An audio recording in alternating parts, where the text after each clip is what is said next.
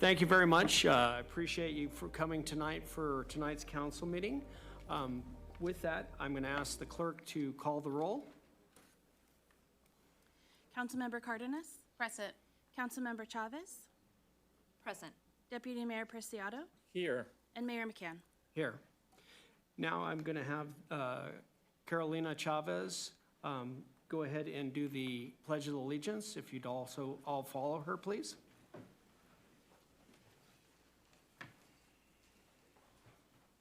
I pledge allegiance United States of America, and to the republic for which it stands, one nation, under God, indivisible, with liberty and justice for all.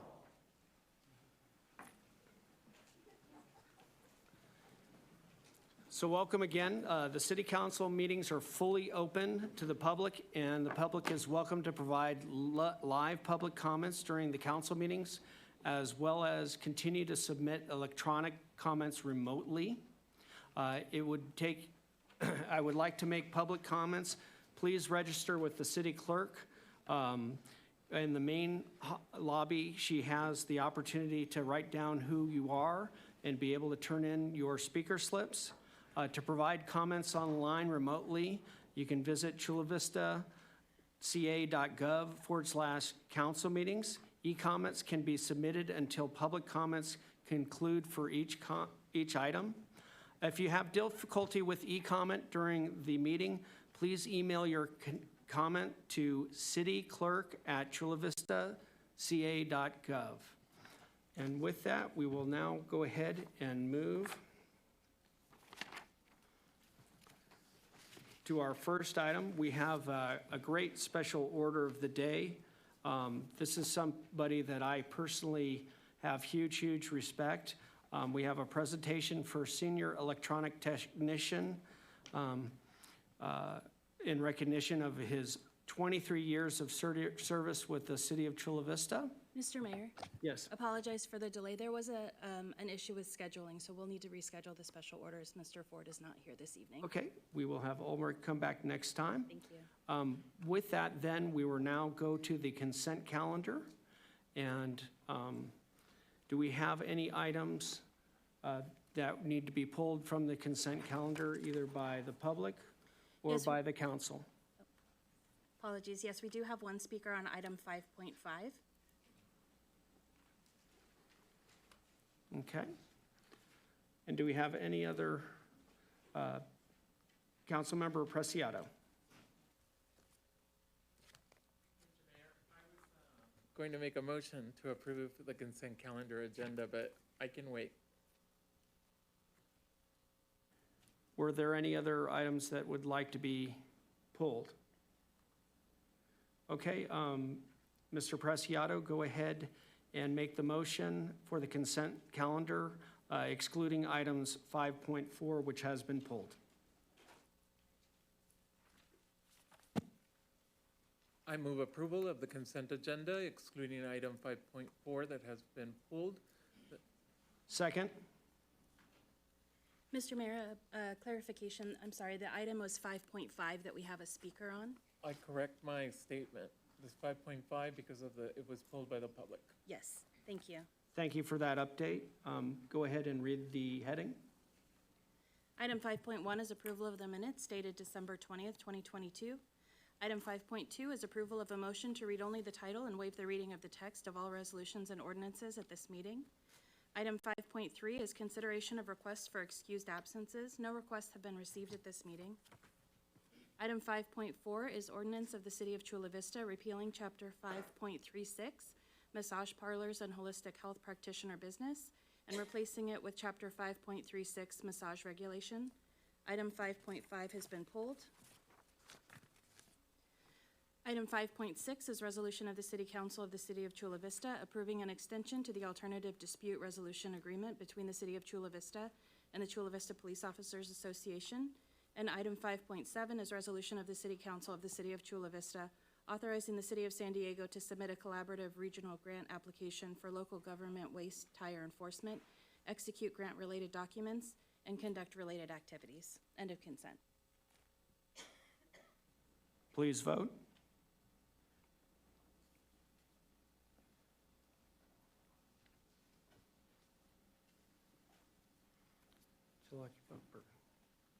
Item carries 4-0 with no opposed.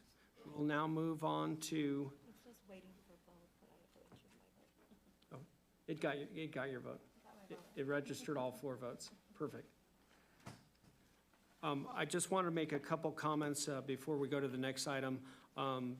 There's a couple things tonight, and I appreciate everybody being here tonight.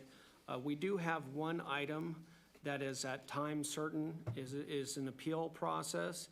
It will be at 6 o'clock, so we will try to manage the time frame and the meetings around the 6 o'clock appeal for USA Gasoline for an ABC license. So just bear with us that we're gonna move around on the agenda to try to be as most efficient and most effective. With this, now I'm going to take the next item that was pulled from the consent calendar, the 5.5, and I know we do have a presentation, so if they could come up and provide the presentation, please. And for the record, the speaker is Alan C.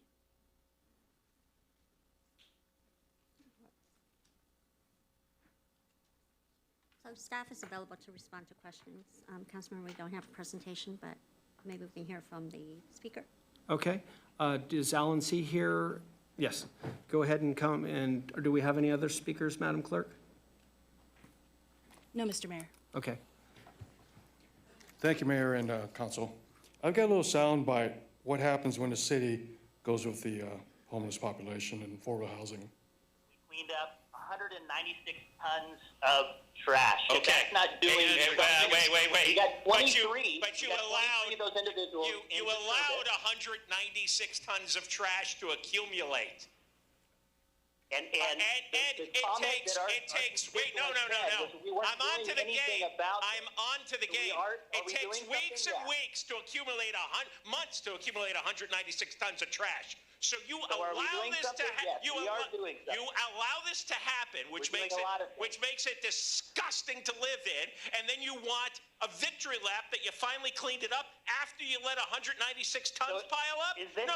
Is this That just a government problem? That is Is this just a disgusting. government problem? Do you want the government to fix this? Because that costs a lot of money. So what we're doing in the city of Riverside It doesn't is cost partnering money with to our enforce. faith-based Wait a second. community Hold and on. our nonprofit. Why didn't you arrest those people for illegal dumping? Why don't you arrest them for, they dumped 196 tons of trash and you didn't have arrest 100 anybody? You We didn't have arrest anybody. 2,500 citations, 2,500 A code enforcement citation. citations for illegal dumping. And what's the consequence of not responding to the citation? Hundreds, if not thousands of dollars in fines. Uh-huh. And they're all Remain uncollected. They're vagrants. They go uncollected. There's no So we jail are doing There's no something. jail time, is there?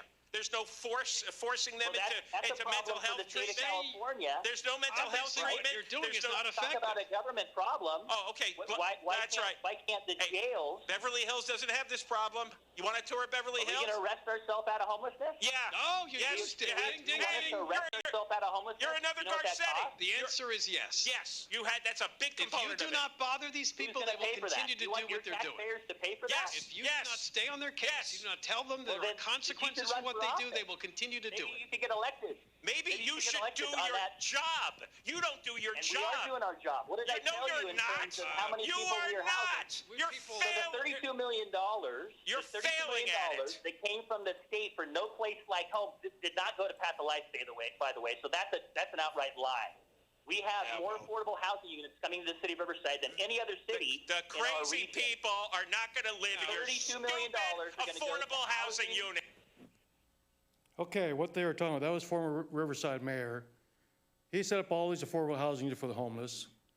And what happened? No treatment, and they just shot up in people in the housing that the taxpayers funded. And now that mayor is a CEO up there for that same affordable housing unit. So when you set up all these affordable housing units, the first question you'd ask, how much is your take-home salary, Mr. Nonprofit? Are you banking on these people suffering and not given treatment? The same thing's happening down there by that school where we fenced off next to that school, and the school is giddy to take over the park, and we told them no. They set up little maps saying, yeah, we want to put in a pool, we want to put in a ballpark. Why would they do that? There's a bunch of people doing drugs and needles. We took out the swing sets because of all the drug problem down there. When you put another magnet, another homeless housing unit, and not treating the problem, which is drug abuse, yes, it's drug abuse. Do you want to help these people? Attack the problem where the problem is, it's drug abuse.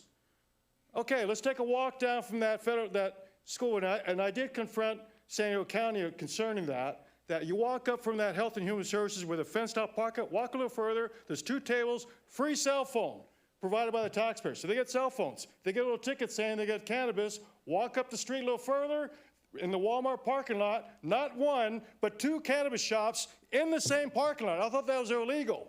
One of them was, before was Starbucks, the other one was a Payless Shoes. Now you have 2 cannabis shops next to that IHOP, basically back to back, which I thought was illegal to have 2 cannabis shops in the same lot, that close to a school. If you want to solve the problem of the homeless, attack the problem where the problem is, it's drug abuse. People get financially, where they can't afford no more, they get put in the street, and they get turned to drug abuse because they're surrounded by it. That's how you solve the problem. But set up affordable housing units and not treating the problem, all you're doing is allowing them to shoot up in the room and they die in these affordable housing units. So please, look at the real problem is the drug abuse.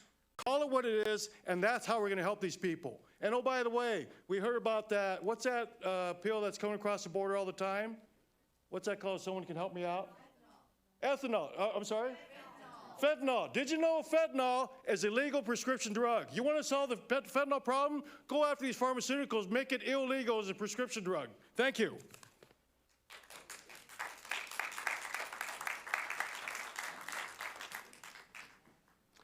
Did you want to? We just have a brief comment by Councilmember Preciado. I was actually going to move the item to approval. Okay. Was there anybody else, any e-comments or anybody else who would like to speak on this issue? I do see somebody who has raised his hand. Would you like to speak, sir, on this item?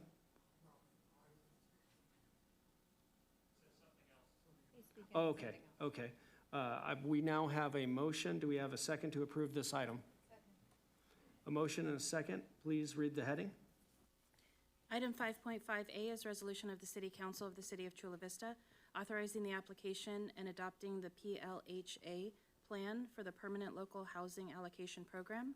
Item 5.5B is resolution of the City Council of the City of Chula Vista authorizing the acceptance and appropriation of the Permanent Local Housing Allocation Program grant funds. 4/5 vote required. Please vote.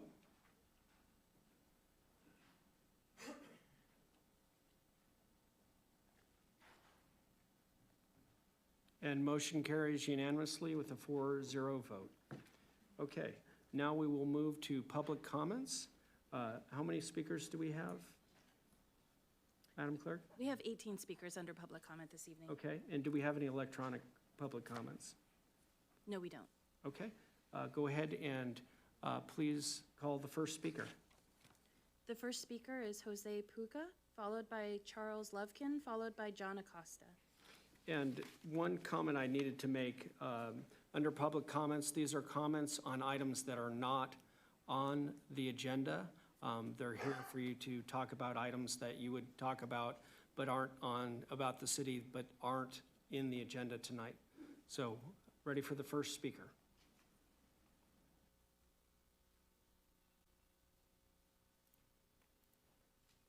And for the next speakers who have been called, there are 2 open seats here in the front row. If you'd like to come close so that you're ready to speak. Charles Lovkin and John Acosta are next. Good afternoon. My name is Jose Puga. I am a business agent for Teamster Local 683, and I am here for Transdev and MTS.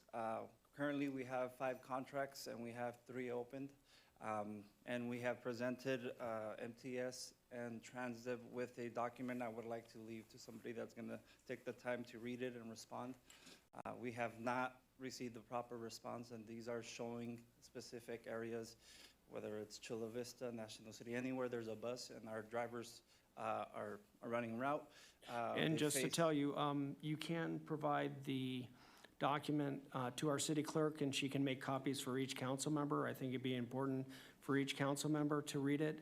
But I and Councilmember Chavez will be the representatives for MTS this year. Okay, perfect. Sorry for interrupting.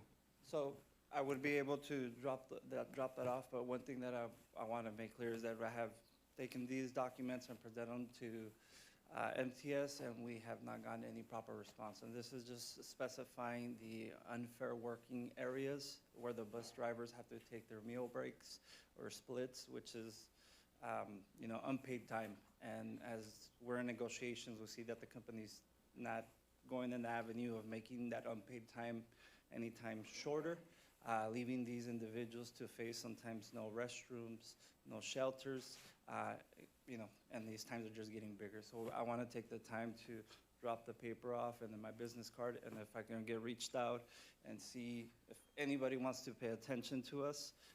And the reason is because we did have one of the contracts voted down this Sunday, 100%, which is Al Cajon. We have language that we can honor our strike line to where we go, and this is how I believe it would impact if it gets to that point.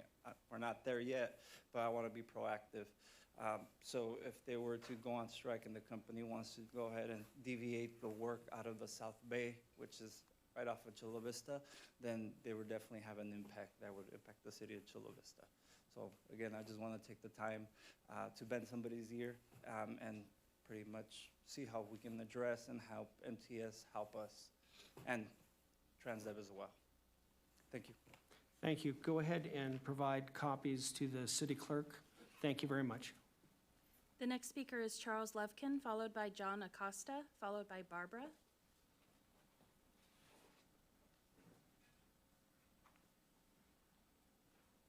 Good evening, hello. Meeting. Hi, I'm homeless tonight. Last night, I was, 2 nights ago or 3 nights ago, I was thrown in jail. I've been very upset with the housing that I've been giving ILFs. I was attacked.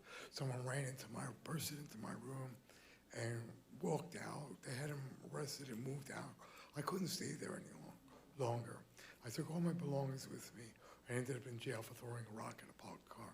So I feel like I've been treated unjustly in the area, not only here, but in Florida and New York. I have a whole list of things that I just want to say real quick. The right to bear arms is in the past. Over the past couple of years, the children have been going into theaters and schools and shooting adults. Children have been doing this, and grabbing their parents' guns in the home, shooting their grandparents in bed, and shooting their friends and even themselves. It's ridiculous to offer a gun to a citizen when all he has to do is ask for something that he needs, like housing, food, clothes, and anything, work programs and stuff like that. So they have tasers, bully clubs, and cufflinks at the military outlet if they need anything. Okay.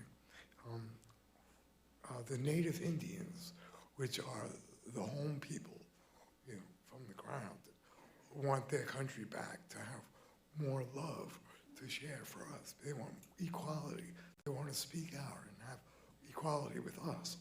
Not that they want the whole place back, but they're asking for us to share it with them, be more political with them, open with them. The animals are also requesting that we treat them a little bit more fairly because over the years we've fed them we've had a lot of dairy and meat and egg products from them, and we don't give them hardly anything.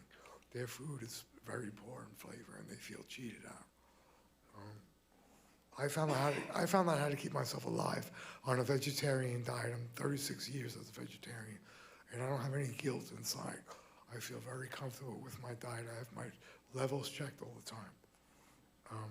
Public safety issues have come up over the years. I studied public safety. They're telling me that the handbooks aren't really equipped with enough information for bicyclists, not asking them to wear safety glasses, gloves, and trouser bands. My pants leg is caught in my sprocket, and I couldn't pull my leg out and to ride out in the street with cars coming up and down the road. And I think bicycling is actually becoming more obsolete. Your time has expired. Thank you very much. Okay. The Jewish people can't stand seeing their buddy up on the cross after. The next speaker is John Acosta, followed by Barbara, followed by Connie Milliken. Great council members, honorable mayor. One of the reasons I'm here once again is to let you know that it would be nice for all the council members to meet with the district, because coming to you is nice that we speak with you by actually, listening to us when people are on the phone when they're supposed to be in a meeting, listening to us. So when we come in here and speak with you, you shouldn't be on the phone. Now, one of the reasons I talked to you last time that, you should go and tour your district and take pictures of how it is right now. And right now it is a really good time because of the rain, and you could see pictures of the other streets that people are not able to walk. Why? Because there's no sidewalks. So you could take a picture, and then later on, when you actually fix it, take another picture and use it as a photo op, for you.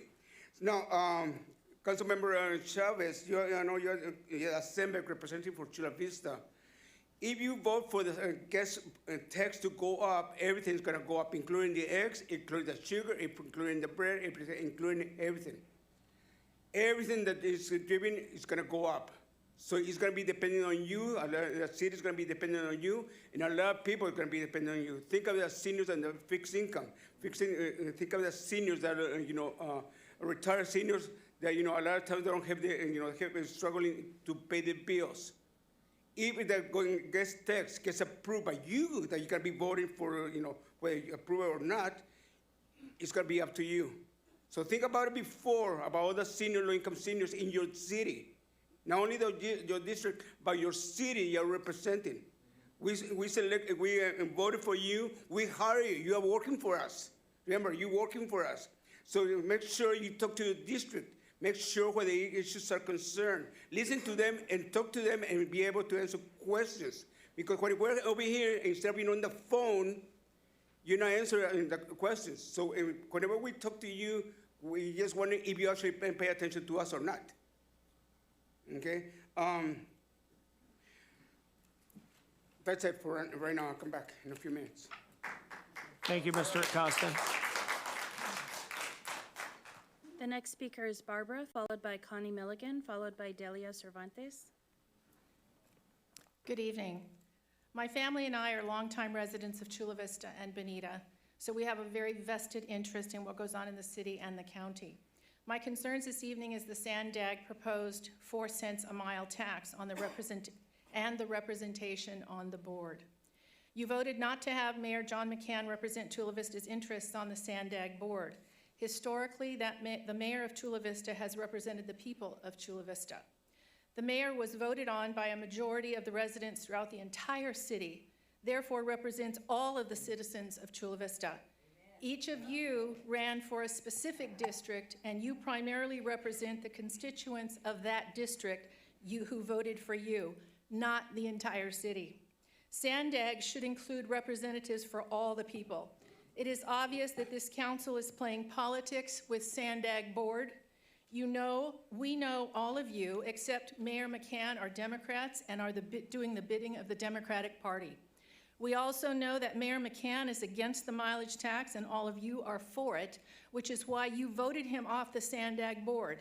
Everyone also knows that Sandag is run by a liberal left socialist who wants to turn our county into something that it's not nor ever will be, a mass transit European community.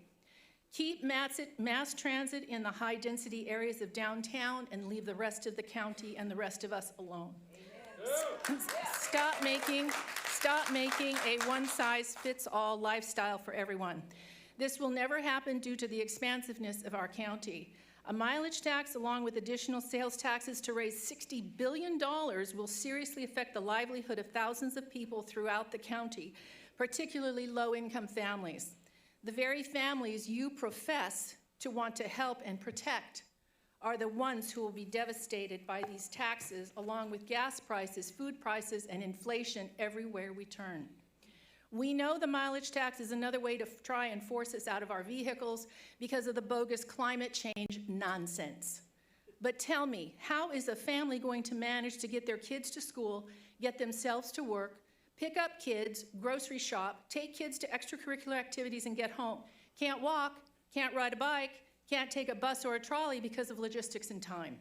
You impose a mileage tax, you will force people to stop going out to restaurants, movies, shopping, kids participating in after-school activities because they will have to curtail their driving in order to pay for the daily living expenses. It's absolute insanity.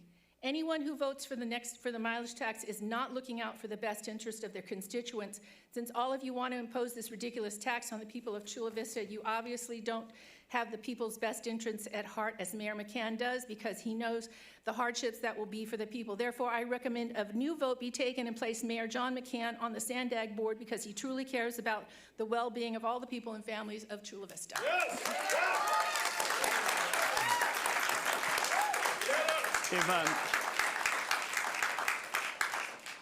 If I could make sure, this really is a no clapping zone, and we want to be respectful to everybody who has both opinions, and we want to make sure we have a civil debate. If you do want to clap instead of clapping, go ahead and just raise your hands like that. But we want to make sure that we are respectful to everybody. Thank you. My name is Connie Milligan, and I'm here to speak against the Sandag mileage tax. It's going to affect so many people. I've lived here all my life. I'm now a senior on a limited income, as many other people are. As you know, there's a lot of seniors in Chula Vista, and it's growing. And there's also the families, and it's going to affect everyone. How can you drive less when you have so much to do and places to go? No, people don't want to drive more than they have to, really, think of the gas tax. Think of, how high gas has been. And think about if this passes, everything's going to be higher, the food and everything. Some people can only afford one meal a day. I just think you need to consider this, and you think of the price of eggs. Well, you think they're high now. Wait and see later. And anyway, I just want you to know there's many people this is going to affect, all of us, really. And so you need to consider other people, people low income, people that have to live alone. A lot of people live alone and they can't afford a lot of food, and they can't drive a lot in any way, so because of the gas prices. So I just want you to know there's many people against this, and I don't understand why we have to pay more taxes, because we're just already paying more and more and more. And I think you need to consider the low-income families, even middle-income families. Some people can't drive less. They have to drive a long way to work. They can't help it. They're not, and they don't need more taxes. They don't need to be done that way anymore. There's already enough going on. And so if it does, I'm against it, and I ask you to oppose that, because if it goes through, everything's going to get higher. The truck drivers will have to pay more, so that means prices of the food will go up more. And I just really think this is a bad idea, and I don't understand why this was proposed like this. There must be something not right behind it. I'm not a very good politically correct person, but I know that when some things are wrong, they're wrong. And so I ask you to just consider that, and it's going to affect a lot of people and make more hardships for everyone, for seniors, for families, for single parents, and everyone. Thank you.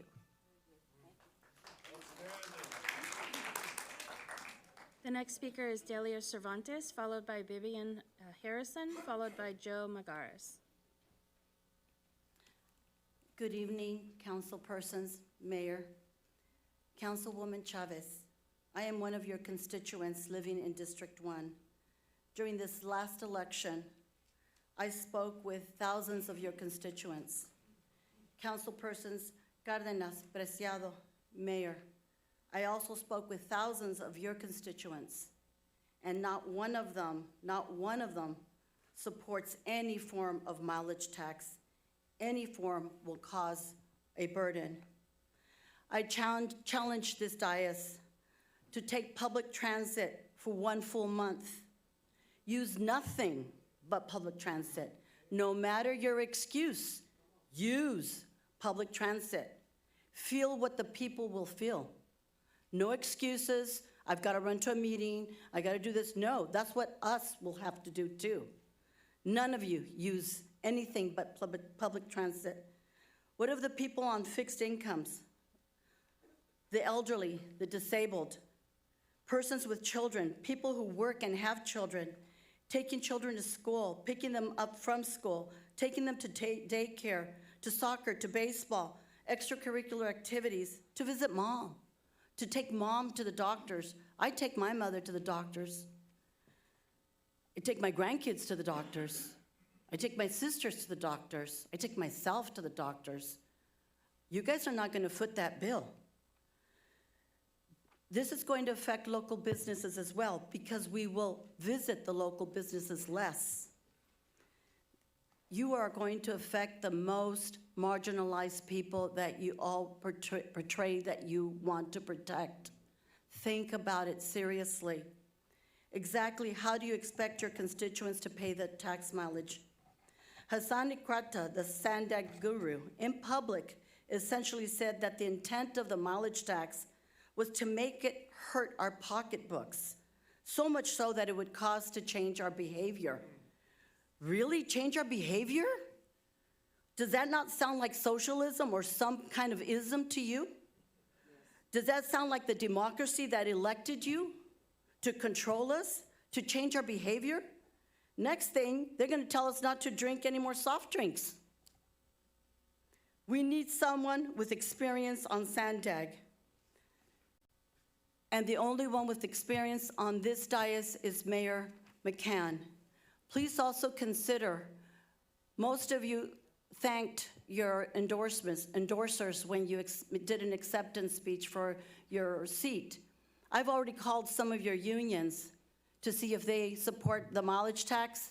They said absolutely not, especially your contractors.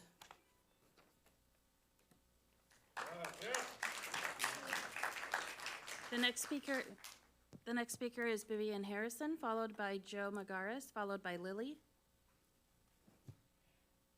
Good evening, my name is Vivian Harrison. I am a 31-year resident of Chula Vista. I am currently disabled and living on a fixed income with my 79-year-old mother, who I take care of. I take her to run her errands, doctor's appointments, as well as mine. One of my appointments is every 6 months, all the way in Pasadena. Before living here, I lived in Barrio Logan back in the 70s and in Shelltown in the 80s until moving to Chula Vista in the early 90s. Back then, San Diego was known as America's finest city. I felt safe riding the bus and trolley at any given time. This was before leftist policies brought out of control crime and homeless encampments to our once beautiful cities. Today, I refuse to ride public transportation, and I will not allow my mom to ride it either. It is not safe. And if by rare occasion I do, I always carry pepper spray. I have seen violence, harassment, theft, public drug use while riding the trolley. I have also found blades, syringes, and hypodermic needles on the seats, as well as urine, feces, and vomit. Not only will this mileage tax be a financial burden to those of us who are barely making ends meet, with this out-of-control inflation, gas prices, and now having to pay double for San Diego Gas and Electric, but will also be putting people's lives at risk. Back on December 13th, a 17-year-old female was stabbed by a male with a knife while waiting for the bus near HM Broadway. July 1st, 2022, a man was stabbed at the Massachusetts Avenue trolley station in Lemon Grove, and while deputies were attending to him, another person was stabbed at the 62nd Street MTS trolley station. April 30th, 2022, 20-year-old male got on the bus near F and 14th Street in San Diego, attempted to steal a woman's purse. Noticing that the bus driver was doing nothing about the situation, a Good Samaritan stopped and placed the assailant on a chokehold. Unfortunately, that person died, and now his parents are suing MTS because the bus driver did absolutely nothing to stop the altercation. If the proposed mileage tax was to happen, can you guarantee our safety if we choose to abandon the safety of our vehicles and ride public transportation? Can you guarantee our safety while we are waiting for the bus or the trolley? I know most politicians walk with armed security. Will you have armed security at each bus stop, as well as inside each bus and trolley car for our safety? Are you willing to risk people's lives and the massive amounts of lawsuits that will follow? I ask all of you to ride the bus and trolley for at least 1 month without private security so you can see what we see and experience what we experience. Go wait at the bus. Go over for the bus on 12th and Imperial. Once there, if you fear for your life, call the police and see how long it takes for someone to help you. As we all know, San Diego Police Department is extremely understaffed thanks to the policies of Todd Gloria. Sandag's unelected executive director, Hassan Igrata, says that those who do not support the mileage tax do not care about the environment. But we all know for a fact that it has absolutely nothing to do with the environment, because if these people truly care about the environment, our cities, our streets, our roads, and our highways would not be completely infested with trash, drug and crime-infested homeless encampments. This is all about greed and complete control over the people of San Diego. Thank you. Thank you. The next speaker is Joe Magares, followed by Lily, followed by Cheryl Perez. Good evening, Mayor McCann and honorable council members. I'm Joe Mazares, current chairperson for COPAL, the Council of Philippine American Organizations. We've been in existence for over 50 years, serving the common interests of residents, community organizations, and commercial interests of our diverse community. When districting was first proposed in Chula Vista, two of our former presidents, Rita Andrews and Dr. Ray Monson, were residents of county's second largest city and served as commissioners. During that time, they were catalysts for our community as they drew more Filipinos to come out and be publicly engaged in the workshops and as well as the final voting for instituting Chula Vista's council districts. During that time, it became apparent that with 26% of voters being Asian Pacific Americans, our community interests needed to be addressed. A proposal was made taking into consideration the demographic layout of Asian American residents and businesses predominantly located in the newly formed District 3, that Chula Vista could accentuate its assets by nicely grouping businesses similar to that found at San Diego's Convoy District. The APACE corridor, Asian Pacific American Cultural Economic Corridor, was highly touted and supported by constituents, affirmed in private meetings with several councilors at that time. Almost 2 decades later, that hope for representation has not been realized. Yet our population and voting community has exponentially increased since 2015. I ask this council, as you begin to develop your agenda for the coming year, to bring the vision of an Asian Pacific American Cultural Economic Corridor on the table for discussion and approval. Now that districting is available throughout South Bay communities, San Diego, Chula Vista, and National City, COPAL asked the city of Chula Vista to positively empower our community with cultural and economic resources representative of Asian Pacific Americans. This will be COPAL's agenda for this year and of electorates in future years. Let's make this a big, audacious goal for Chula Vista and re-engage in the dialogue of APACE. Thank you. Thank you. The next speaker is Lily, followed by Cheryl Perez, followed by Anna.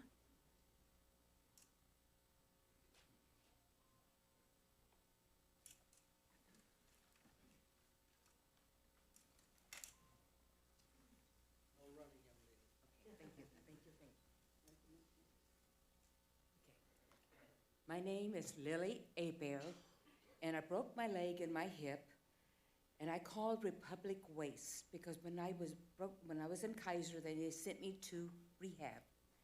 And when I was at rehab, I thought, how am I going to get my trash cans to the sidewalk? And I talked to the manager or the big boss or CEO, somebody high up in the office, and they told me that Chula Vista is the only one that will not allow this to happen. In San Diego County, every city that's in the county does this service. And all you need to have is that you need to have your doctor's letter showing that you're handicapped, and they will get off the truck, take the trash can from the house to the truck and roll it back. And they said that Chula Vista does not allow this.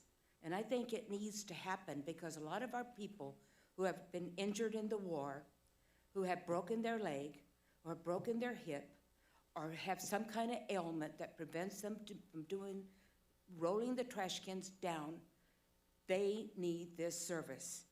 And we are not allowing this to happen. The manager said, do you know what? Chula Vista is the only one that's denying this service. And so we need to get it corrected and signed for all the handicaps to be able to do this.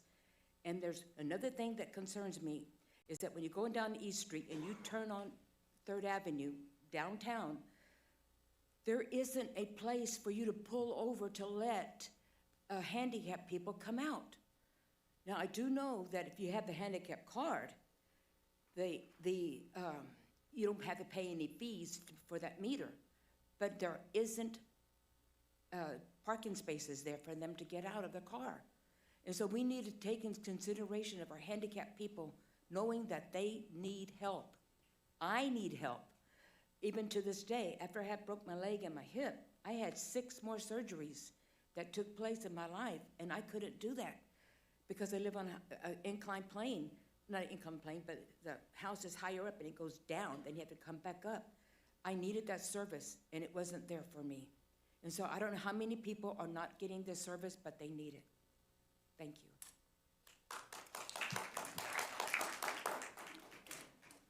Madam City Manager, I'd like to make a referral on that to see what the Republic Services does in assisting disabled individuals that can't move their trash out to the curb. Thank you. The next speaker is Cheryl Perez, followed by Anna, followed by Alan C. Madam City Clerk, we have a time certain at 6 o'clock, so I think we probably can only take 2 more speakers, maybe 3, but I just want to be cognizant of the time. Thank you. Good evening, Council. At the last council meeting, you declared District 3 vacant and voted to fill the seat by appointment rather than have the voters decide by special election at a minimal cost, and could have been held as early as April 18th. During Councilwoman Cardenas' remarks before the council vote, she commented, quote, I don't believe that somebody has to file to run for the April 18th election in the next few days or a few weeks is going to necessarily be reflective of the community. She continued, and in my opinion, I think it just leads to people who have special interests behind them funding their campaigns to get elected. Very quickly, I actually think it does the opposite of what we're trying to do, which is actually listen to the voices of District 3, end quote. I find these comments interesting. I've often thought that sometimes who is elected is the result of special interest group involvement, mainly for one political party. During the last election, we had all these illegally placed campaign signs that special interests put up around our city for name exposure for their chosen candidates, emphasis on illegally placed. Some school board and Preciado campaign signs can still be seen littering public telephone poles to this day. Candidates always compete to get special interest endorsements, money and resources they can bring to the campaign. The question is, what is expected from a winning candidate for that endorsement and support? Like the saying goes, nothing is free and no one does something without expecting something in return. If I was a strategist for a special interest group, would I want a special election where it would cost money, time, and resources to influence thousands of voters? Or would I want an appointment which would only require 3 votes? Regarding the remark, quote, I actually think it does the opposite of what we're trying to do, which is actually listen to the voices of District 3, end quote. When did you listen to those voices? During public comments on December 20th, that if I'm remembering correctly, we're all supporting a special election? Did I miss a poll, a forum? Are there emails or phone records of those communications which the district residents commented to you about filling the vacancy? I'm asking because I did an impromptu poll of people walking their dogs and at a park in District 3 on Sunday. I asked almost 20 people, did you know your council seat was vacant? They all said no, but if people were confused with the city attorney vacancy. When asked if they knew people could apply to fill the vacancy between December 23rd and January 6th, they all said no. When asked if they agree with the council's decision to appoint rather than have a special election, they all said no. I ended up having some very interesting conversations about the council, which we will be continuing in the future. This council has started off on the wrong side of what the voters wanted with your decision to appoint. Thank you. The next speaker is Anna, followed by Alan C.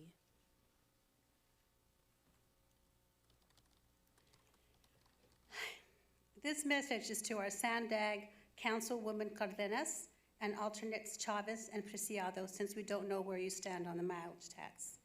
A mileage-based tax, my fellow citizens, is a horrible and outdated concept that needs to be left in the past where it belongs.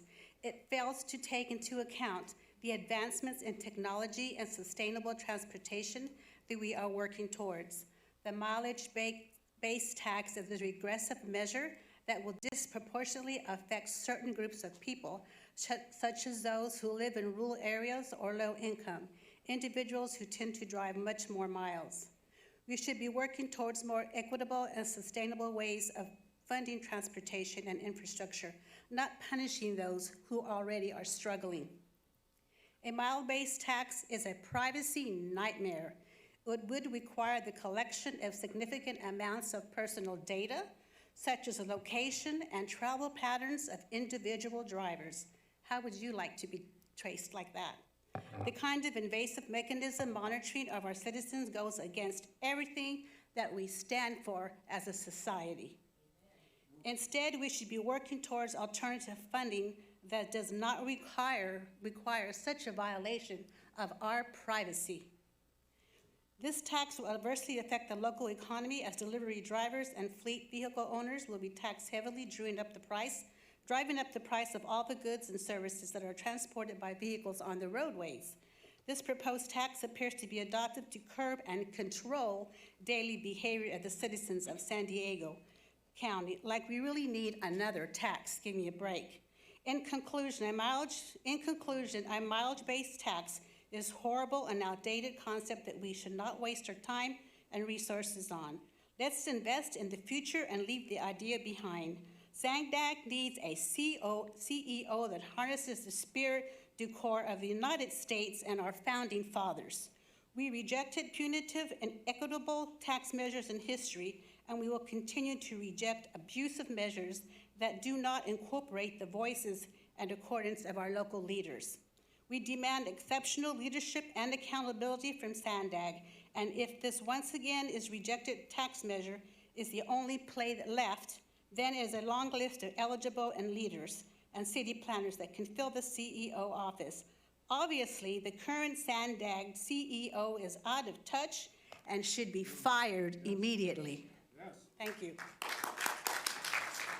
Madam Clerk, I'm going to go ahead and unfortunately... Last one, Mayor, if I could, please. I've got a slide presentation. Okay, can you do it quickly? Yes, sir. I've got We've a got a time slide. certain I at 6 set all o'clock. this up for the clerk. Okay, thank you. Thank you, sir. It's okay. Yeah, when you get the slide ready. Yeah, concerning the Sandag mileage tax, you've heard the passion of this audience. It's not only the mileage tax, but all these other taxes you got to deal with, Councilor Chavez. This is what we got to deal with. Anybody here take the bus this morning? Take the bus to this meeting? How's your heating bill? Next slide, please. Look at the gas tax, 62.47 cents. That was back in 2020. Next slide, please. It jumps up automatically every year. 2021, 66.99 cents for every gallon. Next slide, please. The voters are fed up. Because of SB1 back in 2017, it's an automatic gas tax increase. Bypass the weight and measures, bypass the vote of people, bypasses even your vote. So yes, we get jammed as well as registration automatically goes up every year. Even my older cars, which used to depreciate, now they go up because they want to tax us out of our cars. Next slide, please. How's the heating bill? Take a look at that slide closely, please. Look at the link. Because of the January 2023 $6.5 billion natural gas tax increase, that's why our heating bill has doubled. SGG warned us and people on fixed income that your heating bill is going to go up. What are people going to do? The coal, oil, all of them taxes, billions of dollars went up in this month by the feds. That's just the federal level. This is what we're dealing with, $9 for a carton of eggs. It's coming. This is what we're dealing with. So please, next slide, please. Now you look at back in Ballapia, the elections. You mentioned, sir, Council Jose, you mentioned you had all your union members knocking doors. You thanked them. You only beat Steve Stenberg by 131 votes. It was very close. So we are watching. The voters are watching. This group is passionate. We'll be at the meeting next week down at Sandag to raise hell and raise the roof because we are fed up of you trying to tax us out of our way of life. 131 votes. My friend Carter Morrow is watching.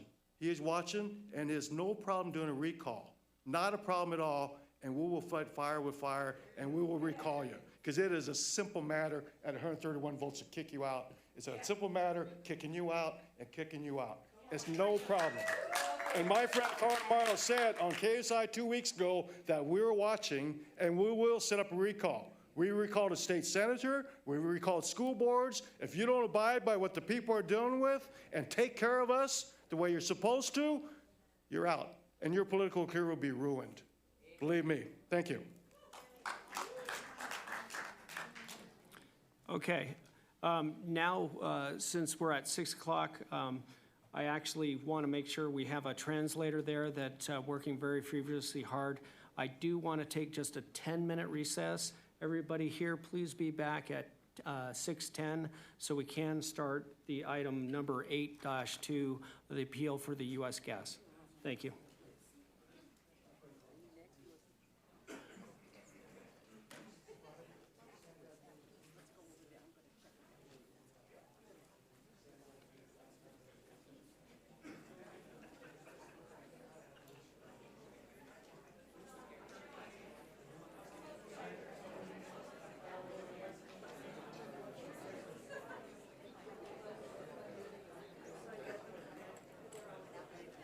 Hey, buddy.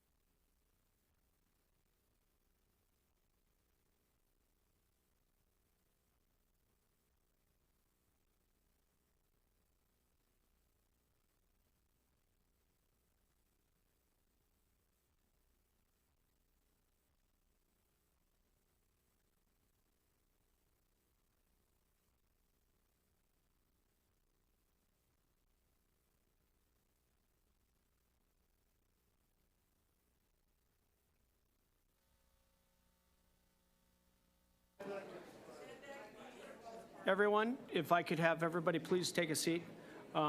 Just a couple announcements again.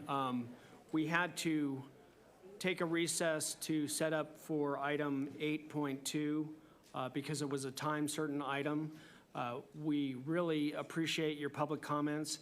After 8.2, we will go back to public comments. So if you did not get to speak under public comments, please stay. You will be immediately after this next item be able to say your public comments. Again, we just want to make sure we're managing the meeting in a time-efficient way, and this was put under time certain. So with that, what we're going to do is we're going to start with item 8.2, the zoning administration, and I'm going to go ahead and refer this item now to our city attorney. Thank you, Mayor McCann, Council. This item is an appeal from a zoning administrator determination with respect to a CUP. The zoning administrator determined to deny the project at a hearing on November 16th, 2022. When you get an appeal of a decision like that, the nature of that decision is that it is quasi-judicial in nature.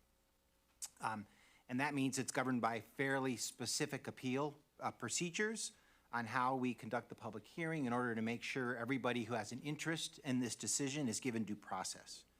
So I wanted to outline that process for all of you, now, and for folks who might be interested in testifying on that, so everybody understands the rules of the road, if you were.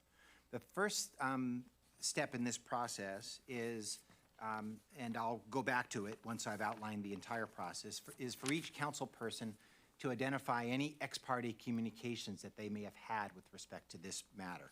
If you remember, and some of you are new, an ex parte communication consists of specific substantive project-related private communications you may have had with members of the public or the applicant that occur outside this public hearing process. It could be oral or written materials that you received. It could be a meeting that you had. It could be a telephone conversation. It could be you even going out and checking out the project site.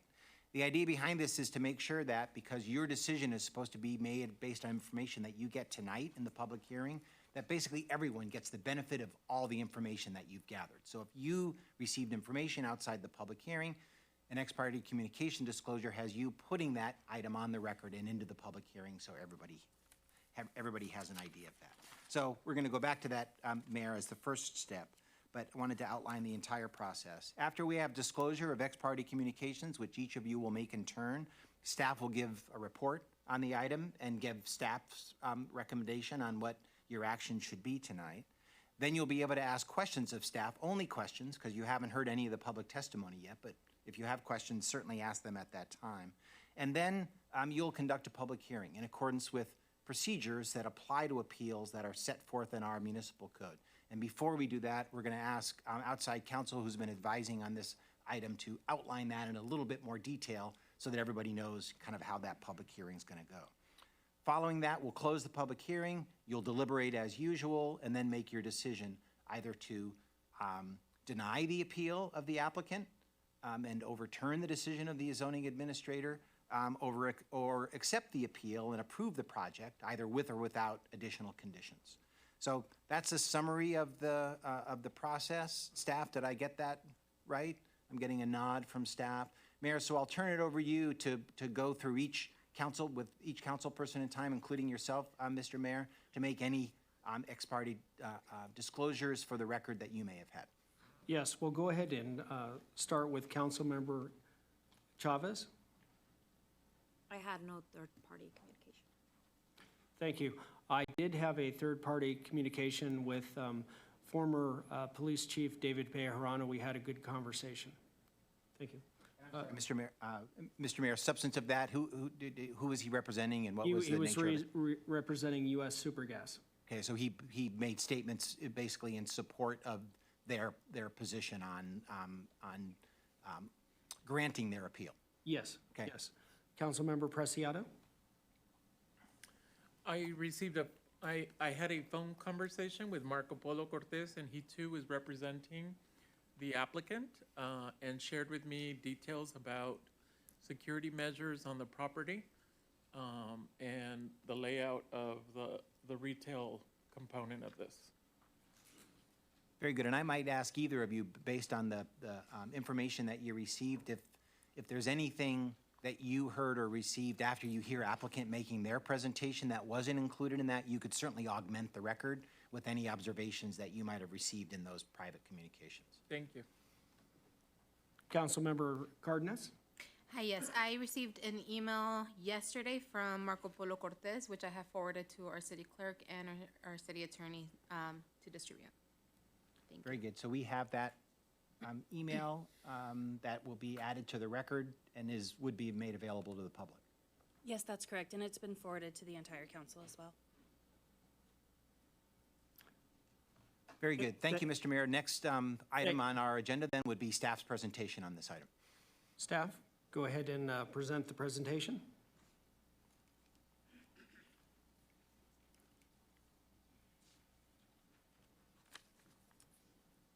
Good evening, Honorable Mayor and members of the City Council.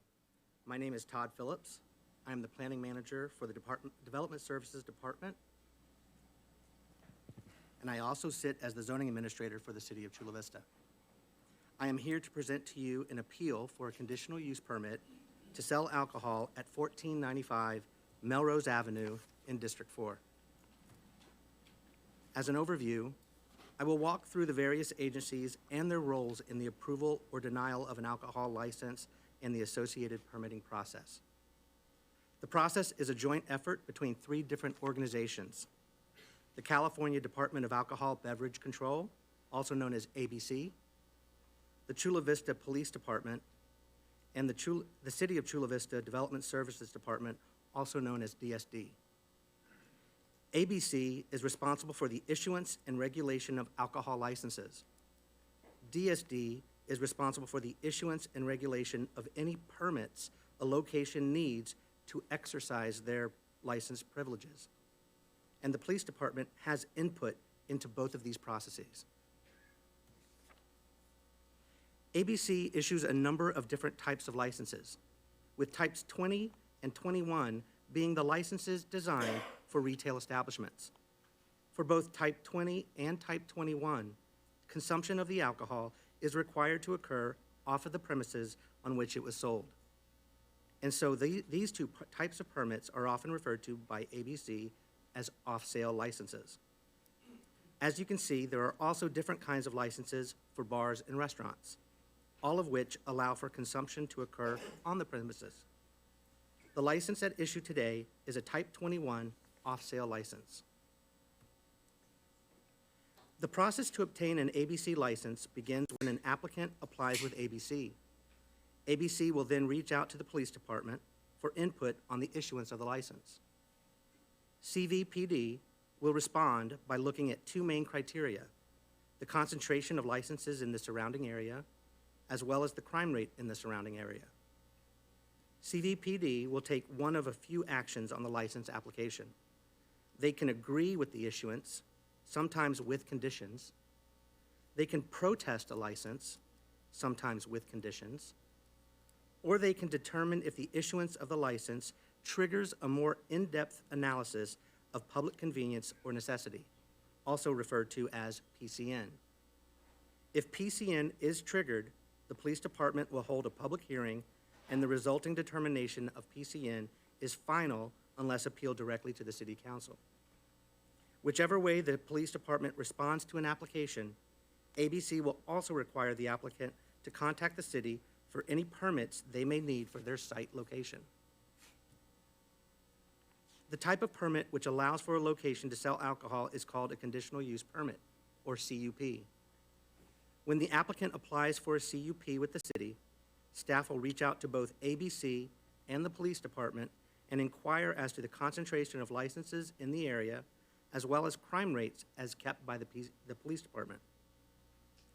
Staff will also look at the underlying regulations of the site and, if needed, place appropriate conditions on the permit.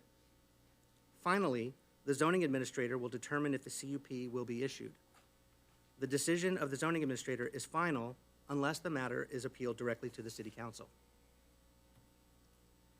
The issue before you tonight has to do with the overconcentration of licenses in and around the applicant's property. ABC sets policy on what is considered overconcentration. In essence, for every 2,500 residents in a census tract, the census tract is allowed to have one off-sale license.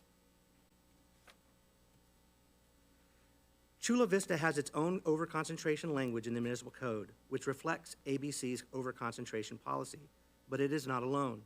Many other cities also have distance regulations, which are designed to scatter alcohol licenses around the community so as to avoid an overconcentration in any one area. The purpose of these regulations is best captured by the City of Santa Monica's regulations purpose statement. All of these regulations are designed to limit the potential for negative impacts in a neighborhood where alcohol is sold. The location for this appeal has a long history of trying to apply for a Type 21 license and conditional use permit. In 2008, the applicant, who owns the service station at 1495 Melrose Avenue, filed a PCN form with the police department, who then held a PCN public hearing where over 100 residents in the neighborhood appeared to protest the issuance of the license. The requirements of PCN were not met, and the applicant appealed the police department's determination to, to the City Council. In August of 2008, the City Council agreed with the police department and upheld their determination, citing the overconcentration of licenses and a lack of neighborhood support for the license. The applicant tried again in 2012. This time, the zoning administrator approved the CUP at the location. An appeal was filed by a member of the community, and in November of 2012, the City Council reversed the zoning administrator's decision, citing the same issues as in 2008, overconcentration of licenses in the area and a lack of neighborhood support. In 2018, the applicant again filed for a CUP. This time, the zoning administrator denied the permit issuance, again citing overconcentration and a lack of neighborhood support. In 2022, the applicant again filed for an ABC license at the location. As is customary, ABC sent the police department a letter on May 17th, inquiring if the police had any comments or objections to the issuance of a license at 1495 Melrose Avenue. In their letter, ABC places the subject property in Census Tract 133.06 and indicates there is currently an overconcentration of licenses in the census tract. According to ABC, in May of 2022, there were 2 licenses allowed in Census Tract 133.06, where 5 currently existed.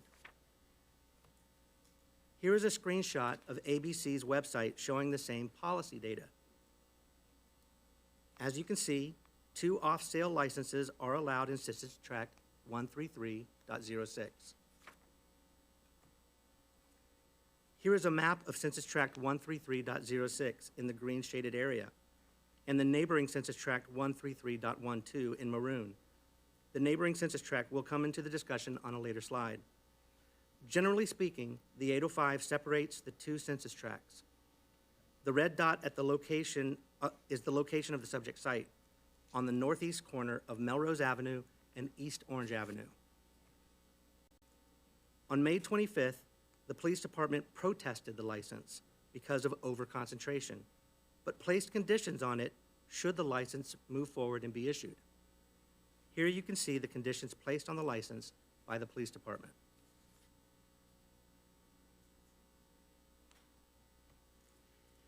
In July, the applicant applied for a CUP with the city. After reviewing the location and the underlying regulations, planning staff alerted the applicant that staff would not recommend to the zoning administrator approval of the CUP based on overconcentration of licenses in Census Tract 133.06. In response, the applicant asked for a public hearing in front of the zoning administrator. On November 15th, the day before the public hearing, the applicant took a screenshot of ABC's webpage, which seems to show only one permit being located in Census Tract 133.06. That license is issued to a Georgia Products, Inc. on Myra Court. The applicant also contacted ABC to verify this data. At the public hearing on November 16th, the applicant submitted their screenshot of the ABC webpage and a copy of their email conversation with ABC as evidence that Census Tract 133.06 was actually undersaturated. Over 20 members of the public appeared at the hearing, and many testified against the issuance of the permit. No one other than the applicant's representatives testified in support of the license. On December 2nd, the zoning administrator issued the notice of decision denying the CUP at 1495 Melrose Avenue. It has since been appealed directly to the City Council for tonight's hearing.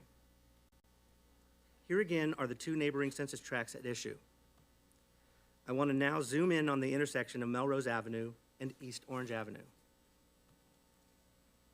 Here you can see the orientation of businesses and homes to the appellant's business. The appellant's business is outlined in red. Directly next door to the appellant's business and highlighted in blue is a 7-Eleven located at 1475 Melrose Avenue. A few doors down from that is Bobar Liquor Store at 1459 Melrose Avenue. And across the street at 285 East Orange Avenue is Seafood City Supermarket. All three of these businesses highlighted in blue have either a Type 20 or a Type 21 off-sale alcohol license. All three of these businesses are within 500 feet of the appellant's location. And most importantly, all three of these businesses are located in Census Tract 133.06. Additionally, there's another gas station directly across the street from the appellant's address at 1495 East Orange Avenue, which does not have an off-sale alcohol license. After the public hearing on November 16th, the zoning administrator checked the ABC website to verify the appellant's claim that there was only one license issued in Census Tract 133.06. On November 22nd, this report was screenshot by the zoning administrator showing 4 licenses in Census Tract 133.06. The 3 licenses at issue, 7-Eleven, Bobar Liquor, and Seafood City, are all reflected appropriately on ABC's website as being within Census Tract 133.06. However, the appellant's appeal rests on their contention that ABC's data on November 15th showed only one license in 133.06, and none of those licenses were the 3 surrounding his location. The appellant tried to verify the information on the screenshot in an email exchange with ABC, where ABC seemingly concurs with the appellant that the screenshot provided by the appellant shows Census Tract 133.06 being undersaturated. However, the appellant also submitted into the record a screenshot showing the neighboring Census Tract 133.12. Here you can see the 3 licenses at issue appear to have been listed in Census Tract 133.12 on the other side of the 805. I will point out the addresses of the 3 businesses in question.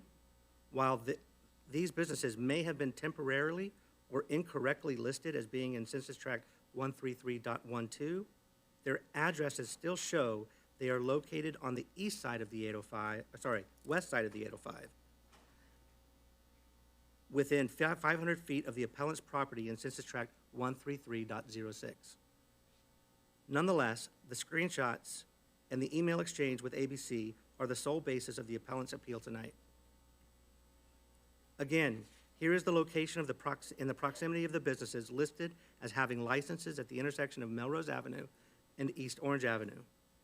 The zoning administrator's December 2nd decision was based on the location of the businesses in and around the appellant's location.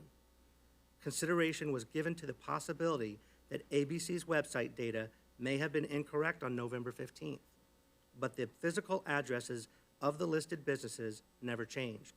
And by November 22nd, the web pages had been corrected by ABC. Additionally, all public testimony at the November 16th hearing was in opposition of the license. Therefore, the zoning administrator could not make the required findings that this location was either necessary or desirable. Staff's recommendation, therefore, is to adopt a resolution denying the appellant's appeal and upholding the zoning administrator's decision to deny conditional use permit CUP 22-0023 at 1495 Melrose Avenue. This concludes staff's presentation, and we are here to answer any questions you may have.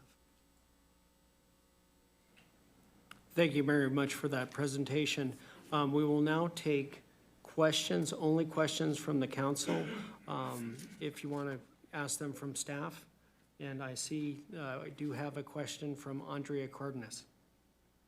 Go ahead, Andrea. Hi, and again, thank you so much for all your work on this. I had a few questions that actually came up as I was seeing this presentation. Again, I saw that multiple things. Number one, is it accurate? The screenshot that we were shown that showed all of those licenses showed also that Seafood City and Bow Bar seem to be expired. Is that something that? That screenshot was taken in November of last year. Okay. I have checked since, and they have renewed, Okay. and they are still good through the end of this year. Okay, and then, so I was in the history of this process for U.S. Gas. It seems like from the beginning, it didn't seem like it was a feasible thing. However, in 2012, I believe, is when the zoning administrator did approve it. What was the change there? The difference in 2012 were the number of licenses that were allowed for a higher number. But the council disagreed with that, thought there was still an over concentration, as well as there was a lack of support in the neighborhood. So if we would have gone through and approved it based on the amount of approved licenses in that area, today they would potentially be having a license. It just goes into my follow-up question, I guess, of how is it that only 2 are permitted, but we have 4 already? I guess it's just like kind of this part that doesn't add up to me. I honestly cannot answer exactly why ABC. Sorry. I can't answer exactly why ABC decided to issue certain licenses. Some of them may have been grandfathered in before certain policies changed over time and have had those. Like I said, they renewed on January 1st for the next year. So it would be a guess on my part as to what changed exactly in terms of policy, but they're often, and ABC does issue the license, even if there are conditions placed on those licenses. The issue at hand tonight was really the issuance of a conditional use permit, which the city has purview over, and we couldn't make the findings that would allow us to get to that point. Okay. I guess well, I'll do that in comments, but thank you. Thank you very much. I appreciate you just sticking to the questions. Jose or Carolina, do you have any questions on this item? Oh, go ahead. I just saw you.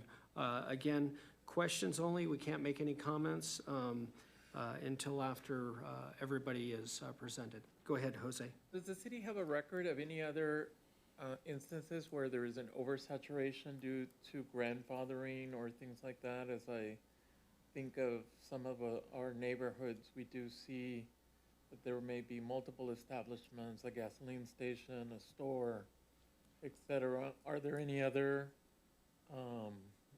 areas that have this oversaturation that you're aware of, or is that not within the scope of your study? I am aware of other areas that do have overconcentration issues. Again, as to whether they were grandfathered in or whether they were issued new licenses with a finding of overriding facts that allowed for the placement of that license in an area that already had a number of them around it. I don't know the answer to that. However, I do know of other locations throughout the city that have overconcentration issues, yes. Thank you. Thank you very much. Now what we're going to do is we're going to move it back over to the city attorney, and he will outline the process on how the appeal will take place. Good evening, Mayor, members of the council. Kevin Sullivan. I'm working with the city attorney's office on this appeal matter tonight. So the specific process regarding the public hearing will be that the applicant appellant will get up to 15 minutes to make their initial presentation. They don't have to use all that. Then those members of the general public speaking in favor of the appeal will get up to 5 minutes. Members of the general public speaking against the appeal will get up to 5 minutes. And then the applicant appellant will get up to 5 minutes of rebuttal. And then the city clerk, I think, will address any kind of electronic communications with respect to this issue. So that's the overall process consistent with the city's code and principles generally of due process for how the public hearing will go down tonight. And then when the council gets to the deliberation stage, I can address kind of the two main options that the council has and some of the findings issues with respect to those. Thank you, Mr. Sullivan. I will now open the public hearing.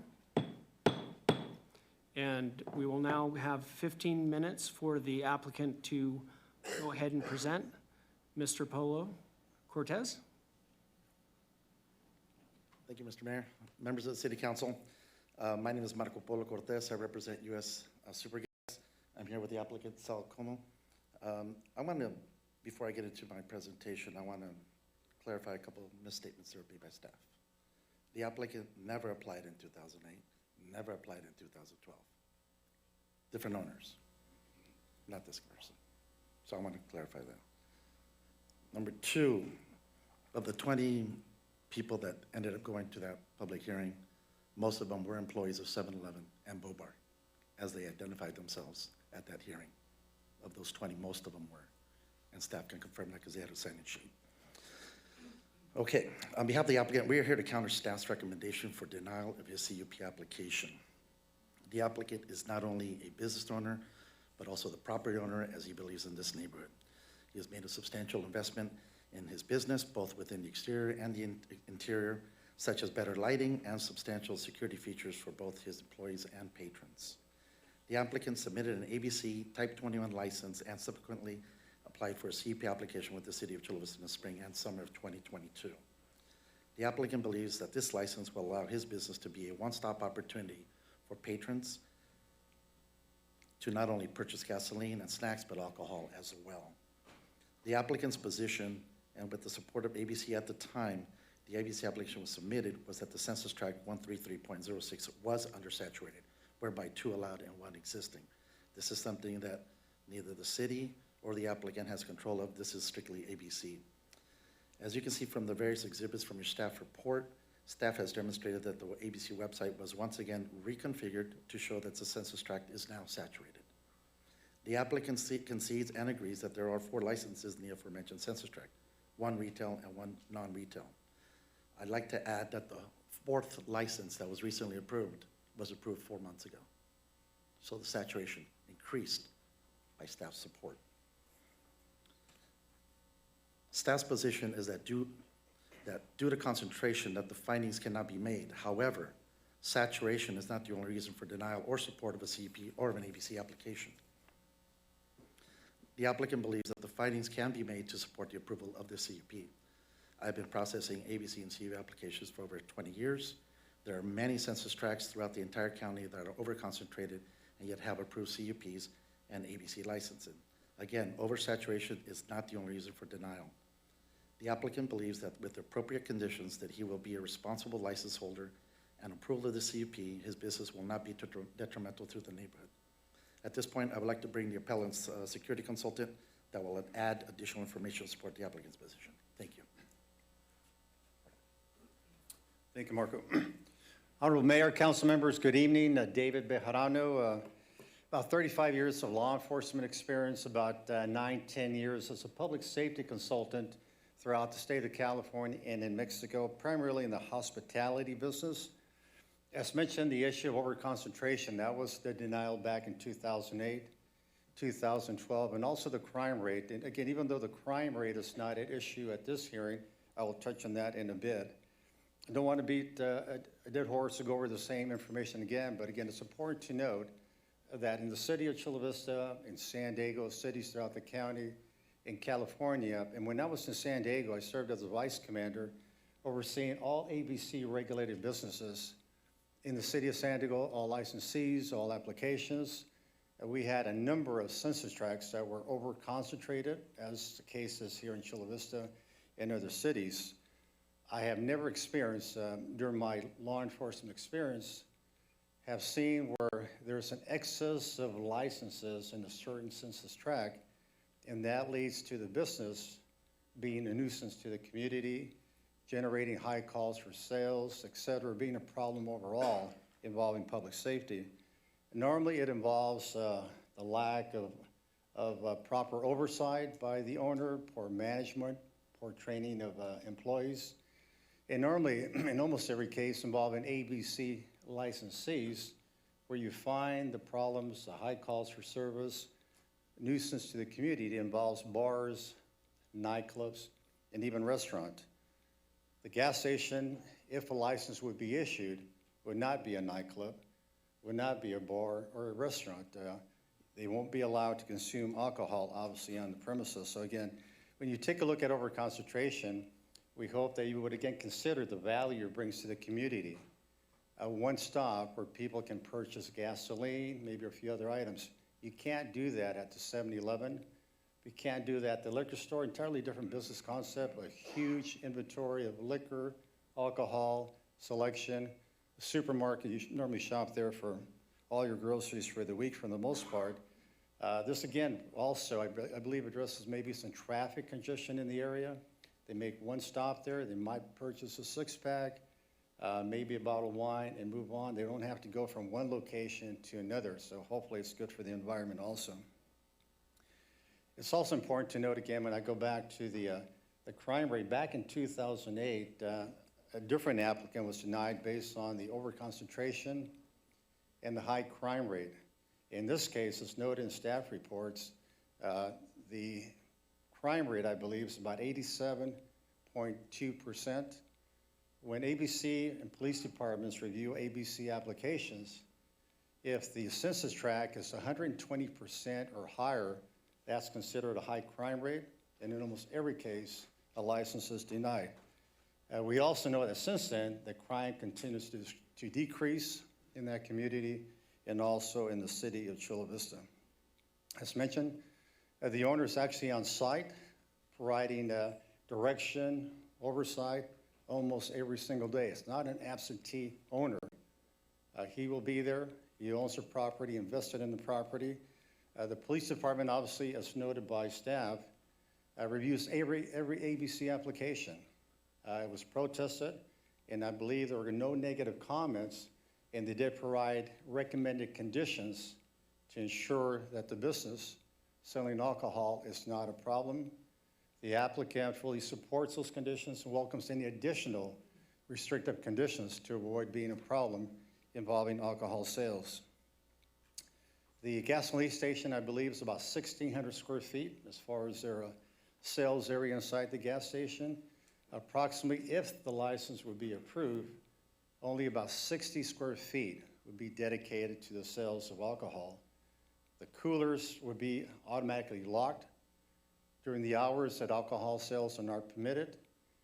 Liquor would be in locked cases behind the counter, only accessed by employees to avoid any of the individuals running in, stealing alcohol and those type of things. So there's a lot of additional conditions that would be added, including no sales of miniature bottles. Don't want to contribute to any problems involving transcendence, the homelessness situation, the problems. So a lot of additional conditions. Also did an assessment of the property. There's at least 20 state-of-the-art video cameras that would assist the police department, the community, in capturing facial images up to 20 feet, whether it's daytime or nighttime. Again, they want to fully comply, provide something unique. Again, gasoline sales, and again, there will not be a liquor store. And that's what's unique and different about this opportunity, even though we all agree and know that it would be over-concentrated in the number of licenses. But again, based on my experience, that's not the reason why we have problems with ABC licensees. And again, it's primarily bars, nightclubs, and restaurants. Thank you.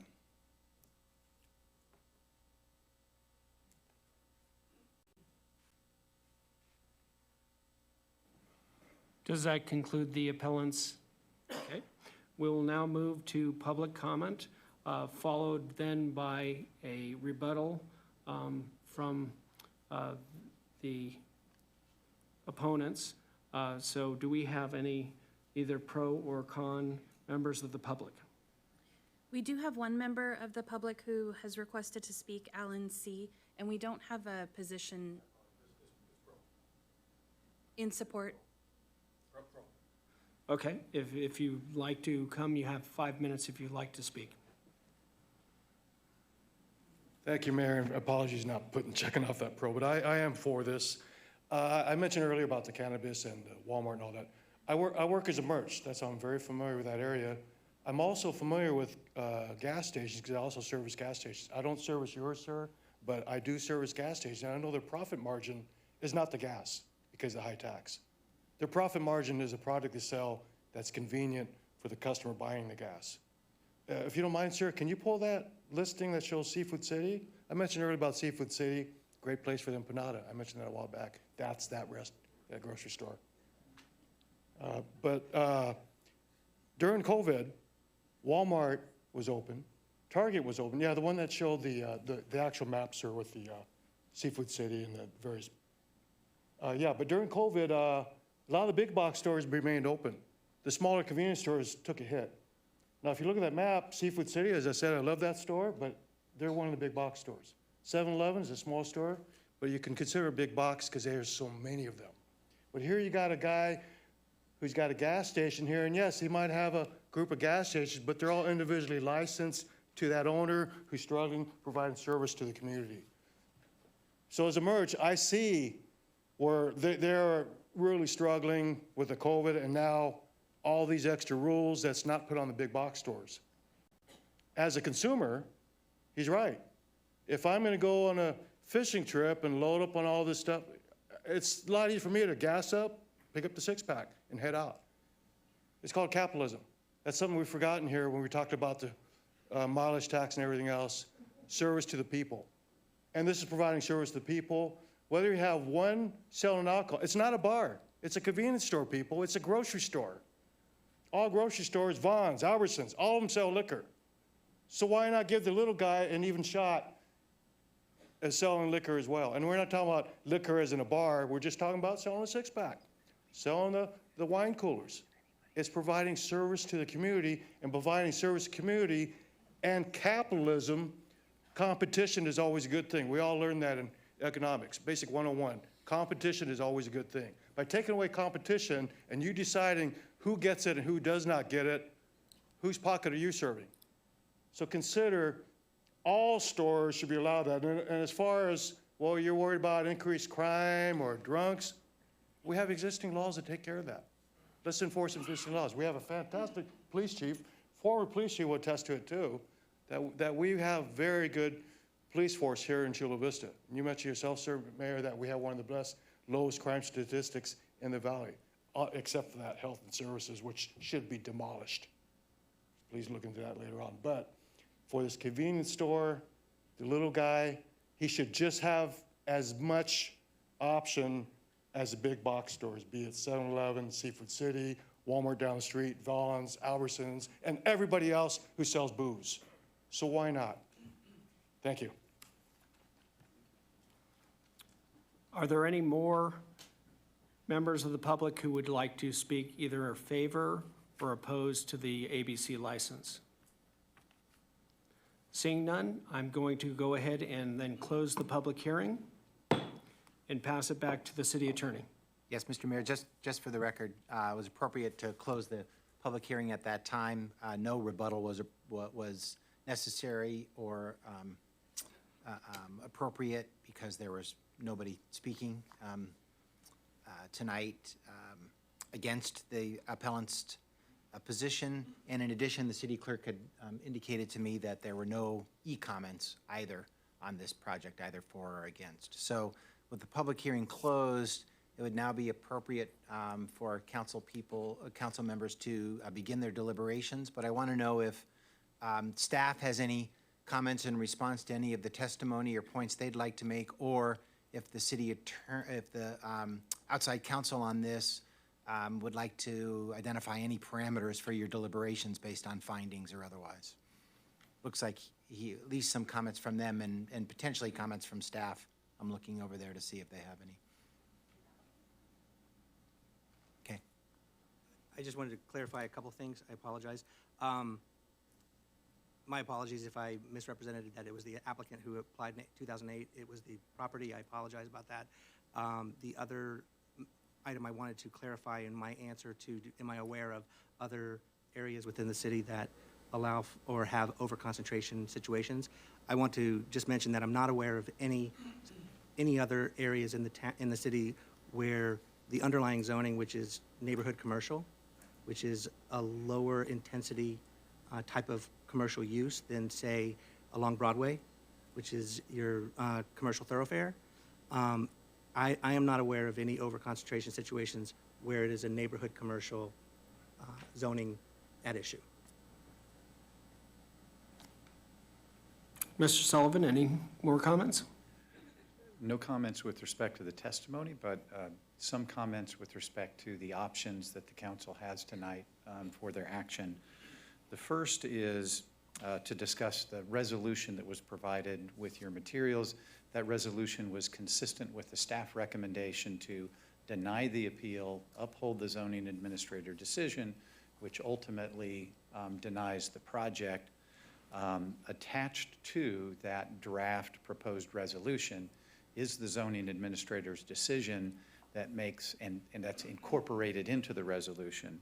And that makes all of the findings under the Chula Vista Municipal Code with respect to section 19.14.080 regarding conditional use permits, and also section 19.58.430 for alcohol licenses in a neighborhood commercial zone. So that is one option, is to utilize the existing resolution that was part of your packet. Another option is to approve the appeal and then approve the project with certain conditions. If that's the course that the council chooses to take tonight, staff would request that the final decision on the item would be continued until the next council meeting or some future specific council meeting, so that staff can go in and prepare an alternate resolution that has appropriate findings. The public hearing would not need to be opened. There would only be a consideration of an alternative resolution, again, if that's the option that the council wants to take. And I'm happy to address any questions on that. Thank you. Do we have any questions from the council? I have a quick question. Do you want to deliberate, or for Mr. Sullivan? For Mr. Sullivan. Sure. Go ahead. So just to clarify, what's the appropriate language if we sustain the appeal, meaning the appeal is supported? Do we reject staff? Is it in the negative? We reject staff? Yeah, what, so it would be. If we wanted to overrule staff decision and allow the business to proceed, would be the second one. Correct, and that would be providing direction to staff to come back at a future specific council meeting with an alternate resolution, making all of the appropriate findings and giving, proposed conditions for the use if you want to go with option number 2. Okay, thank you. Great. Thank you very much, Mr. Preciado. What now we will do is we will start council deliberations. Do I have any member who would like to talk on the deliberation? I see that I have Councilmember Cardenas. Go ahead. Hi, everyone. Good night. Thank you for the applicants and for staff. I can really appreciate the fact that when staff was looking at this, in my perspective and the way that I see it, we were really following these statutes and trying to just stay in that margin, which absolutely makes sense. My concern has risen during this presentation, actually, because I feel that when we went through this pandemic, the folks that were mostly affected were our small businesses, liquor stores, gas stations and whatnot. I do agree that there is, I lived in that area my entire life. I know exactly where your gas station is at. I know that there is, Seafood City, there's 7-Eleven, there's another liquor store, a few blocks down, there's more. But on the other hand, I would not want to be opposed to a business having the opportunities to bring in more resources to themselves. And when we're looking at these different crime rates and whatnot, I don't know that that's the concern that we're having, not that we're hoping that, or not that we're saying it's not a concern now, but it could be later. That's not what I'm saying. I just feel like if it seems like they could have been approved in other given times, there's no consistent timeline as far as I can see of why they weren't for the previous owner or whatnot in 2012, and where those things change. And I know that ABC changes a lot of those things. Additionally, I do think that, I have a very, very small background in working in CUPs and with the ABC, and I know how much of a strenuous process that is for anybody that's trying to do that. And although I do see that there was a lot of there was a lot of administrative mistakes that we were looking at, that doesn't account for the fact that for any person that's applying for a business license or a liquor license, that they have to go by the information that's given to them. And to say, oh, just kidding, it was wrong, and now you have to kind of absorb that problem and not get to the point of getting your license, that to me feels just unjust. And so that's what's all on my mind, and I always share with you all how my mind is going. So I think that I would like to see this continue, to see a new resolution that would approve their appeal. Thank you. Thank you. Mrs. Chavez? As many of you know me from previous commitments, I'm big in economic development, and living through COVID-19 in the economic perspective, I understand that the higher impact was on small business. I agree with the presentation that we should give equal opportunities to all. And while I am always inclined to support small businesses, I defer to Council Member Cardenas, being that it's her district and where this establishment is located. So I would love to support Councilmember Cardenas in this deliberation as well. Would you like to speak to Jose? No. Okay. I'll go ahead and give my 2 cents. I really appreciate the applicant here and him coming. I have to say, I think you hired some of the best people because I have a huge respect for retired Chief Bejarano and Marco Polo Cortez. I think just the best people in town. On this, though, I actually grew up in the area myself, and I know we talk about Seafood City, but I remember when it was Food Basket, and even before that, it was Alpha Beta. So I'm some people got that. You aged yourself right now. Yes. And I still remember, this is how long ago it was, being like an elementary school and going down to 7-Eleven and picking up a comic book because of Raiders of the Lost Ark was the movie, and they had a comic book on it.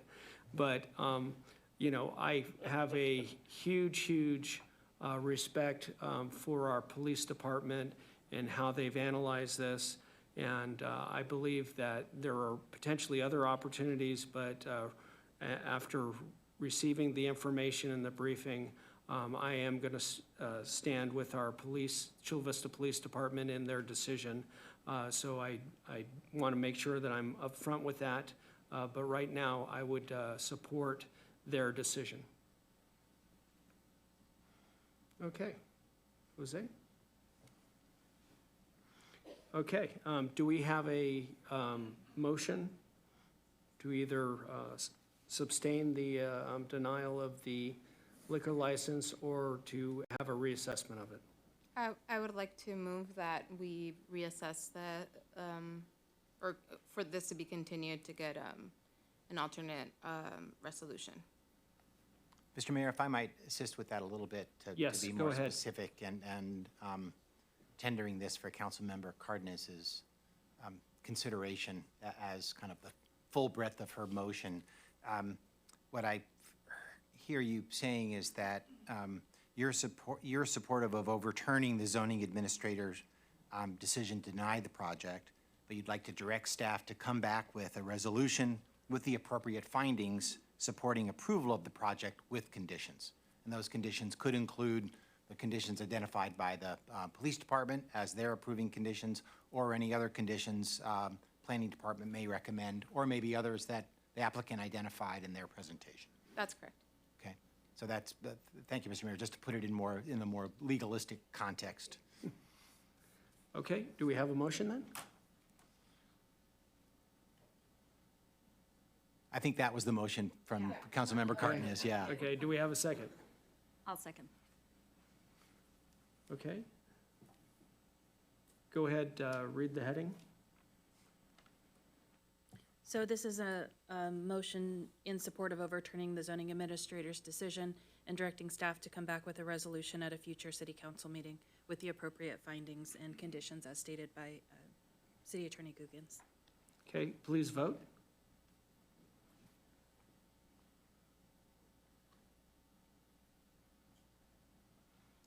And the decision is denied 3-1 with McCann voting no. Okay, thank you very much, your applicants. Thank you, council. Thank you, staff. Now we're going to move back to public comments, and I really appreciate everybody's patience and being willing to stay for the public comments.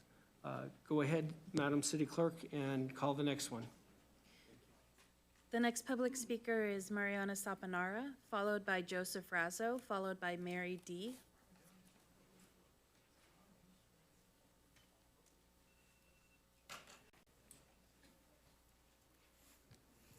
Good evening, Mayor John and members of the council. My name is Mariana Saponara. I'm a retired administrator from the San Ysidro School District, and I'm from the Bronx. I'm going to tie everything together. First of all, I want to thank Ms. Maria, John, for helping Amanda Angulo, Police Chief Ms. Roxana, our friend Sergeant Fred Robotham, Ed Christopher, Eddie Flores, and all the rest of the people who have helped make Nacion slightly safer. I'm a member of the senior citizen group. I'm in my mid-70s. We have been after trying to redeem some sanity to that wacko street. It's 36.5 miles per hour the traffic is traveling. 4 schools get out, 4,000 kids, so the parents use L Street with J Street as the Bonneville Salt Flat Street of Chula Vista. Okay. So anyway, you know, slight improvement.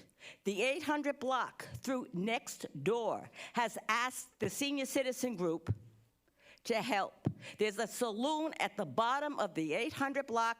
They get soused up, come up the street, smash our cars, and hit our houses. Slight improvement. Now let's go to my New York background. Here, we have this vehicle mileage tax. It's ridiculous, it's ludicrous. I'm from New York. Mass transportation is horrible. My family doesn't even want to get on a friggin' subway train. People are pushed in front, stabbed, shot, whatever.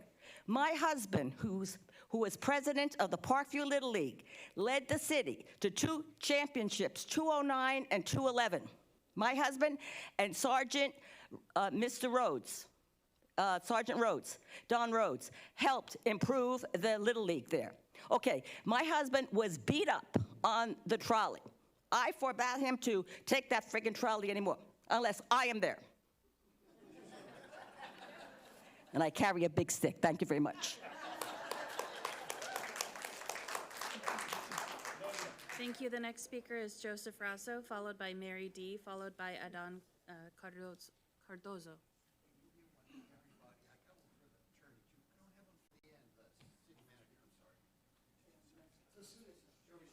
Follow that, start my time if you could.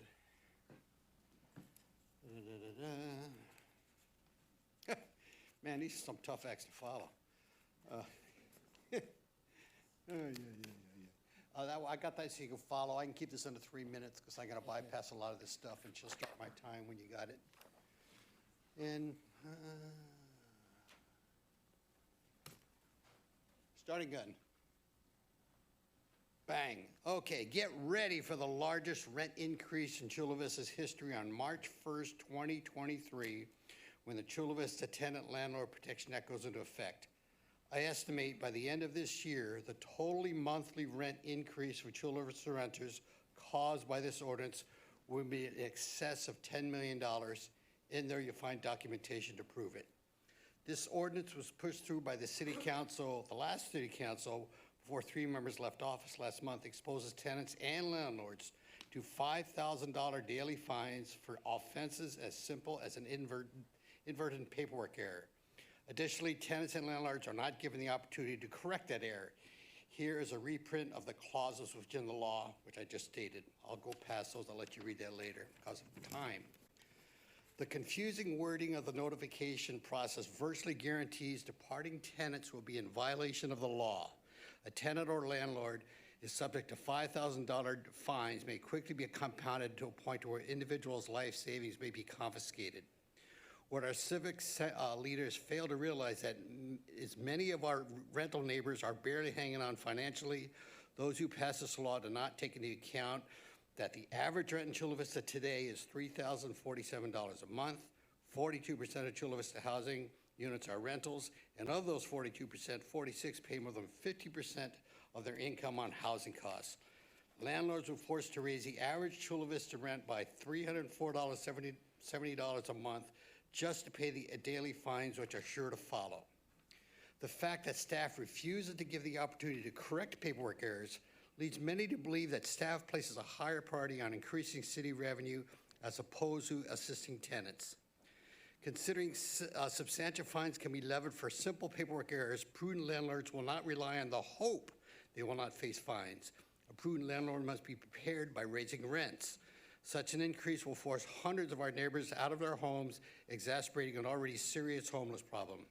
I'm pleading with you to show compassion for the most vulnerable parts of the city by passing the following resolution. Quote, implementation of Ordinance 3527 be delayed to give staff sufficient time to modify clauses which adversely affects renters and sufficient time to modify clauses which adversely affects renters and insert language giving the right to cure for those who are in violation because of an inadvertent mistake. I see I'm down to about 20 seconds. I won't read the rest. You'll have it there. But all the data is there. I got 10 tenants, and I'm bummed because I have forced to raise the rents. And one lady, she's on limited income and had to jack it $220 a month, and she's pissed. And I can see why. But these fines are coming. Landlords are going to be raising rents because of fines imposed by you guys. Oh, I'm going to wait right here all night. I want to see if somebody has the gumption to make that. The next speaker is Mary D., followed by Adan Cardozo, followed by Eli Comay. Good evening. My name is Mary D., and this is my first time in the chamber, and I am so happy to see such a packed house. Such robust civic engagement. Yay, Chula Vista. Good for you. I would like to refer both the city attorney and all of the council members to the case precedent of N. Ray K. This is regarding the issue of clapping. I've had an issue with the County Board of Supervisors, and I would encourage you to find common ground. And by that I mean that the California Supreme Court has upheld clapping as one of the highest levels of pure speech. It also is very instrumental in giving you feedback, and that's unspoken feedback and a First Amendment right for the rest of the audience. So please take that into consideration. One other thing, I had emailed Mr. McCann about the Golden Circle or Circulo Dorado, and I would like to suggest that name for the SDSU or UCSD area for the symbiotic nature between the binational regional loans and also the fact Golden Triangle, kind of a play on that. Next, I am very against the mileage tax. I'm going to put it out there. It's onerous, it's unfair, and there are many issues. But instead of talking secondhand about it, I want to give you some information straight from the horse's mouth. This is from the Road Usage Charge Program for the state of California. People also need to be very aware that we're talking actually about 3 taxes. The local sandag tax at 4 cents a mile proposed, the state tax at about 2, and there's talk now of a federal. So cutting to the chase, here are the questions and the answers that I have time for. 1, are all of these options guaranteed or written into regulations or legislation? Everything seems to be very fuzzy on details. How would they be tracked? No, the answer, no legislation has yet been passed to implement the statewide road charge. That does make some details unclear. We don't know what the priorities will be. We understand this can get frustrating. 2, so there are no other options to delineate out-of-state miles other than being tracked. There is no way to capture out-of-state miles with a location without a location tracking option at a statewide scale. Each individual will be able to choose for themselves whether they find value in that or a more precise tax bill or feel more comfortable with non-location tracking reporting option. 3, how will the tax be collected? Options, options, options, they say. Taxpayers will be able to choose between multiple account managers, make that a third-party platform will be involved in this, and reporting tools. The account manager will receive the reported number of miles and create an invoice and the frequency the taxpayer chooses, annually, monthly, etc. The taxpayer will send the payment to the account manager. Okay, was my time up? Okay, it's also a very regressive transference to lower marginalized people. Thank you. Thank you. The next speaker is Adan Cardozo, followed by Eli Comay, followed by Noemi Abrego.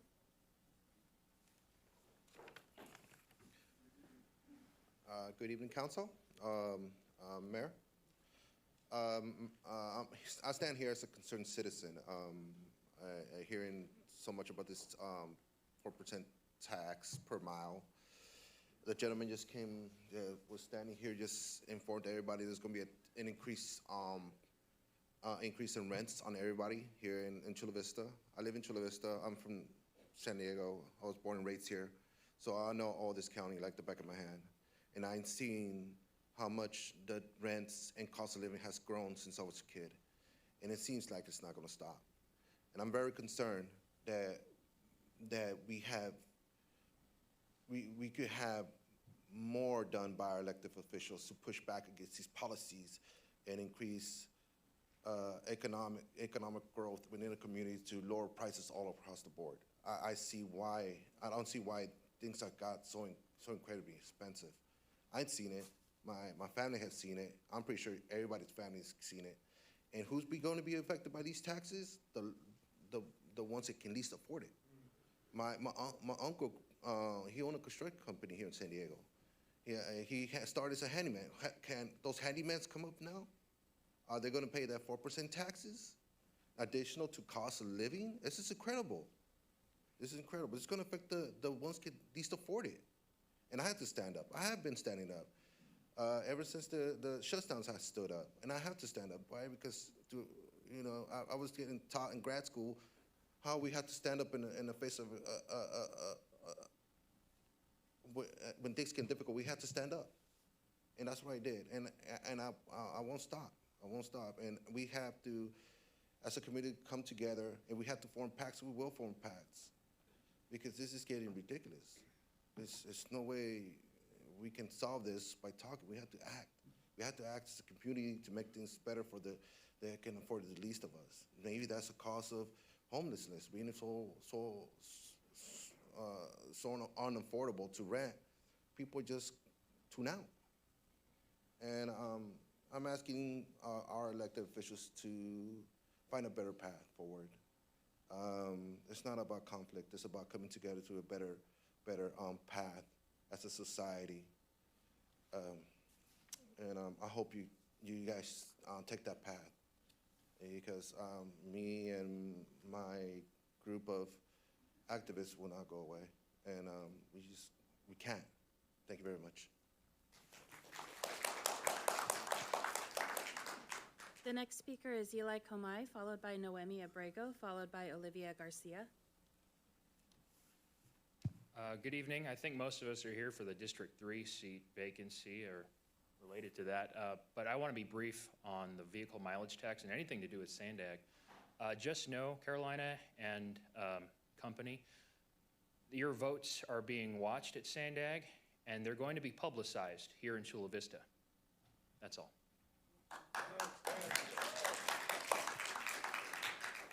The next speaker is Noemi Abrego, followed by Olivia Garcia, followed by Katie Leon.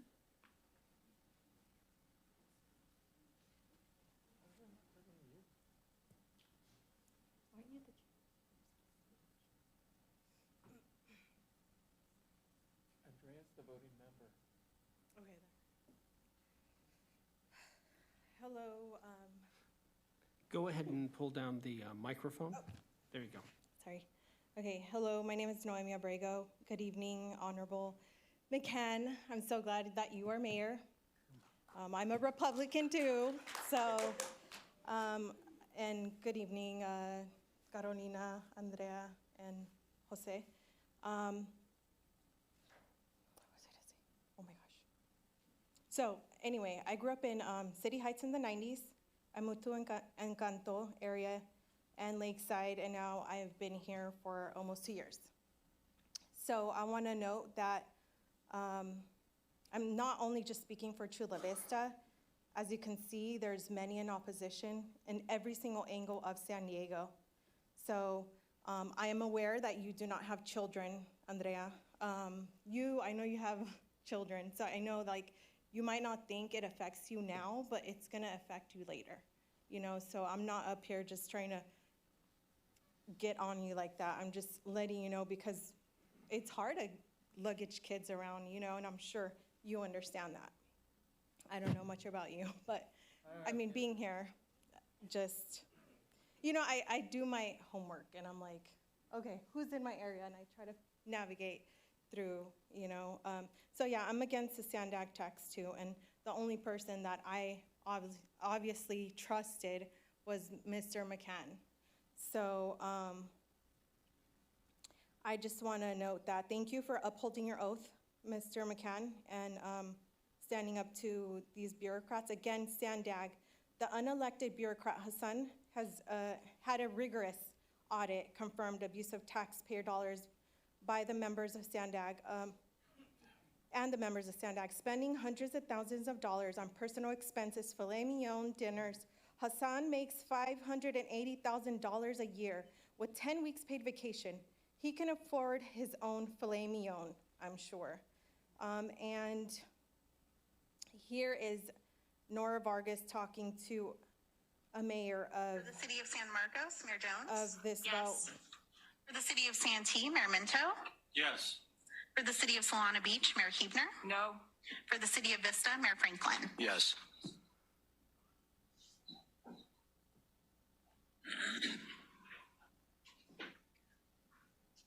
And with a total of 10 yeses, that that motion does pass. These are all mayors. So at this time, we're going to go ahead and call for a weighted vote. We need a second member to join in that call. I just thought that you were leaving. I can't speak if I Go can't. ahead, go ahead. If I'm going You're to leave. talking to a citizen, okay? I'm sorry? You're You have talking 3 to a minutes. mayor. Right. When did that? Oh, no, you go ahead. Sorry. Well, thank you. The reason why I wanted to speak before I possibly leave is because it's obvious that No what I've respect for the spoken law. to You already see that? really doesn't No mean respect for anything. the law.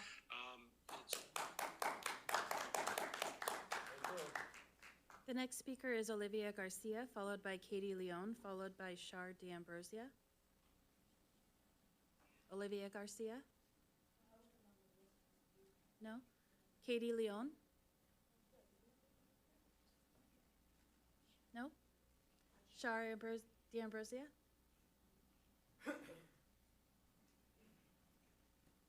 The final speaker we have under public comments this evening is Cindy D. Good evening, Mayor and panel. I came here tonight to talk about Sandag, and honestly, I can't even believe we're having this discussion. Are people so power hungry that they want to tell us how to live, where to go, what to do? I'm sorry, that's not my idea of America. And this man that's running this, he has a different idea for America, and you all know it. We don't want to participate in that.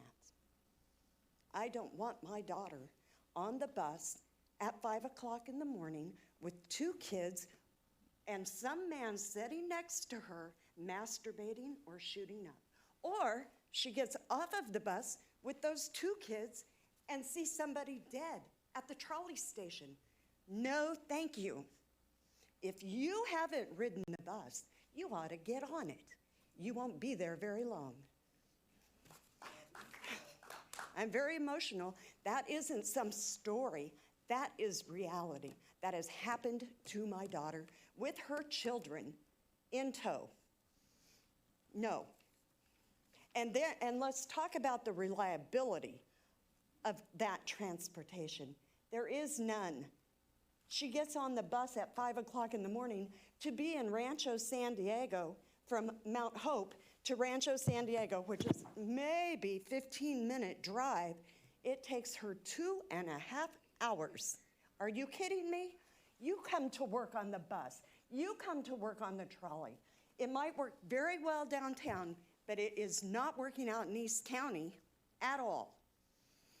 So, I'm sorry, I'm very emotional about that. This is what I want to say about this Sandag. In 2004, Measure A was passed, and people were promised an express lane on the I-5, express lanes on the 8 to merge to the I-5, the widening of Los Coches to the I-8, HOV connectors, express lanes from the 94 to the 8 to the 15, SR 52 express lanes from 125 to the 15, SR 54 and SR 125 express lanes, widening and connectors on the 56, SR 67 widening, 78 express lanes and connectors, SR 94 5 to the 15 and connectors, SR 94 the 805 to the 115. There are 3 more. There are 3 more. None of it has happened. Taxation without representation.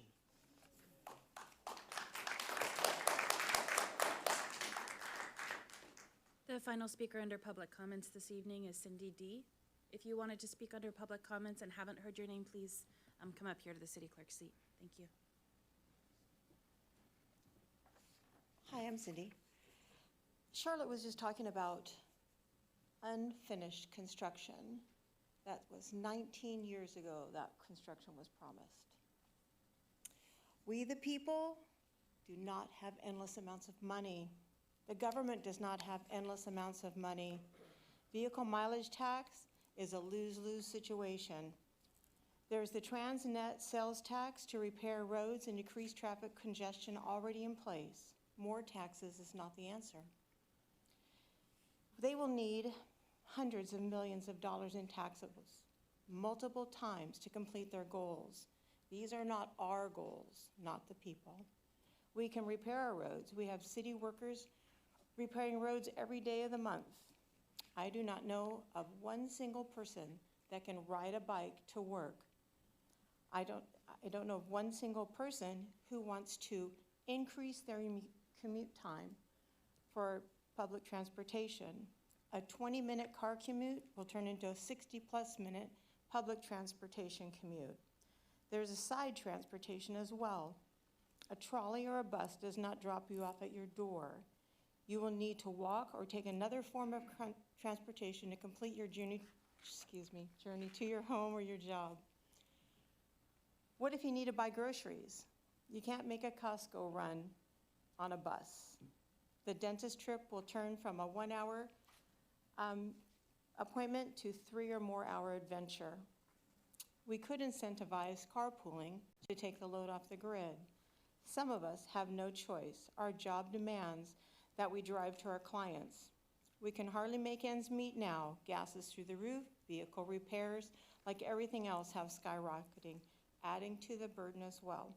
Needless to say, more small businesses will be closing their doors. Please think this through. On a side note,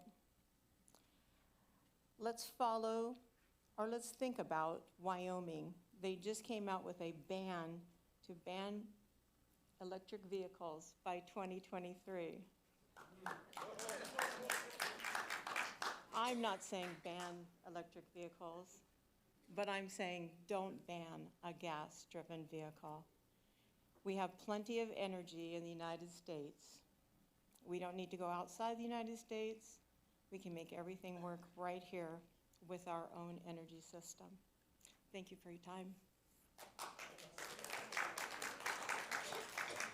Madam Clerk, are there any more speakers? There are no speakers this evening. There are no e-comments. There was one emailed comment that was forwarded to the council and is available online. Thank you very much. Thank you for your comments. We will now move to item 7.1, Board and Commission Reports, the Commission of Aging. Joyce? Good to see you, Joyce.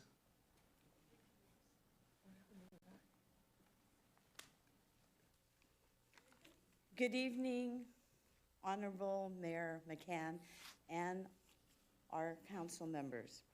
Tim could not be here tonight, so I'm giving the report based on his behalf. Please give our best to Tim. He's a great guy. All right, thank you. The Chula Vista Commission of Aging, COA, welcomed 2 commissioners in the spring and 1 commissioner resigned.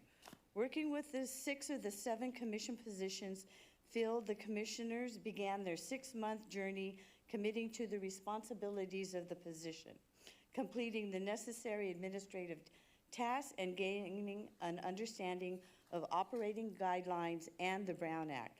The commission realized early on that every other month meeting schedule was not going to facilitate the accomplishment of the activities and program goals the COA had identified. The COA scheduled monthly meetings with each commissioner in attendance. The COA further identified that attention needs to be directed towards identifying the community communication resources available and utilizing these resources in a more effective manner.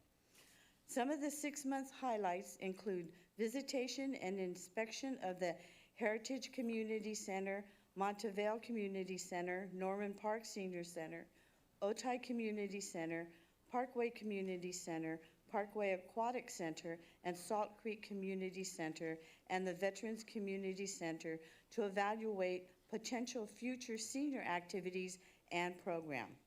Next, the contacts were established at the Civic Center Branch Library, South Chula Vista Branch Library, and the Otay Ranch Branch Library to lay the foundation for future senior community activities and events and utilize distribution channels.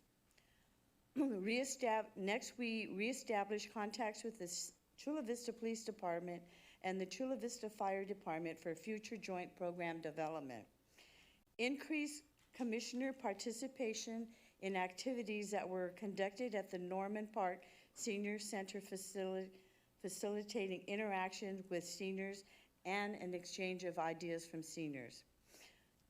Implementation of the initial Senior Forum Program in conjunction with Commission on Aging monthly meetings at the South Chula Vista Library and Norma Park Center to gather additional senior input on activities, events, and presentations. An expanded 2023 schedule is being planned to include park and recreation, municipal, and senior residential facility locations.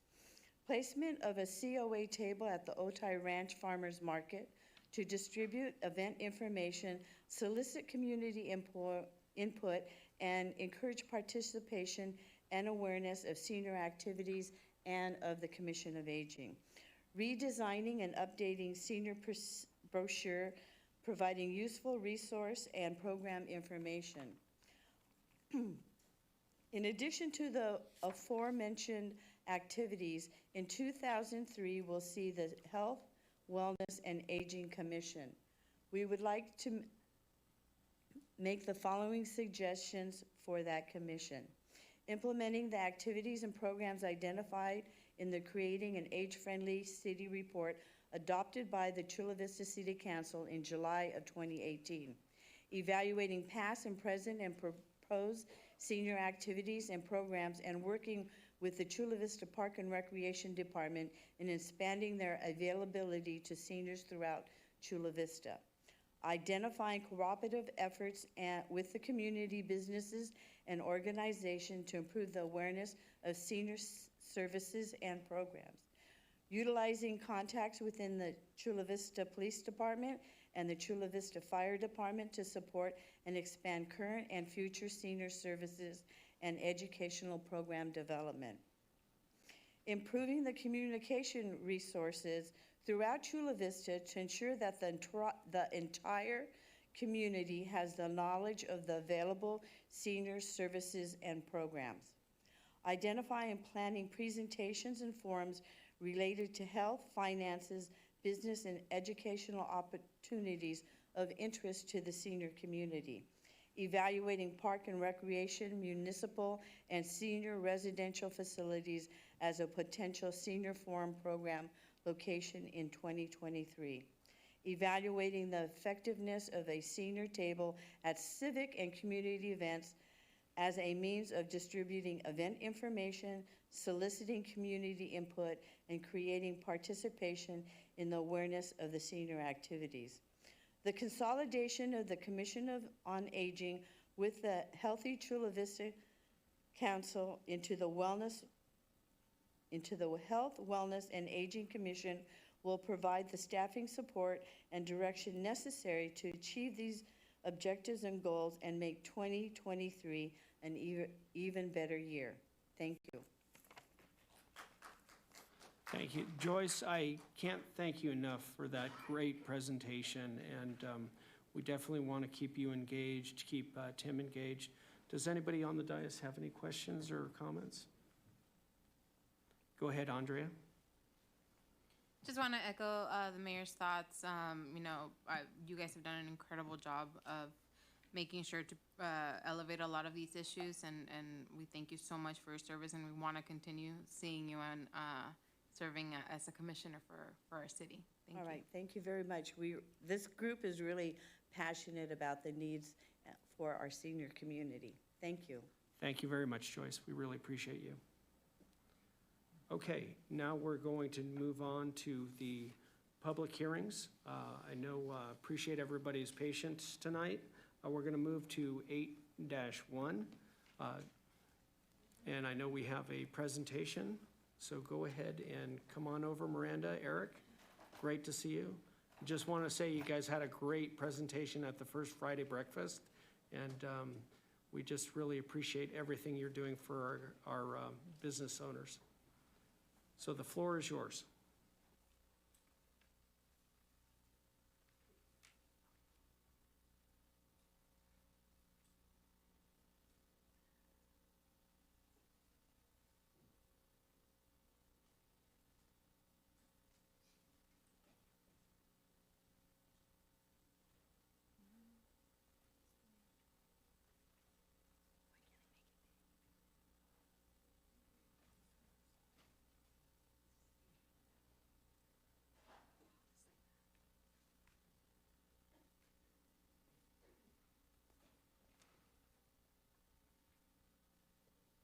Good evening, Honorable Mayor McCann and members of the City Council.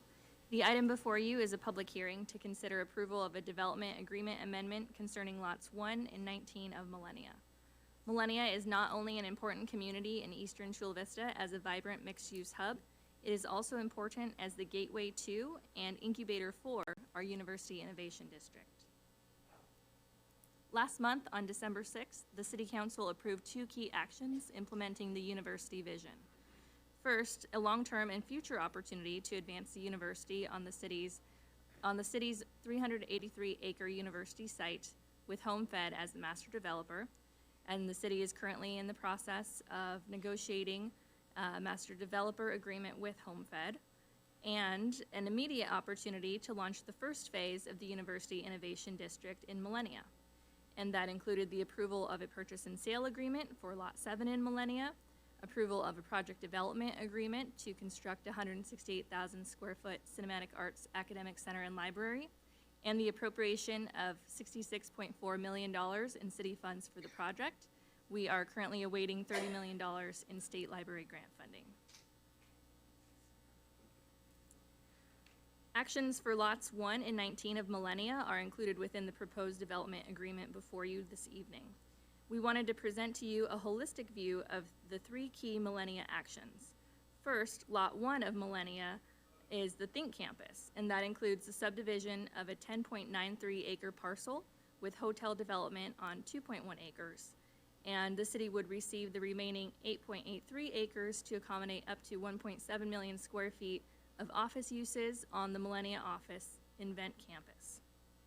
Lot 7 of Millennia is the Think Campus.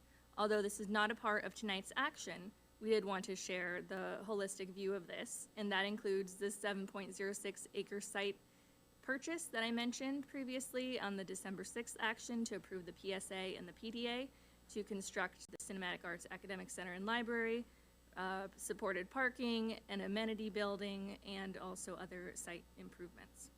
And lastly, Lot 19 of Millennia, formerly the Discover Campus of Millennia Office, would include the transference of 700,000 square feet of office entitlements to Lot 1 and the development of up to 324 residential units.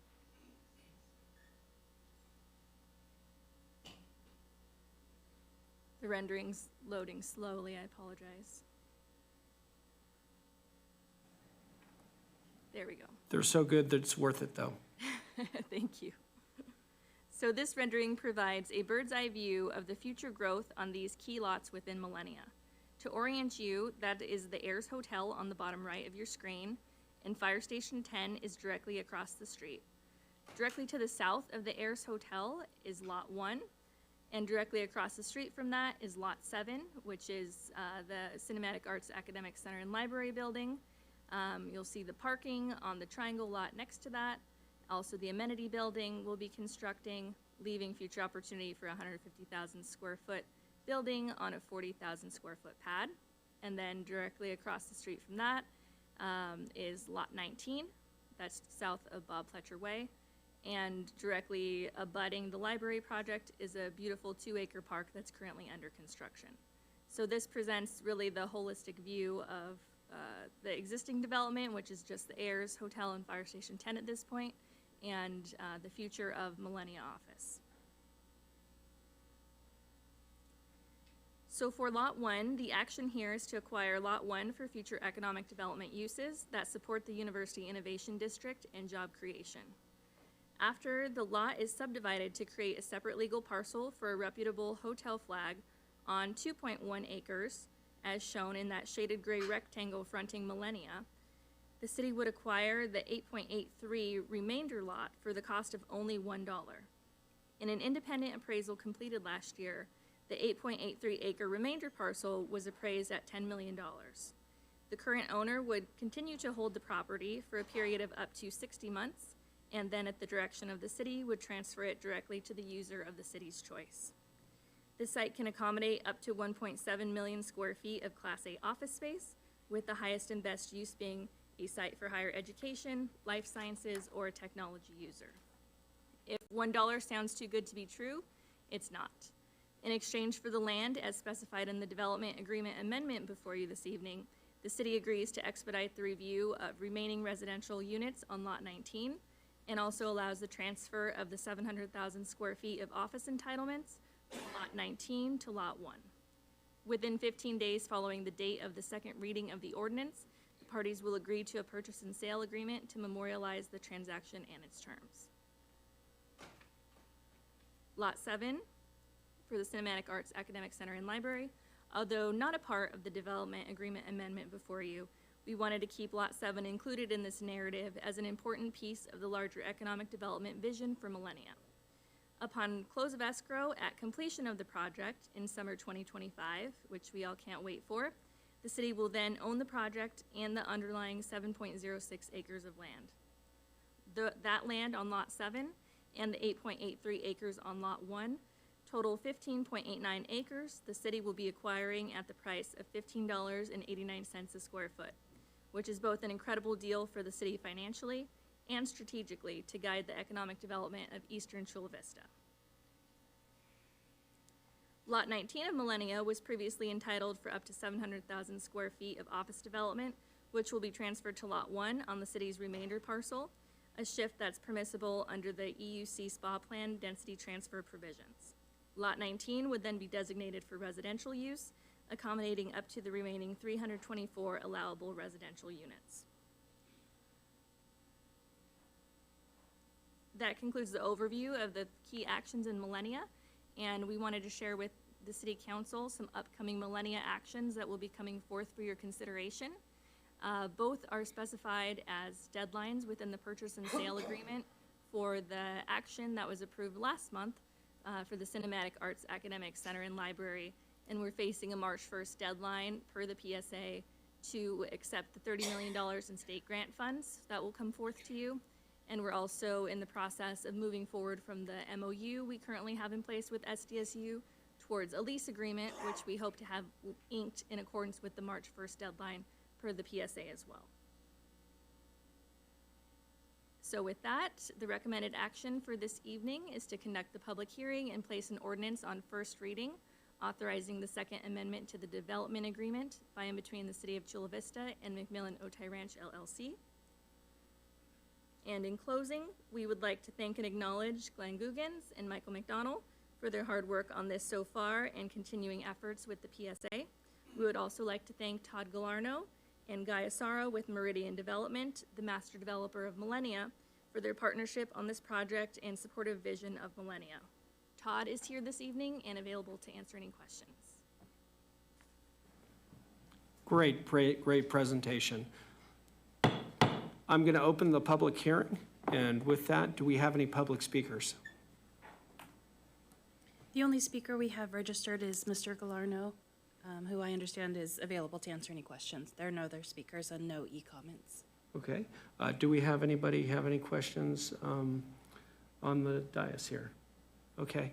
You know what? I'm going to actually ask Todd Galarno to come up because I think he just needs to stand up, right? Good evening, Mayor, Council, staff. Thank you very much. I'm gonna go ahead and close the public hearing, but I just wanted you to come up and tell you just how much we appreciate you and Guy Asaro and Millennia for what you've been able to do.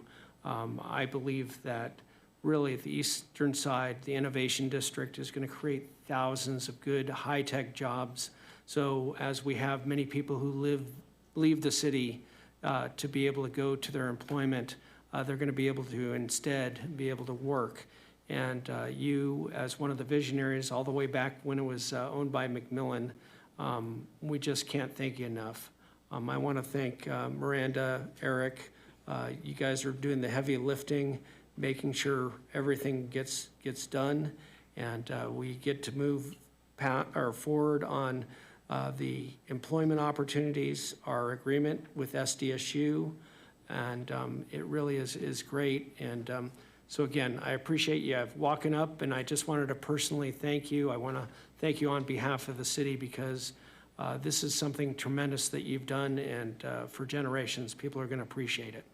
So Mayor, thank you for the really kind comments, and I'm sure all our team would appreciate hearing that. I would like to recognize staff. I was looking at my calendar, and tomorrow would be the first anniversary of the first conversation we had on the Law 1 proposal with staff.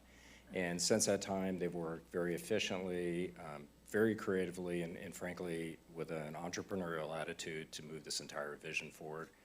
You know, that culminated in last month's approval of the City Council to buy Lot 7, and we're just proud to be part of this larger economic development strategy to move the Millennia office forward. But thought I'd recognize Glenn and Maria and the economic development staff for the hard work they've put into it. Thank you very much, Todd. So with that, I'm going to take the mayor's prerogative and make the motion to move the item, and then go ahead and call on Mr. Preciado for comments.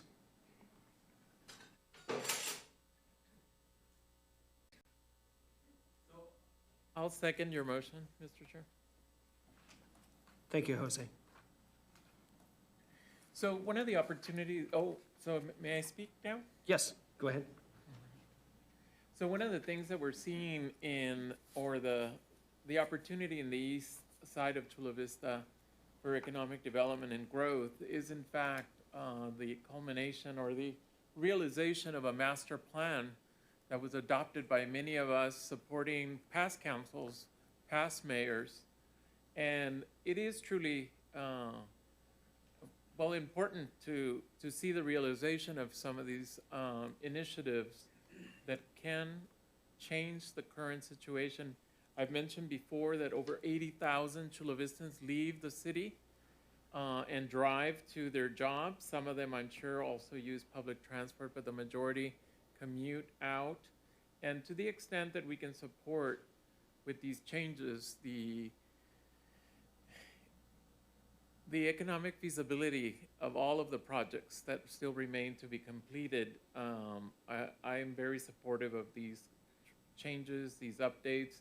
And I do want to compliment staff for including Lot 7 in the discussion. I believe that recent news reporting about other higher ed institutions looking to this particular area of the city potentially to locate bodes well for all of us. And so I do want to take this opportunity to thank the developers, to thank the individuals involved on the staff who are keeping the tip of the spear, if you will, in motivating these large projects. And the only thing I will ask for future, as I meet with the city manager, is to get a better understanding of something that was mentioned in the presentation, and this is HomeFed's involvement and the master developer of the university and the innovation district. I'm really interested in seeing how that will materialize in relationship to the Millennia project that seems to be built out. And I'll tell you, as a West Chula Vista resident, when I drive out there and see the intensification of development, I see that Chula Vistans are taking advantage, and people who haven't been Chula Vistans are joining us, taking advantage of the many amenities offered there. And so there is a lot of energy in that area of the city. And I'll tell you, I drove out there during COVID when we were all locked in our homes. Well, many of us were locked in our homes working through telecommute, and I took the opportunity to drive out there. I had not seen the development prior to a lot of the housing that went up, and it was quite shocking. It didn't quite look like Chula Vista. And so I'm very pleased to see that, and I'm very pleased to see that the mix of office buildings isn't going away. It's just being reallocated so that we can take advantage of locating more employee centers or employment centers here so that our workers don't have to leave the area. So I'll finish with those comments. I look forward to development on the west side, particularly in District 2, but I must cheerlead for the District 3. It's promise. It's reaching its promise, and with that, I'll end my comments there, Mr. Chairman.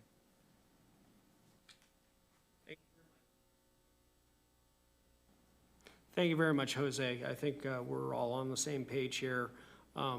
Again, we all have looked at this, and I know me and Eric were much younger when the economic vision started, and I think you probably had no kids, and I think I may have had one child at that time. And as we've gotten older and grayer and started our families, it's really exciting to see that things have worked out. And again, it takes time, a lot of heavy lifting.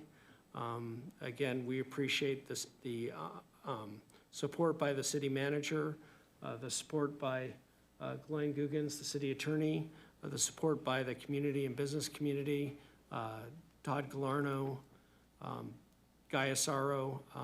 It's always been a pleasure to be able to be there. And as Chula Vista has grown up, it's been a pleasure to be able to watch our hometown prosper. And I just think there's so much improvement and greatness to happen in the future. And I'm just very proud to have been part of that. So with that, please read the heading.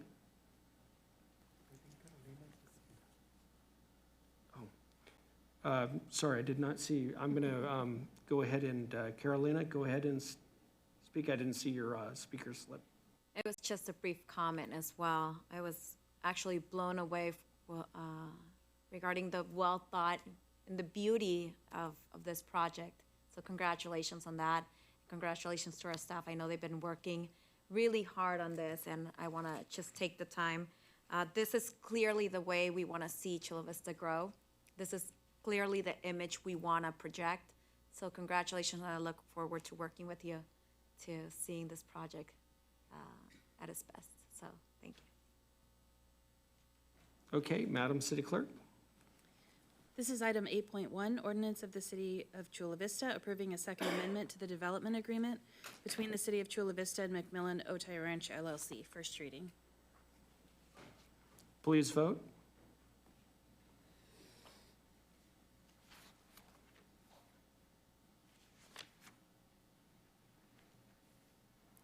Item carries unanimously. Thank you very much. Again, we appreciate everybody's patience. We've got a long meeting tonight because we have our interpreter and because I think some people can need a bio break. What we're going to do is we're going to go ahead and take another recess to take a break. And if everybody could be back here at 8:10, and we'll go ahead and move forward on this meeting. 8, right? 8:10 would be 20 minutes. Did you mean a full 20 minutes, Mr. Mayor, or just 10 minutes? You know, let's do 8:05. How's Okay. that? Okay. So Sorry, I didn't mean to negotiate your break, but I thought you might have misspoken. Yeah, me too. Okay, be back here at 8:05. Thank you.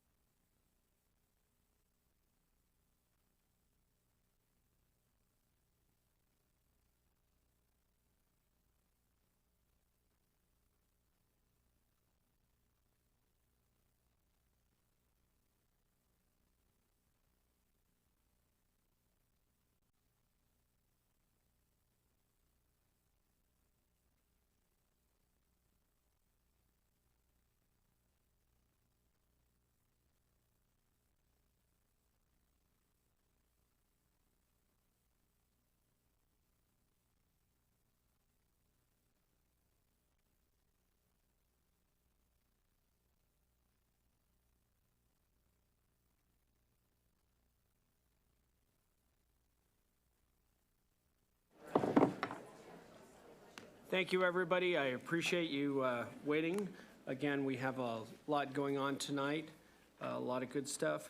What we're going to do now is we're going to move to action items, and we're going to move to 9.1, which is the appointment process for the District 3 Council Representative. And so this is the next order of business. And I'm going to call on Madam Clerk. Is the presentation ready? Yes, it is. Thank you, Mayor McCann. Good evening, Mayor McCann, City Council.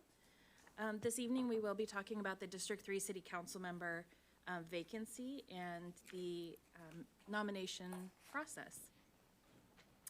So this evening, we have 3 steps for council's action. The first is to nominate applicants for interviews. The second is to select the date and time to conduct those interviews. And then the third is interview and appointment process related actions that the council may want to take this evening. The City Council appointment process is spelled out in Chula Vista Municipal Code Section 2.53. The process begins with the public being notified of the vacancy. We have attached as part of the item the public outreach log. Outreach this time consisted of notices published on the city's website, at City Hall, in the same language-specific newspapers that we use for elections, which is English, Spanish, Chinese, Vietnamese, and Tagalog. The Office of Communications also issued press releases and did social media posts. In addition to that, we were able to get analytics on the website, and we had over 600 unique hits on the application website. The application period was open for 14 days. It began on December 23rd and closed on January 6, 2023. As part of the application screening process, my office verified that each application included the required components, which was the resume and the biography that the City Council required. And also we confirmed with the Registrar of Voters that the applicant was a registered voter in District 3 at the address that they provided on their application. The next step in the process is for us to provide the applications to the City Council and to the public at the same time. Those went out on January 9th, 2023 as part of, and are also attached as part of the City Council item. Council members then independently review the applications, and an agenda item is scheduled for City Council to nominate the applicants for interviews, which that's where we're at this evening. For the nominations this evening, public comment is allowed before the City Council makes its nominations. Following that, we will distribute a nomination form for the mayor and the City Council members to indicate one or more applicants that they wish to nominate. Any applicant who receives 2 or more nominations will be invited to return for an interview. Those nomination forms are public record and will be on file in the city clerk's office. We'll also upload copies of the forms to this item tomorrow morning. We'll then tally the nominations and announce each applicant who does receive 2 or more nominations. Those will be considered the finalists. And then following that, the mayor and city council can set a date for a public meeting to hold the interviews. At the meeting for interviews, public comments allowed before and after the interviews. A mayor and council will then publicly debate and appoint a person. The affirmative votes of at least 3 city council members are required to make the appointment. And then at that meeting, the individual who's appointed can be given their oath of office and they can be seated immediately following the appointment. So the next steps for nominations, this is action A, is to allow for public comments. We will be calling speakers in the order that they registered with us in the lobby. We'll then distribute the nomination form, ask the council to complete and sign the nomination form. We'll tally the nominations and display the results on the screen. And then council will have the opportunity to affirm their nominations and make sure that the nominations that they provided are what we have reflected in the record. And then once complete, the council can set the date to hold the interviews. So with that, Mr. Mayor, I will turn it back over to you. If the council has any questions, we're available to respond.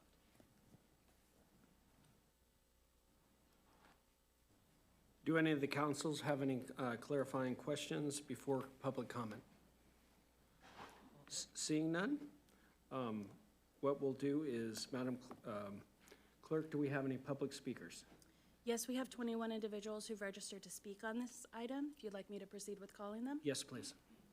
The first speaker is Eli Comay, followed by John Acosta, followed by Nora Lisa Rodriguez.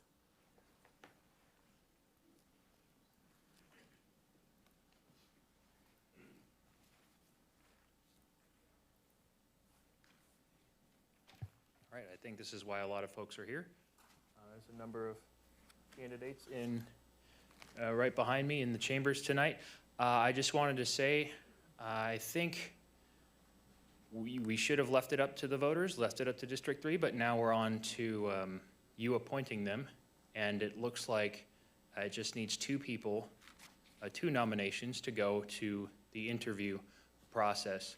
I'll just let you know that I believe I think it would be right for as many people as time permits to be interviewed as possible, just so you can weigh things out and that you can use your best judgment to pick the best fit for District 3 as you see it.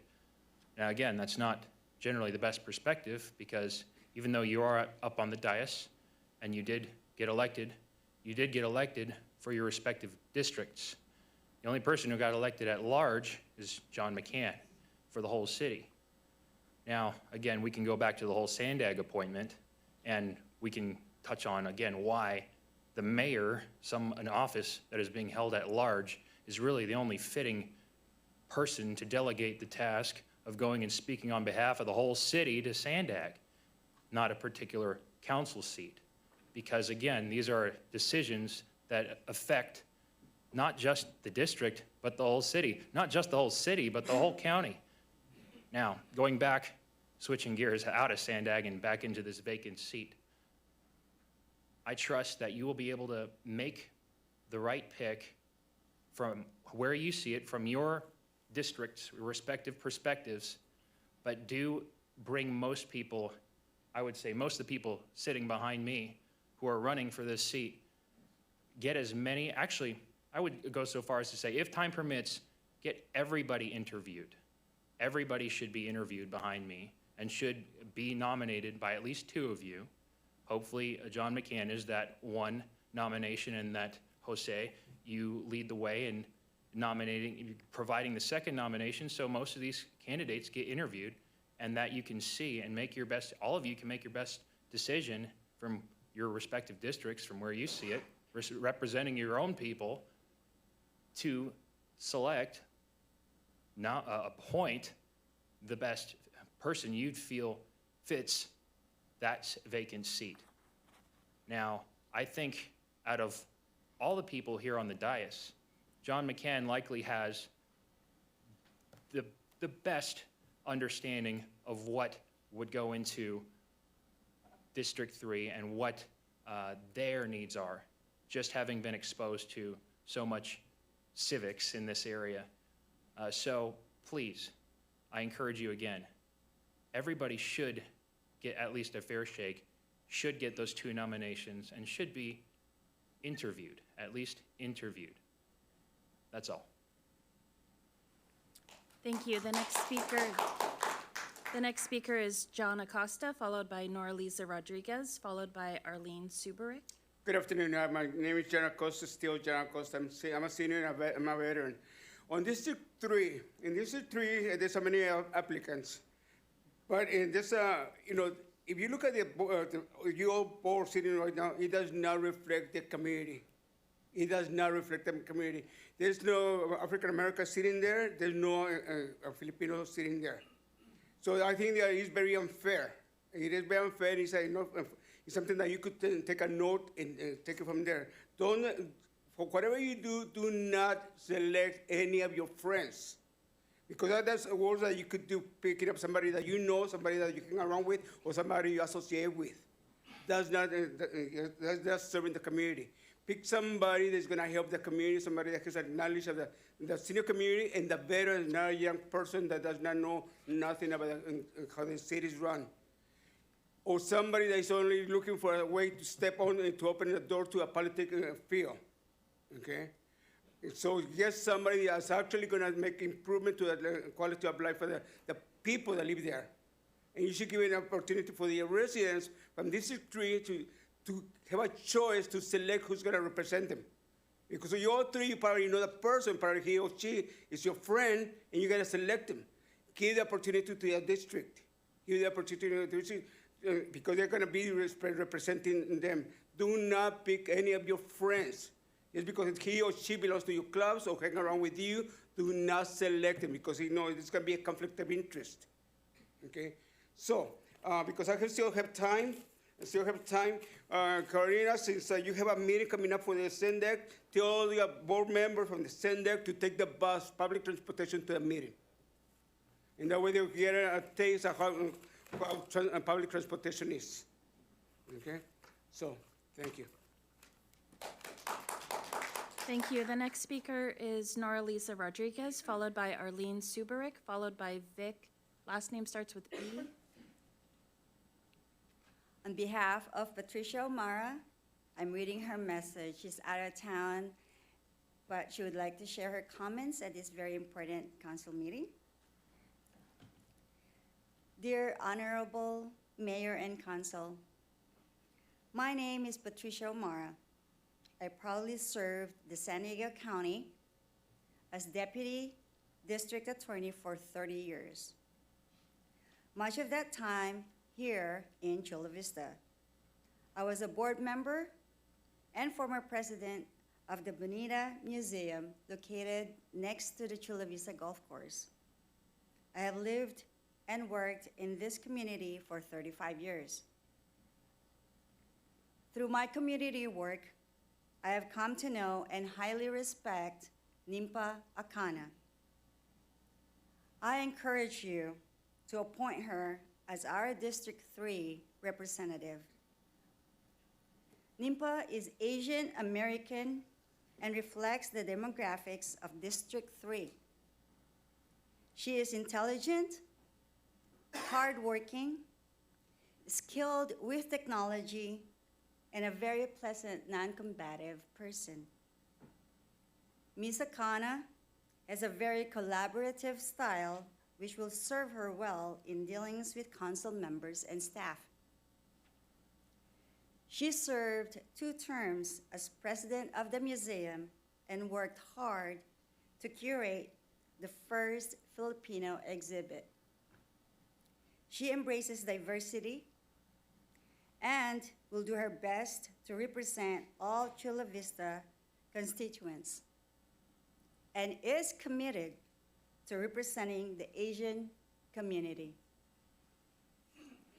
Asians are the 3rd largest ethnic demographic in Chula Vista, but the population numbers do not translate into equity in our office holders.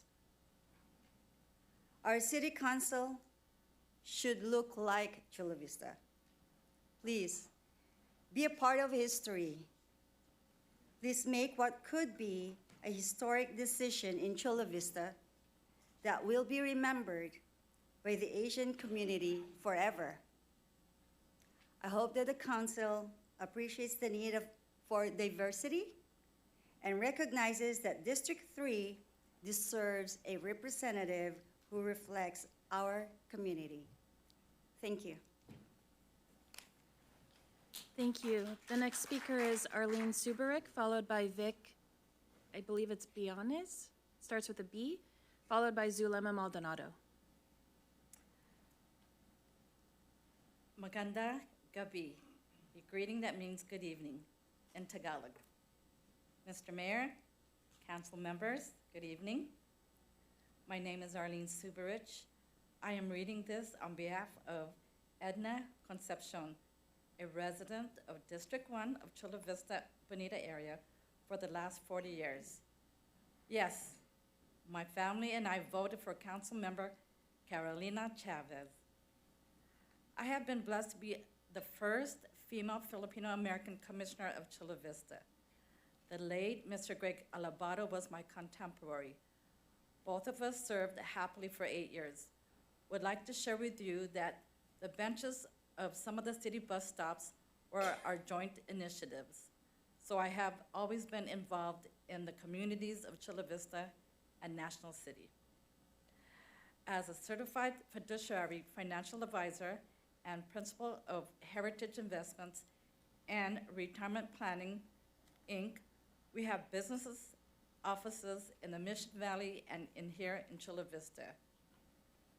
The Philippine American Business Improvements and Development, which is the PhilAmBid, was founded 18 years ago, and its mission is to connect commerce, culture, and community. We hold this annual awards gala for professionals, business owners, community leaders, veterans, and public officials who give back and beyond. We invite you to join us on Sunday, February 19th for the 17th Star Blazer and Top Hat Initial Gibby Awards Gala at the Sheraton San Diego Marina. We have Mayor John McCann as one of our top hat honorees for this long continuous service in our loved city of Chula Vista, and to our beautiful country as a naval officer. I am here to say a few words about one of the applicants for District 3, Nimpa Belarin Akana.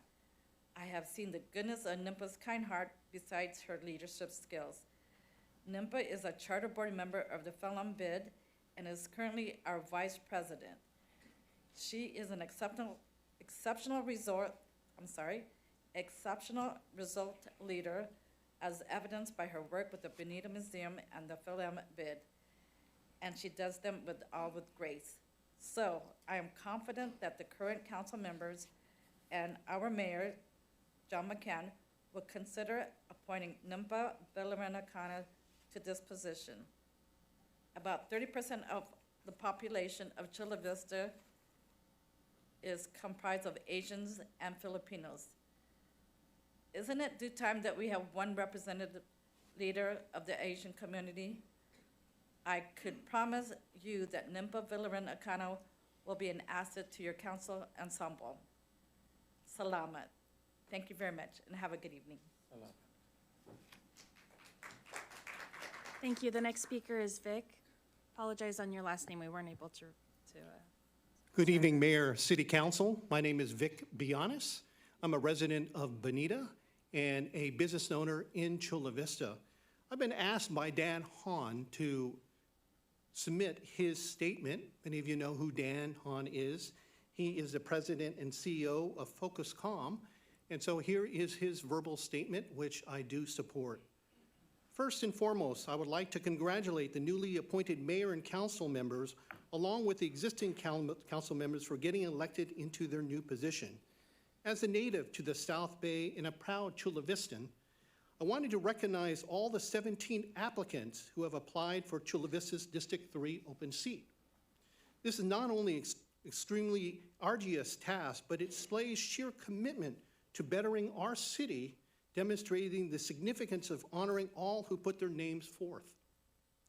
As the second largest city in the county of San Diego, Chula Vista has a lot of potential for the future.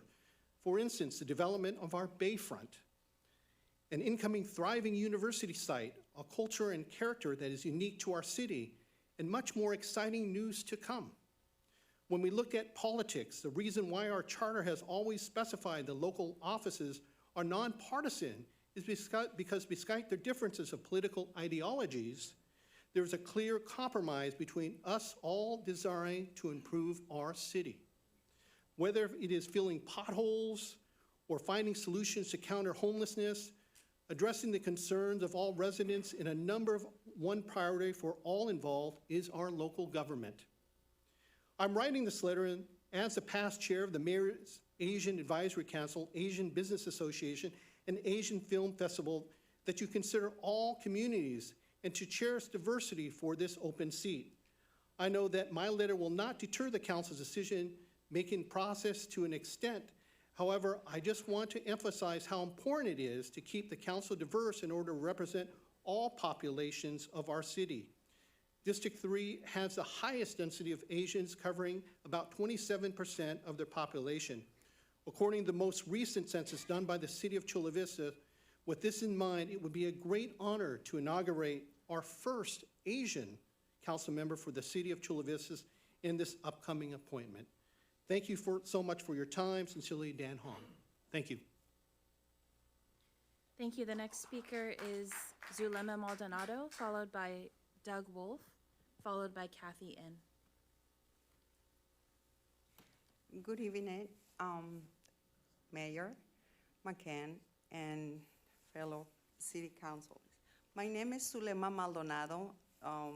I've been serving different community organizations for 33 years. And for 18 years, my family and I have lived in the District 3.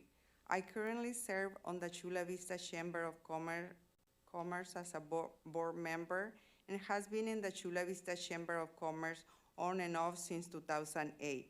In addition, I was a board member from 2009 to 2014 of the Chula Vista Library Foundation.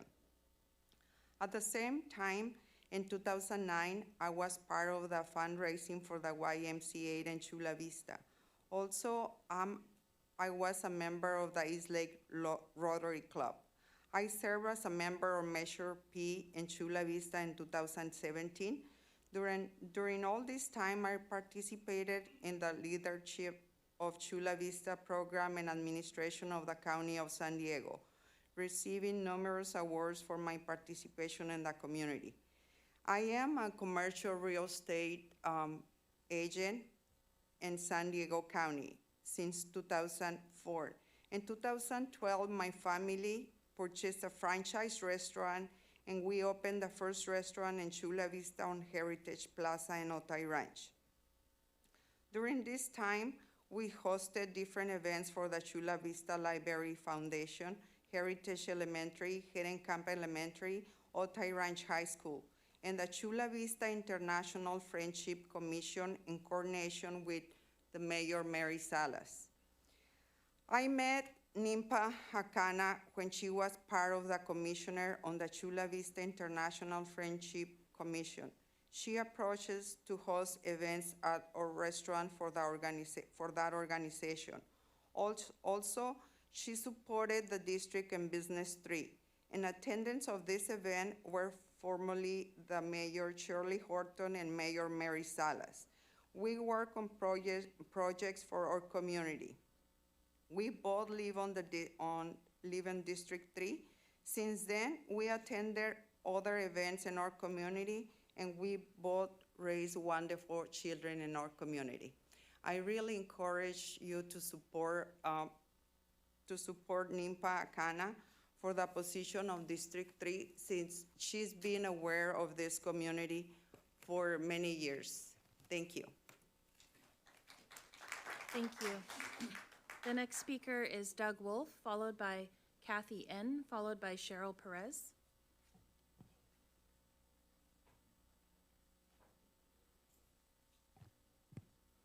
Good evening, Mayor and council members. Thank you for the opportunity to provide my voice and some input to the proceedings. I'm a long-term resident of Chula Vista's District 3. I've raised 3 children, sent them to elementary schools and Sweetwater schools. In addition to that, I have been 6 months out of the year. I volunteer as a volleyball coach at a local church. I was in this very council a couple years ago, just being sworn in after training with the fire department to join their CERT team, the Community Emergency Response Team. And I wanted to have a couple minutes just to discuss and give some thoughts on the person that should be put in and fill this vacancy. I think the purpose of having districts in the city is twofold, at least twofold. One, to ensure geographic representation is on the board, but also to recognize that each district has unique needs. I think we just saw from a presentation the massive amount of construction and building and expansion that's going on in District 3. With that expansion has led an explosion in population. Traffic has increased, and unfortunately, so has some crime. I think what we need to do is make sure that we have someone who not only lives in that district, works in that district, volunteers in that district, interacts with people in that district on a regular basis, to know what is needed, to know what the people want, and to be able to represent them appropriately. I think it's important, as I was saying earlier, to have someone that interacts on a consistent and regular basis with not only the voting population of the district, but also the younger children that will be voting in the coming years. Make sure that they understand their civic responsibilities, not just to the city, to the state, but also to each and every one of us as well as citizens. It's important that we look to people on the board that are not only taking consideration to what is presently happening in our city, but will happen in the future. It's important that we ensure that someone continues to see the city for the greatness that it is, that it will continue to be in the future, and so that we can ensure that the city continues to be the great city that it is, and the city that we all love and want to continue to live in. Excuse me. Thank you. Thank you. The next speaker is Kathy N., followed by Cheryl Perez, followed by Mary D.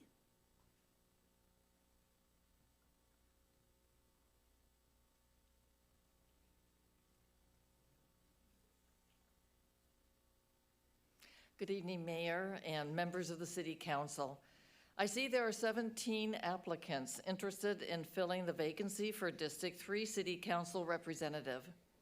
As a resident of District 3, but more importantly, a fellow citizen, I urge you to do the right thing, the honorable thing, that all applicants should be interviewed. Please do not let 2 or 3 council members decide who will represent us for the next 2 years. These applicants deserve due process. How can the voice of the people be heard if they are denied fairness and equity? It would be an act of integrity on your part to place the interests of the public you serve above your own. I believe you possess that integrity in your heart, as evidenced by your willing to serve on our City Council. Thank you for your time, for your willingness to listen, and for doing the responsible thing. Thank you. The next speaker is Cheryl Perez, followed by Mary D., followed by Delia Dominguez Cervantes. Thank you. I would just like to start by saying I really appreciate, Mayor, that you have actually paid attention to what the public commenters and speakers have said throughout this whole meeting. Unfortunately, I can't say that of the rest of the council members up here. We take our time to come down here because this is the only place that we have a chance to voice our opinion to you. You don't answer phone calls, you don't answer emails. Please have the respect for the people who voted for you and pay attention to us when we're speaking. Instead of looking around, looking down, or whatever it is you're doing back there, please, thank you. Last council meeting, you decided we only needed 3 votes to decide who would represent the people of District 3. That brings us tonight where it will only take 2 of your votes to decide who moves forward to be interviewed. I hope you feel humbled by the power that any 2 of you have. By putting the power to decide in just 2 votes tonight and 3 votes for the actual appointment, you have taken on a greater responsibility to us, your constituents, the ones who voted for you, the ones who you serve, the ones who pay your salary, to do what is in the best interest of the residents of Chula Vista and especially District 3 and no one else. The most open and fair process would be to forward all 17 candidates to be interviewed. Let us get a feel for the candidates that you can't get from looking at words on a paper. You took away the opportunity to meet them through campaigns, questioning, and hear them debate. Let us hear from them and not just your choices. And you are choosing who it is you want on the council, and that is what it looks like to us. You're appointing who the majority of 3 of you want to be sitting next to you on the dais. In July, the council approved $200,000 to implement a Justice, Equity, Diversity, and Inclusion Action Plan, steps towards what the city hopes will make Chula Vista more diverse, equitable, and inclusive.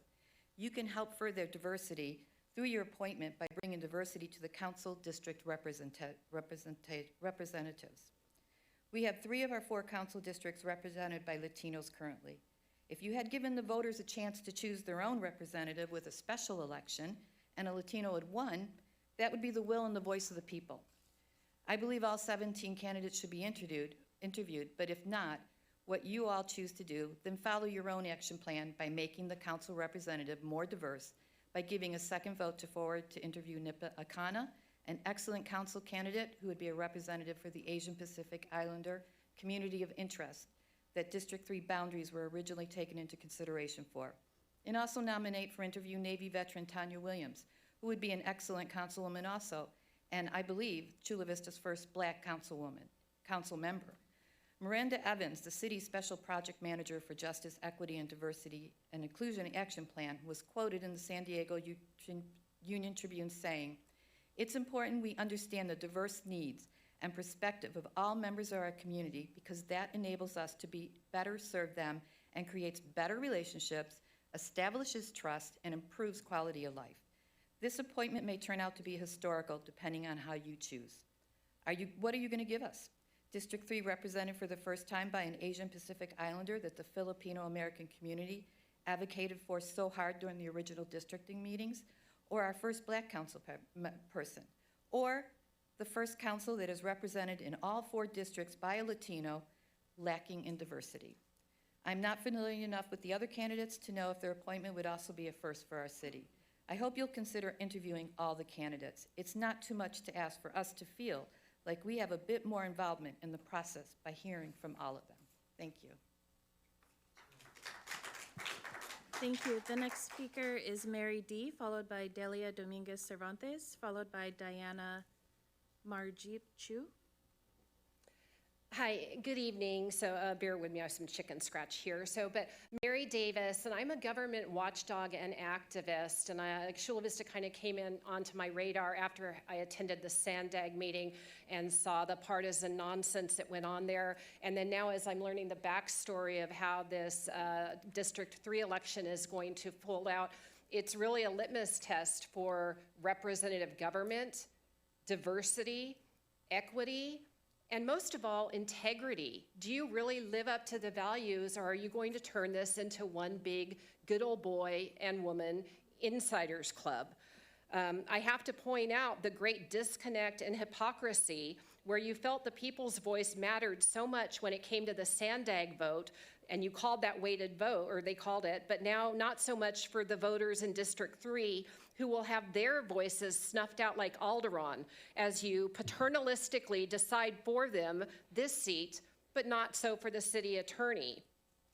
I want to impress how critical it is that you pick a true bipartisan, non-political person, not someone who will simply pay lip service to the process.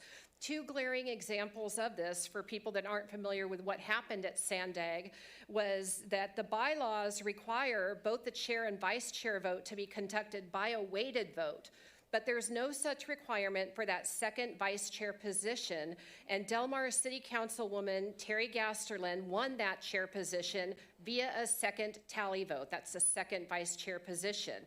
She won it by tally vote. Elevating her to that position makes a lot of sense, both for the bipartisanship, which everybody claims to hold so dear, but especially since one of SANDAG's top priorities is relocating the train tracks atop the bluffs of Del Mar. Who better to put in that position but the mayor of Del Mar, who knows that city like no other? This will be one of the largest engineering projects undertaken by SANDAG, and as such, Terry Gasterlin made sense and was the best fit.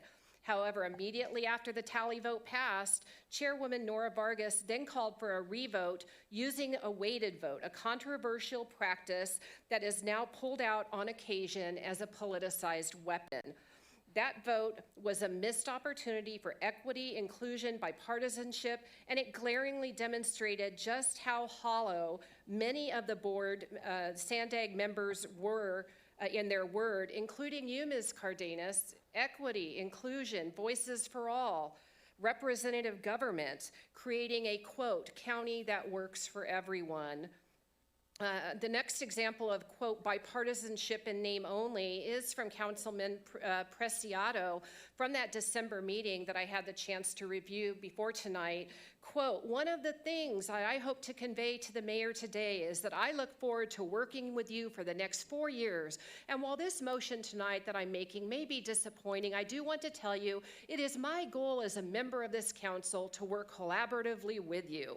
Continuing. So I make that commitment, and I make it genuinely. And although it's not reflected in my motion today, I look forward to working with the mayor to create a regional plan that supports the city of Chula Vista and its goals. I bring these two examples of Ms. Cardenas and Mr. Preciado to your attention because one thing I've learned, and I'm hoping to impart to all the citizens of Chula Vista, pay far more attention to what people do than to what they say. I'm here to hold you to your word. If you believe in bipartisanship and equity, prove it. Interview all the candidates. Let the people have a voice. It should be going to a vote for District 3, but I urge you to design a process that interviews all candidates and puts the mileage tax and sandag at the forefront of the selection. Your city will play a critical role in the future of this county. For a city bent on getting rid of its own toll road, please don't impose it on the rest of us via sandag. Thank you. Thank you. The next speaker is Delia Dominguez Cervantes, followed by Diana Marjeep Chu, followed by Veronica Ferguson. Good evening. Thank you, Carolina Chavez, my council member. Earlier you said equal opportunity to all. I'm going to hold you to that. You said that, and I believe that you believe it too. I really do. But then now you're going to have to put your actions behind that statement. And I believe the rest of you members actually believe that too. But everything has a different lens, a different twist to it. If you could all, including my mayor, if you could all separate yourselves from the partisanship and really look at to what's good for the city, you may take some flack from your party. You probably would. But you were elected to do just that, to take the flack, to do what's right for the district that you represent. Ms. Cardenas, it's no punt on you, but even with what was happening at Harborside, you know, the community there never saw you. The media asked the mayor, where were you? Your mayor defended you, didn't answer the question. He should have answered the question. But the point being is, separate yourselves from this partisanship. It's BS. Get yourselves away from it. Along that same vein, equal opportunity at all means give an equal opportunity to the 17 candidates that applied. You opened it for a very short period of time during a peak holiday when most people were either on vacation, mentally or physically. They were not looking for what was going on in the city. These 17 individuals took the time. They reached out to you and are saying, consider me. They are not doing it for the fun of it. They are doing it because they know they can do the job. And you would, if you're looking at all the resumes, you know they can do the job too. You have a variety of backgrounds that they're presenting to you, which are all reflective of what the community is. Please, peel yourself away from the partisanship. Take the high road. Have a little bit of a spine. Don't go along partisanships. Look at the quality of the person. If you did not know what party affiliation that person had, who would you vote? Not your buddies, because we've all had, you know, interactions with different people, not them. If they are the best, okay, that's different. But give the chance to the other applicants. Give them a chance to interview. And again, please remember equal opportunity to all, because everyone always raises that bellywick. Live up to it. Thank you. Thank you. The next speaker is Diana Marjeep Chu, followed by Veronica Ferguson, followed by Michael Gorski.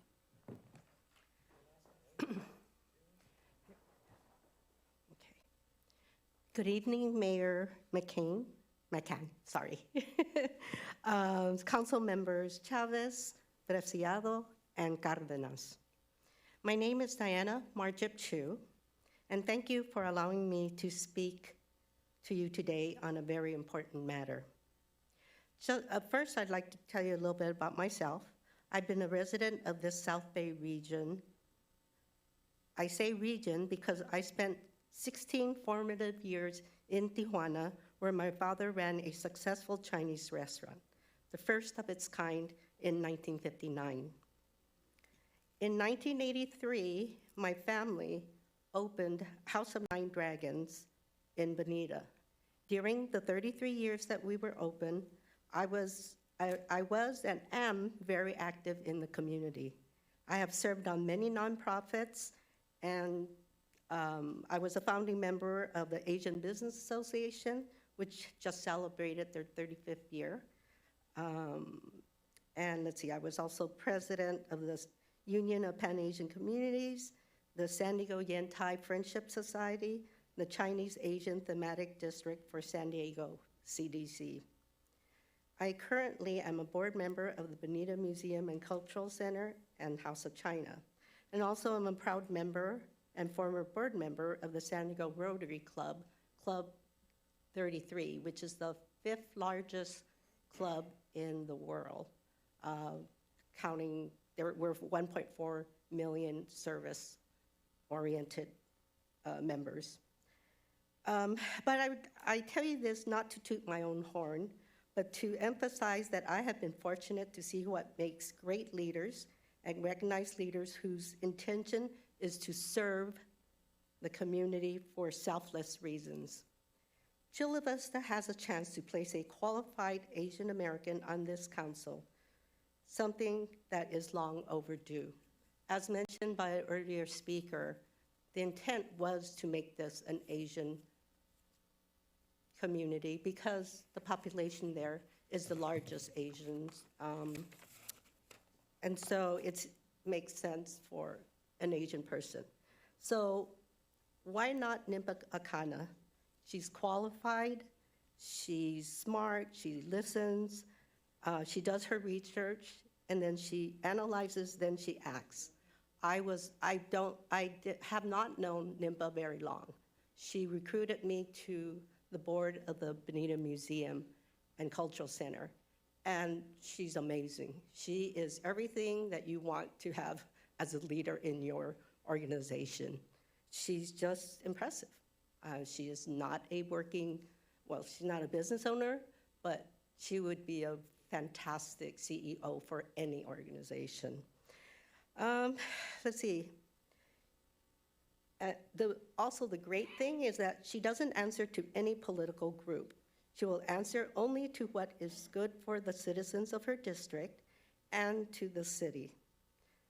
She has a high moral compass, and how refreshing is that? Now,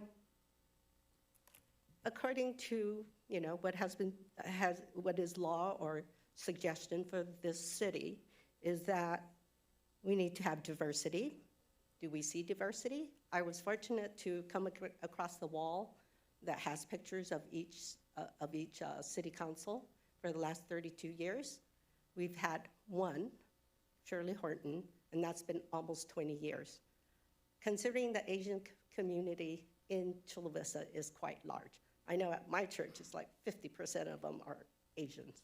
So you cannot say that we don't need representation. I'm speaking from an Asian point of view, we don't have representation.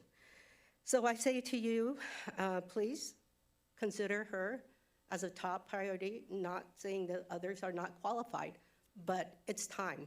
We've waited a long time. I've been in the region for 67 years. It's time.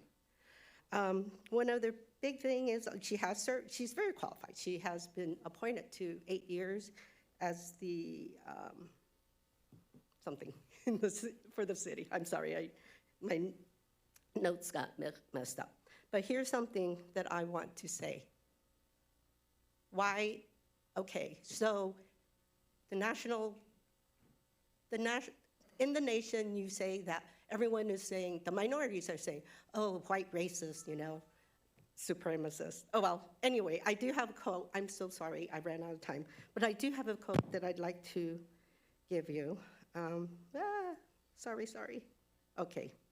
This is a message to the City Council and for you to be honest.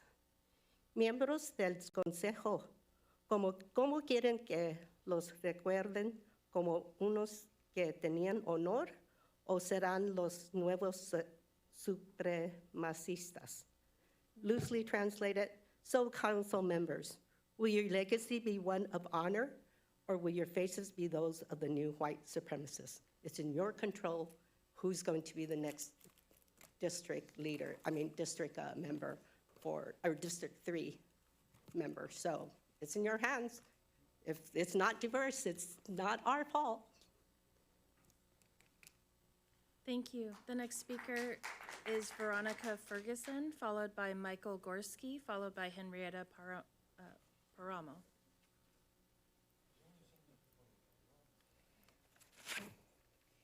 Dear Mr. Mayor, members of the council, fellow Chula Vista residents, members of the media, and all others present. Ma'am, you're allowed to take off your mask if you like it, so we can hear you better. Okay. And we'll reset the time for you. Thank you. Dear Mr. Mayor, members of the council, fellow Chula Vista residents, members of the media, and all others present. My name is Veronica Ferguson, and I have been a resident of Chula Vista District Number 3 since 2002. David Diaz and I both graduated from East Lake High School. From there, moved on to Southwestern College, where we became college sweethearts and have been together for almost 20 years. Therefore, I consider myself to be the person that knows him the best and knows all the struggles and successes he's been through during most of his adult life. I believe that David will make a great member of the Chula Vista City Council. I'm not going to mention what's on his resume or bio, but talk about him from a personal perspective. David has a very diverse professional background and has been involved with many government and nonprofit organizations throughout the years we've been together. During those years, it has always impressed me how whenever he joins a new organization, he works very hard on that organization and he takes up a leadership position within that organization in less than a year of joining it. This proves that most people that meet him notice right away that he's a great leader and elect him to a leadership position right away. One of the reasons he's such a great leader is the fact that whenever he's involved in an organization, he doesn't just connect with a particular clique or group of people in that organization, but he actually makes a connection with everyone there from every diverse walk of life. He works great in teams, and his great communication skills allow him to make connections with everyone he interacts with. He doesn't mind wearing multiple hats and has been very successful at holding various leadership positions in different organizations at the same time. I'm confident that if he gets elected to the Chula Vista City Council, he will serve the council with the same great dedication and leadership that he has shown in all the organizations he's been involved with. As you can see from the people supporting him here, he's supported by a very diverse group of people coming from all walks of life that have interacted with him throughout the years through these various organizations. Another great quality of Davis that I would like to point out is the fact that he has always been a very hardworking man and is always willing to help out someone whenever he sees them in distress. It doesn't matter the time or place, but whenever someone calls him and asks for help, or even if they don't call him, like for example when he sees a stranded motorist, he's always there for them, and thanks to his ability to speak 4 languages and his very diverse connections, he's always able to arrange that the affected person gets some sort of help or relief within a reasonable time. Thanks to his exceptional communication skills, he's always able to show to everyone in distress that there is a light at the end of the tunnel and gives them some sort of relief from the current situation that's causing them distress. Afterwards, he always makes it a point to show his gratitude to whoever or whatever organization helped him help the person in distress. I know that all the qualities I mentioned above are all great qualities for a Chula Vista City Council member, since Chula Vista prides itself to be a very diverse city and needs hardworking leaders with great communication skills that work well in teams and that can relate to people from all walks of life and are willing and able to properly serve the residents of Chula Vista. Lastly, I want to point out that David is one of the few, if not the only Chula Vista resident that is certified in public policy and biological threats by the University of California's Institute of Global Conflict and Cooperation. Therefore, he's uniquely qualified to serve in a leadership position during the present public health crisis. Thank you.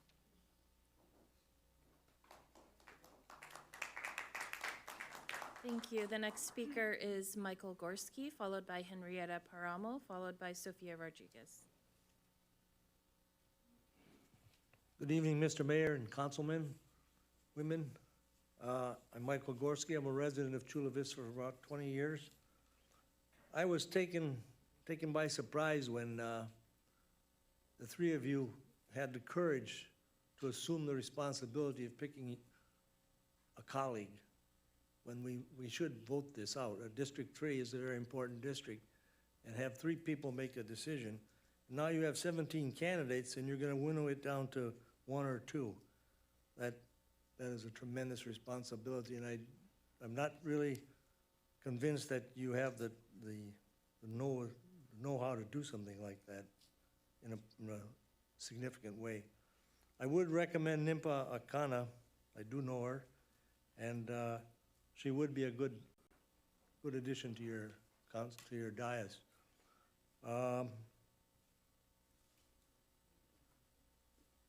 That's all I'm going to say about this. This is really surprising that we get 17 candidates and you want to choose 2.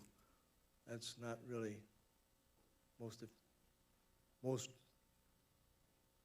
diverse method of doing it. Council 3 is a big district. None of you are represent the type of people that live in that district. And we've seen that many people come up here, and we should have some variation in membership of the council. Thank you very much. Thank you. The next speaker is Henrietta Paramo, followed by Sofia Rodriguez, followed by Joe Magares.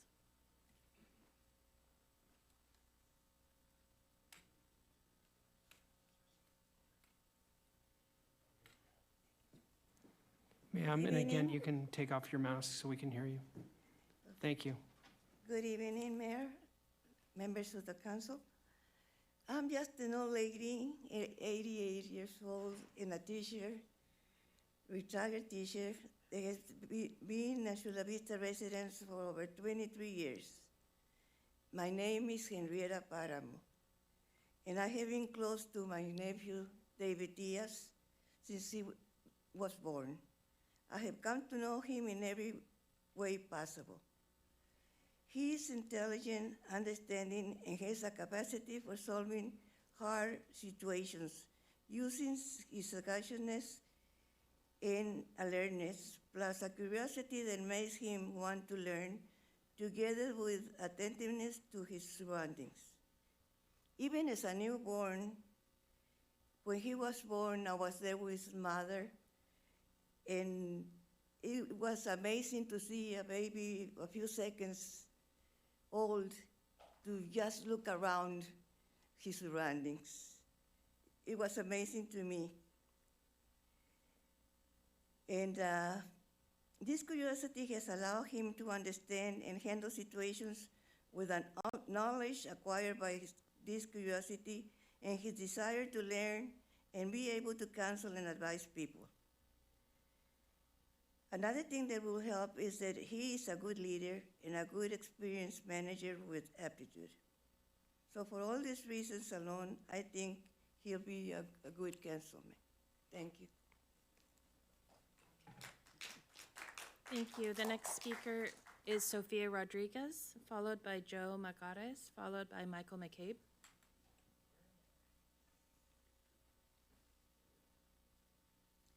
Good evening, City Council Member and Mayor. My name is Sofia Rodriguez. I'm one of the applicants on one of the 17 applicants that applied for the vacancy. Staying this late reminds me of my time as the task force, where we would go up until like almost 10 o'clock. So definitely some good memories in here. Just a little bit about myself. I'm a social worker for the County of San Diego. I work for the Department of Age and Independent Services, where I do home visits to assess their needs and try and provide some wraparound services for them. I'm also a mom of 2 babies, 1 and 4, and if dad did his job right, they should be asleep by the time I get home. So fingers crossed. So just to keep it brief, I'm just here to advocate for myself, that I'm a lifelong Chula Vista resident, that I will respect whatever the City Council decides, that if, based on passionate public testimony, if the City Council does not do all 17 interviews, just however you want to decide, is to give me an opportunity to do an interview. From my understanding, you can nominate as many individuals as you like, and I think this will be a fantastic opportunity to focus on social services as the expansion of the district grows. So I'd just like to thank you for your time and staying this late. Thank you. Thank you. The next speaker is Joe Magares, followed by Michael McCabe, followed by Victor Lopez.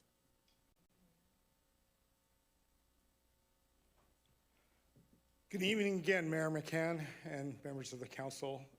Earlier I spoke of the importance in recognizing the contributions and the impact of our APA and Filipino community in District 3.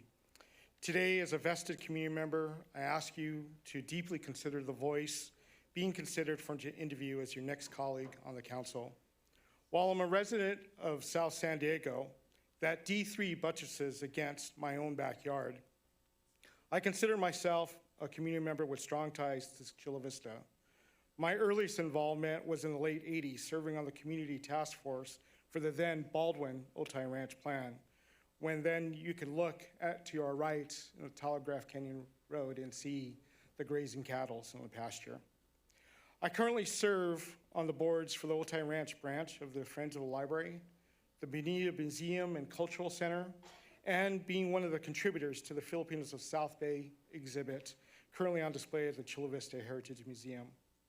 It is with much pride and gratitude that I advocate for my friend Nimpa Akana to be interviewed and appointed as the next council member for D3. I want your vote because her background, just as yours, accentuates the core values, beliefs, and interests of this city. Her length of tenure, 18 years as a resident, service to numerous boards, commissions, and volunteer activities having directly benefiting Chula Vista are what makes her a standout candidate for consideration. We often talk about change, making an impact, being at the table. From reading all of the applicant submissions, there are definitely several other candidates who also deserve to be interviewed along with Ms. Akana, if not all 17 of them. I don't want your vote for Ms. Akana because she is Filipino, nor would she accept that. Though I would like you to consider how each of you reflect constituents and issues of your own district and serve as role models for our younger generation. Acknowledge the higher concentration in the district of APAs, especially Filipinos, the lower income residents and military personnel residing in D3. This is especially important for the children that go to the schools in this district. I also want to point out that Otay Ranch and Olympian High School have Filipino language classes. These are other issues not addressed in your interview questions that are posted online. But Nimpa, and I would assume other candidates, is acutely aware, having been raised in the South Bay. So with your voting power, I call action to you to bring Asian American representation on the council for the thousands of residents and voters living in D3. Forge a balance of ideology and diverse perspectives to the council. Vote for Nimpa Akana as a finalist interview. She will provide the collaborative leadership and nonpartisanship that will balance this council. Thank you.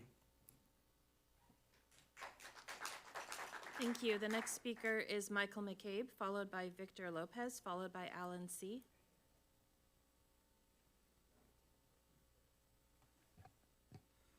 Honorable Mayor and members of the City Council, I'm Michael McCabe, and I'm speaking in support of Nimpa Akana's application to fill the vacant seat on your council to represent District 3. Ms. Akana has been very active in community affairs over the 5 years I have known her. She is a board member of the Bonita History Museum and has recently served as its president. Nimpa has also been a member of the city's International Friendship Commission since 2014, having served as its vice chair for the past 2 years. I've been privileged to work with her since I was appointed to the same commission in 2019. We have worked together to reestablish our city's sister city relationship with Cebu City in the Philippines, and Nimpa spearheaded the project to send a friendship gift box containing souvenirs of Chula Vista and useful school supplies to Cebu City. Cebu City Council Staff then distributed the gifts to a needy school in their community. A video of that occasion was shown to your council this past year. I wholeheartedly recommend that you appoint Ms. Akana to fill the current vacancy to serve as council member representing District 3. I believe she will be an effective advocate for the Asian American community in Chula Vista and her district, and that she has both the personality and temperament to represent the residents of her district. Thank you for this opportunity to speak. Thank you. The next speaker is Victor Lopez, followed by Alan C., followed by Anna.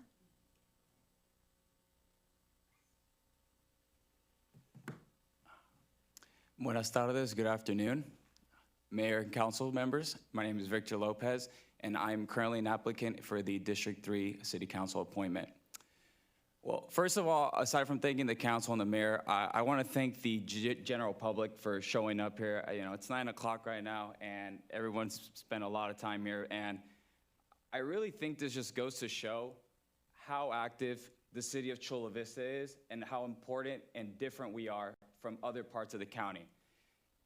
I was born in the Sharp Hospital down the street, went to high school here. I've been a lifelong Chula Vistan, and the one thing that I really want to emphasize is that Chula Vista, if you were here earlier during the meeting, you can see how fast we're expanding, and creating a pro-business friendly environment, I think is really going to be that key element that's going to be able to elevate Chula Vista and bring us to that next level. The problem is, if anybody here goes to work at around 7:30 in the morning between 9 a.m., I mean, you go up to 5, you go up to 8:05, there's traffic everywhere. And what does that tell you? It tells you that Chula Vista right now, it's a bedroom community. We have an amazing city, an amazing city council, amazing staff. And at the same time, we can't keep people to stay in the city and spend the money from where they're working. I'm one of them. I live in Chula Vista, but I have to drive to downtown or other parts of the county because that's where the jobs are. That's where the infrastructure is. That's where there is a more pro-business friendly environment. Now, as I run my own public affairs firm as a chief operating officer, and I also represent the small business community for a nonpartisan organization. And the one thing that I've learned is that to create a prosperous environment, you have to cater not only to the businesses, but to any of the citizens that are rolling through your city, whether they're from Tijuana or whether they're from San Diego or whether they're from other parts of the state. It doesn't matter where exactly anybody's from, but us as Chula Vistans, as members of the city council or mayors, the city's job is to provide a safe environment, but more importantly, be able to provide a thriving and prosperous community. So I serve on numerous boards and on numerous nonprofit boards. I serve on the San Diego State Alumni Association, and giving back to my community is everything to me. And as someone who's worked with many politicians in different elected offices, sat down with guys who've ran for president and governors, and I have all kinds of relationships, whether they're Democrat or Republican. At the end of the day, this is Chula Vista, and these are nonpartisan offices. And as somebody who has to work with both sides of the aisle and has international relationships with Mexico, I believe I'd be able to bring a lot to the city council. I believe that we'd be able to work together significantly. And more importantly, just for the record, I think that whether you want to call it party politics or not, at the end of the day, I applaud the city council and I applaud our mayor, regardless of wherever their party affiliation is, because you know what? Here in Chula Vista, it's not about party politics. At the end of the day, I think we all want to make Chula Vista a better place.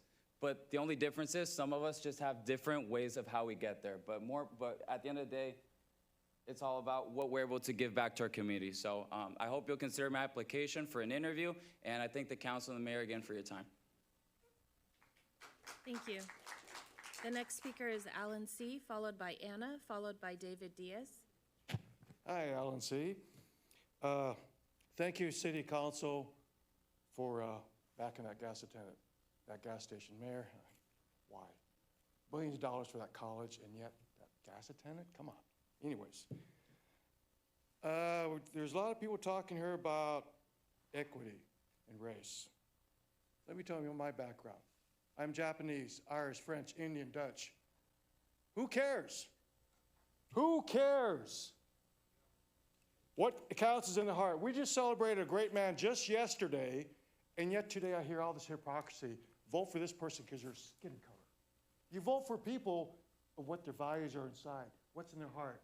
I don't want a person voted for there because there's always be a doubt in my mind. You put that person in that seat because they're Filipino, because they're black, because they're white. That doesn't matter. What matters is will they take care of the people in here? I had other people say, well, one person said, well, I work up there. What about all the service industry, but it doesn't like that gas guy? You represent the city here, and what the person you select should be the person selected here and not by skin color. It starts here. This council, we've seen it nationwide, the diversity nonsense, the equity nonsense, because I want the best doctor, the best plumber, the best engineer, because there will be a doubt in my mind if that airline pilot was put there because of his skin color or it's because he's the best guy for the job. Let me tell a little backstory. I served 20 years in the Navy. You know where we had diversity? In the Navy. We had people from Alabama, from New York, from Philippines, everywhere. Because we're all put together. We worked together, and we didn't look at skin color. In fact, one time on the Sound Power phones, I'm downstairs working the engine room, and someone's making fun of one of my buddies upstairs and poking fun about, he looks like Tom. What are you talking about? He looks like Tom and Jerry. His big eyebrows. The guy was black, but they weren't making fun of him because he was black, but he had these big bushy eyebrows, and they poked fun of him because he looked like Tom and Jerry. But that's how the relationship we had there. We didn't care about skin color. So don't do that here. Do not, please, do not appoint anybody just because they're part of the Asian community or the black community or even the white community. That's not what it's all about. What's important is what's in the brain and it's in the heart. And I wish all these communities would take better charge of that and realize that. Because yes, I'm proud of my heritage of being background as Japanese, Indian, French, Irish, Dutch. But I'm an American first. That's what counts and what's inside. Jesus, I can't believe that. 1964 Civil Rights Act. We've come so far, or have we? Or are we going backwards? So when you interview all these people, yes, like the first speaker spoke tonight, please interview every single one of them. That's the only way you can do it fairly. And how do you pick the right person? Do you pick them because they're Democrat? Do you pick them because GOP? No. You pick the person through your heart as much as you can sort out based on the voters of that district. I don't live in that district. Council Jose, you're my district. So you're my rep. You're my rep too. So I can't tell you how to vote for District 3 because that's not my district. So you got to look at the backside of your mind. The people in that district should be the ones deciding, and you can't because you're past that. So when you decide on these candidates, not that a person, you got to decide what's best for the people in that district. And by the same token, the Sandag meeting, I will challenge. When you're saying weighted vote, we don't have a weighted vote at Sandag when we got one person that I did not elect as a primary, secondary, and yes, there's the guy I voted for or voted in that district, but you can't be the weighted vote if you're not representing everybody. You claim you are, but you weren't voted by all the people at Chula Vista. Only one person up here was voted by everybody in Chula Vista. So take forward, I want to see a lawsuit. I want to see this take of the judge and why all the people in Chula Vista are not represented by Chula Vista. Because you say you would be representing, will you? Will you represent all the people here? All of you, instead of just looking at your cell phone. All you people need to represent all the people when you sort out and pick that seat based on the people of that district, not from me, because I don't live there. Okay, let's see. And like I said, there's a whole bunch of candidates here. I only recognize one name, but again, it's a very tough choice.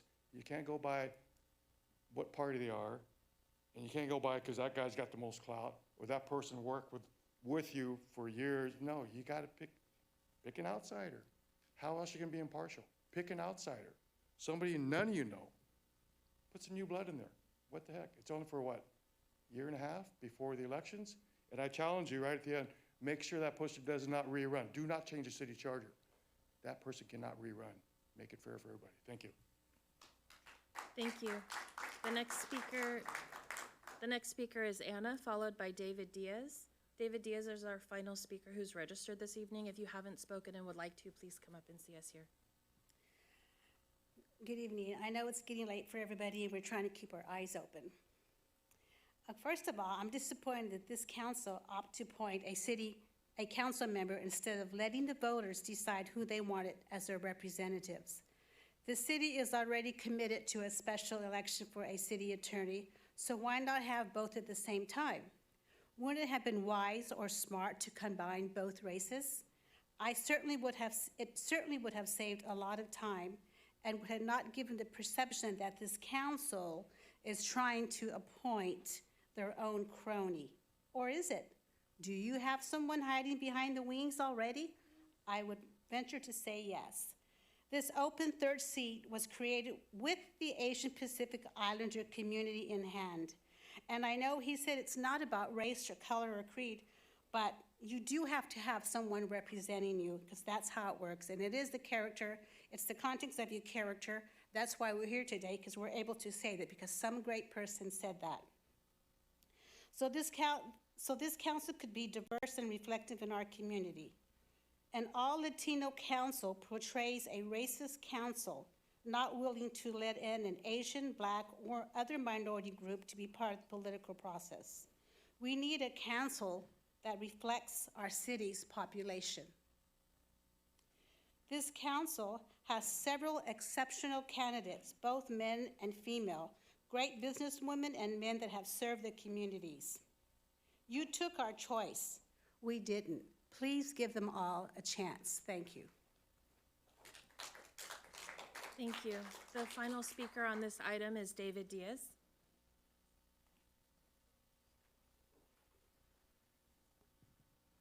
Honorable Mayor McCann, Honorable Councilwoman Cardenas, Honorable Councilwoman Preciado, Honorable Councilwoman Chavez.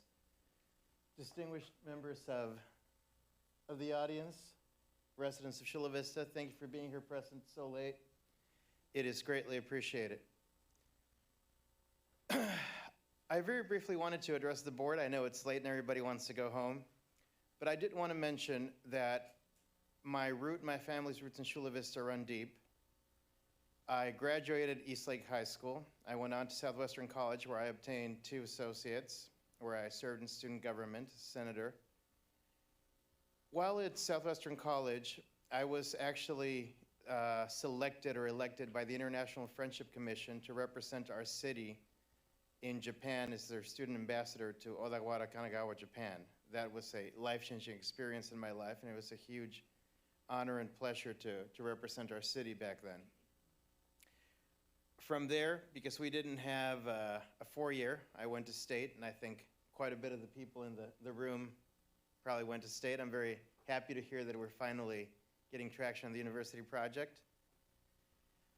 And back to my roots in Chula Vista, I was actually one of the charter members selected by the leadership of Rotary International to charter what is colloquially referred to as the Eastlake Rotary Club, which is actually the Chula Vista Evening Rotary Club.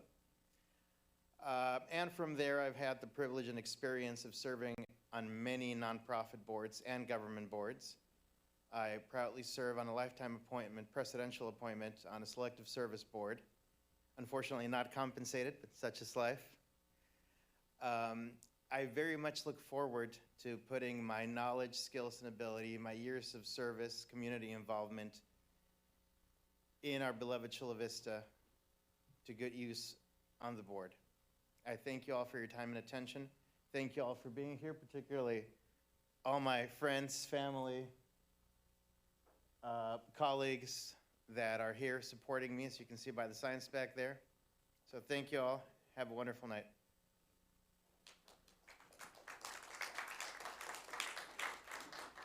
Madam Clerk, are there any more speakers?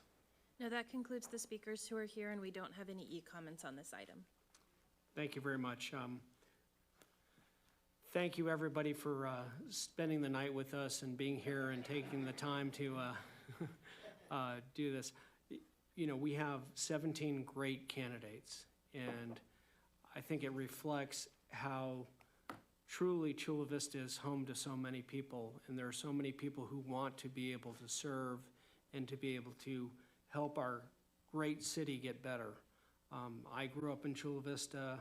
I remember when I grew up, we had about 60,000 people, and now we're pushing 300. And I still remember when, going out to Otay Lakes for a fishing trip was, so a day trip to travel on that 2-lane road, and now essentially then things grew, and then you could drive by the pasture where you actually had real cows out there. And but we live in a great city, and we're going to continue to grow, I think, in a quality way. And I truly believe that this council, to be able to do things well together, we just have to work collaboratively. I think the vision we all agree on, and there are so many things that we can work on together. And again, a lot of the issues that people may talk about in the media and everything are there not because, are there really to essentially move us away from working together. But I'm here to work together with my council. I'm here to work with you. And I believe that we are here to take an opportunity. And so much has been accomplished by so many leaders in the city of Chula Vista. And I've been very honored to be a member of the city council for almost 2 decades, and working with great mayors and council members, because many times when it was challenging, we would stick together, not because of partisanship or other reasons, but because we all loved the city of Chula Vista. And many of those solutions are what we need to aim for. I'm going to go ahead and right now, I'm not going to quote vote for anybody or anything, but we are going to have a time when we're going to allow each of the council members to talk about a couple of the candidates that they might like and highlight, but we're not here to quote select. The city clerk will hand out a spreadsheet where we will be able to tally who we want. And just because we talk about somebody doesn't mean, or if we didn't talk about somebody, doesn't mean that we won't necessarily not select them. But I've grown up in the town, and I know somebody was saying don't pick anybody you know or whatever. Well, I think I know probably 80% of the people on the list, so that'd be hard to do. And there are so many people that I do know that are very well deserving. So I'm just going to highlight a couple folks because I think they deserve recognition for going through this process. Because when you do go out into the public eye, it's difficult and it's challenging, and many times what happens is you get criticized. Sometimes it's just justified, sometimes it isn't. It's just to, again, push you because they don't like your political position or political issues.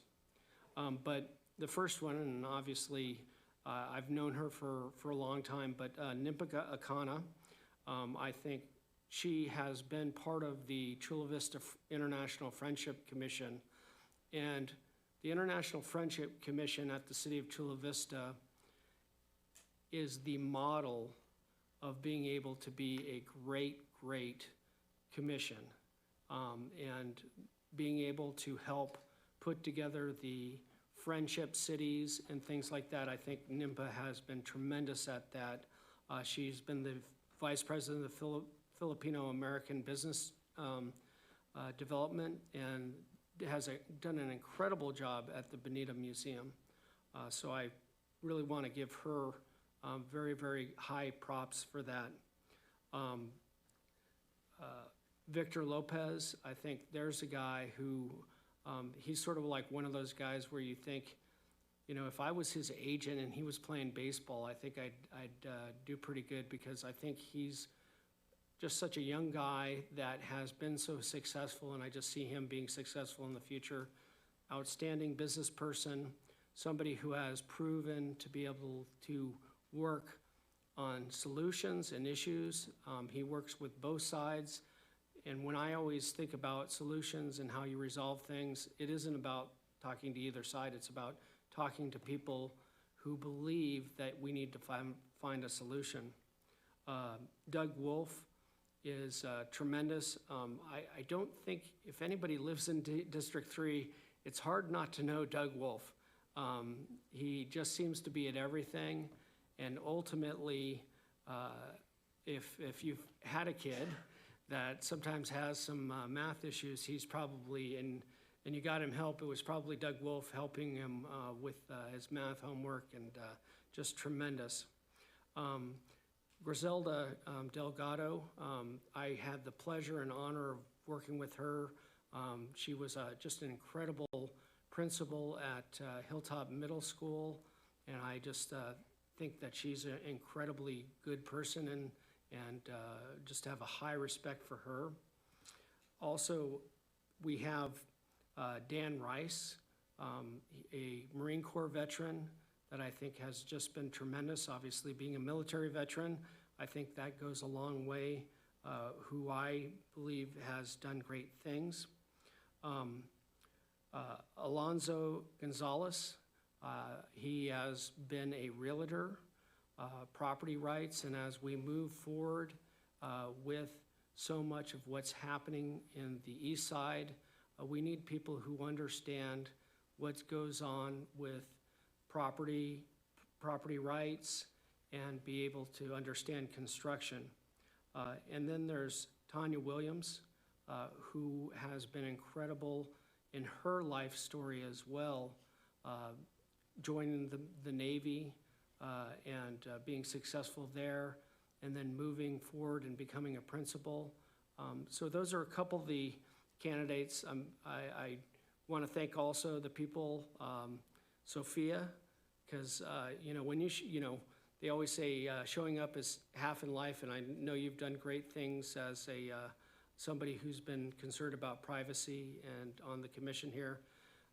David Diaz, I've got to say you've got more fans and more signs than I've seen in a long time. But I know it's the night is short, but I will go ahead then, and we'll go through the council members again. If you want to highlight somebody, it doesn't mean you're going to not pick other people, but I do believe that there needs to be some good praise for some of the people that have really been substantial leaders in our community and willing to come and put their name on the chopping block to be selected or not. So with that, I'll do District 1. Carolina, if you have any comments.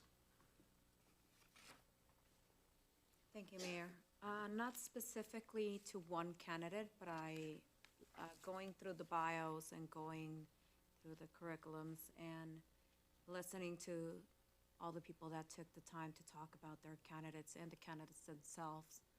I appreciate that, and I will try to make my vote as diverse as possible. Thank you. Jose? I just want to thank all of the candidates who submitted their application. Oh, sorry.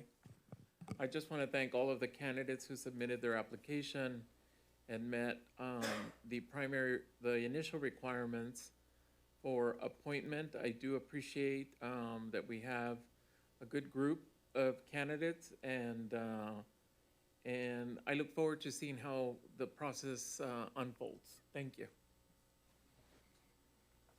Likewise, I want to just thank every single person that took some time to submit these applications and, humor us with a bio and all of those extra things that we were asking for. And also want to thank our clerk and your team for helping get all of this ready and digestible for all of us to be able to sift through. And, as every single person on this dais has said, I'm committed to making sure that we definitely get somebody that is the right person for the job. We actually don't even know these people's political parties. I just wanted to put that out there. It's not in our packets. And just one final comment. I'm not actually the primary member for Sandag, so you guys can, your anger can come to me, not to Ms. Chavez. That's all I have to say for this. Great. Thank you, Andrea. Madam Clerk, would you like to please distribute the nomination forms? And while she's doing that, we're each going to receive a nomination form with everybody's name that is a candidate on there, and each of us will select who we want to be interviewed, and then that will then be tallied by the city clerk.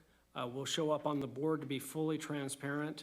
You can see who voted for who for interviews, and then ultimately we'll validate that those were the proper people that we did. And so we should understand who is going to be interviewed at the end of this item.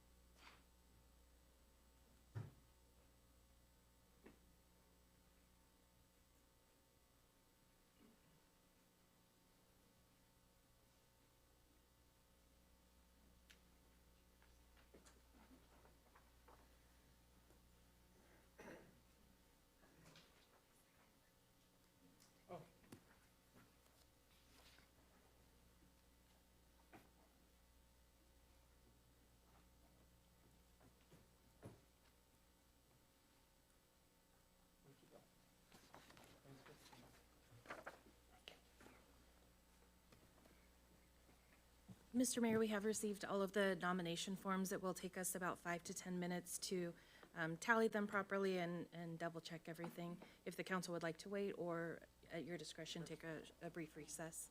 Yeah, I'm gonna go ahead and give the city clerk about 5 minutes to tally it. You can stretch, you can go to the restroom, but we're gonna try to make this as efficient as possible. And as soon as the city clerk has finished the tally, we will go ahead then and announce it. Thank you.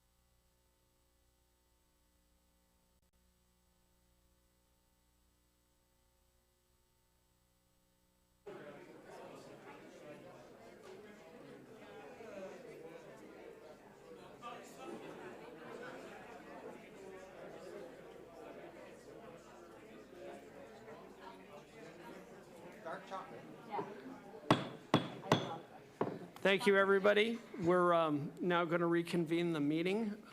Madam Clerk, do you have the results? Yes, thank you, Mayor McCann. So the nominations have been tallied. These nomination forms are public record and will be on file in the city clerk's office. We'll also upload them as part of the item tomorrow. And we'll go ahead and display the spreadsheet showing the nominations and the finalists. So let's see, can we zoom in a little bit? We'll try to zoom in a little bit. I know that the font is small. I will read out the names of the finalists.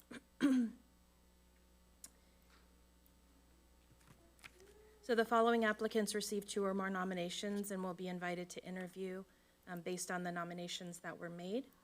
The finalists are Nimpa Akana, Divana Almagro,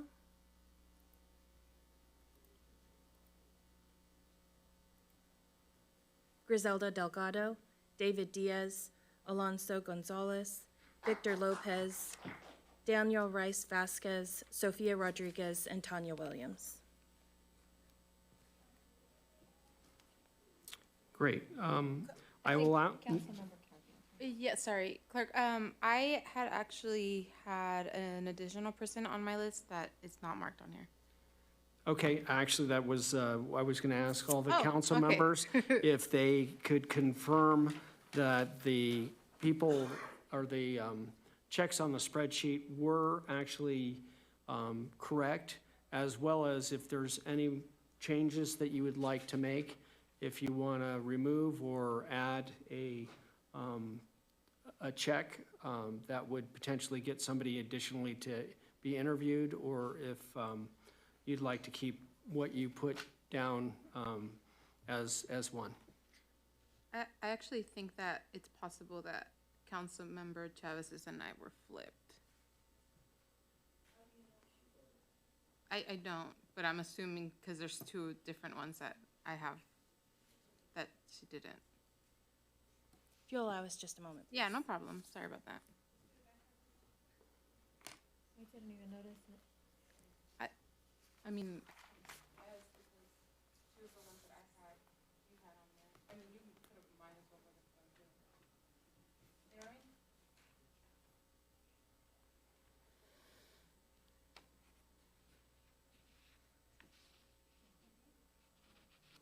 Were they?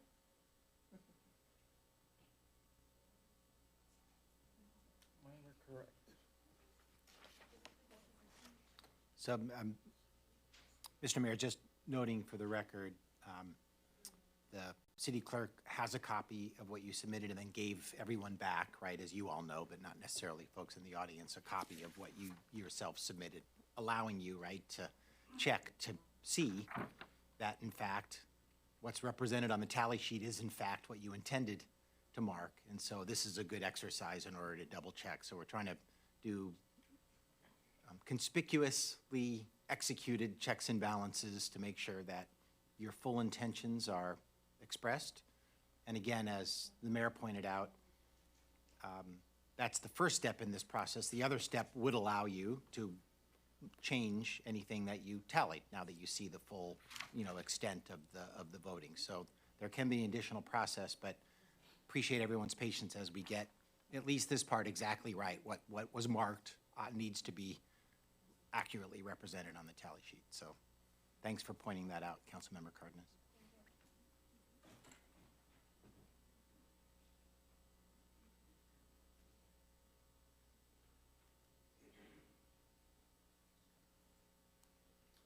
Your aunt is hanging in there. Sophia.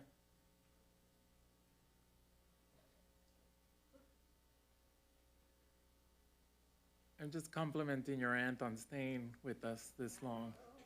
Yes. I like that.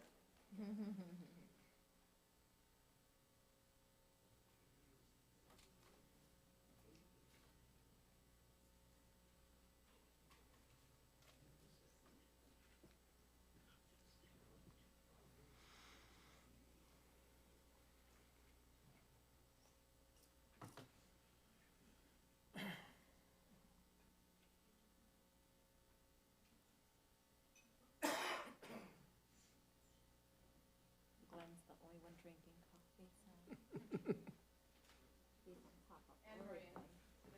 Maria, Oh, you too, Maria? I'm gonna sleep for days. we'll get jittery with our voting. Chamomile tea for me. When you grow up. 20 years ago, I used to be one of them in the public. Everybody, I appreciate your patience. Again, the clerk is just validating the tallies she had from all the different council members here. So, thank you.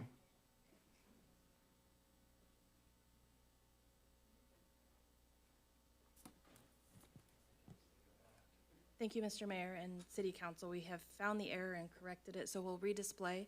This did not change any of the finalists.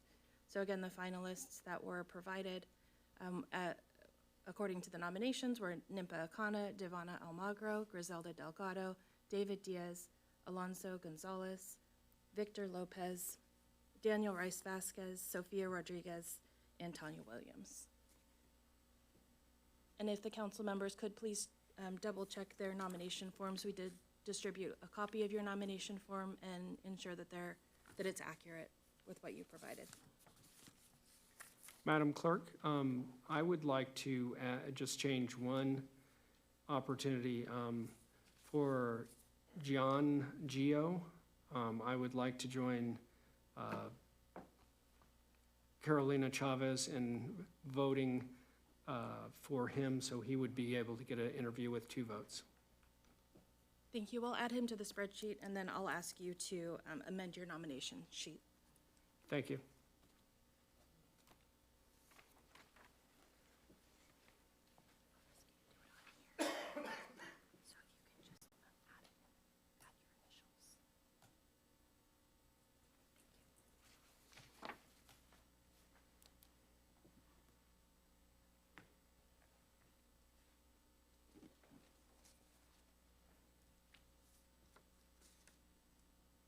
Okay, I would ask yes, Jose?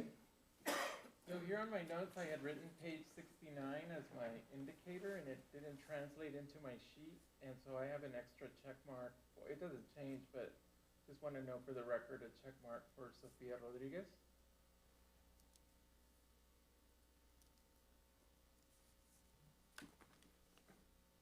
Yes, and the master spreadsheet does look that you had selected her with. And I updated it right now. Oh, okay. Okay. Can I have you updated on the original and then just initial, please? So, Mr. Mayor, once this settles, it would be appropriate time for you to solicit motion and second to ratify this slate. And then we can get on to the kind of the rules-making part of the item. Sounds good. Just because to make 100% sure that everything was counted correctly, I just want to ask each council member. Councilmember Cardenas, is that the spreadsheet accurate right now for you? Mr. Preciado? Yes, now it is.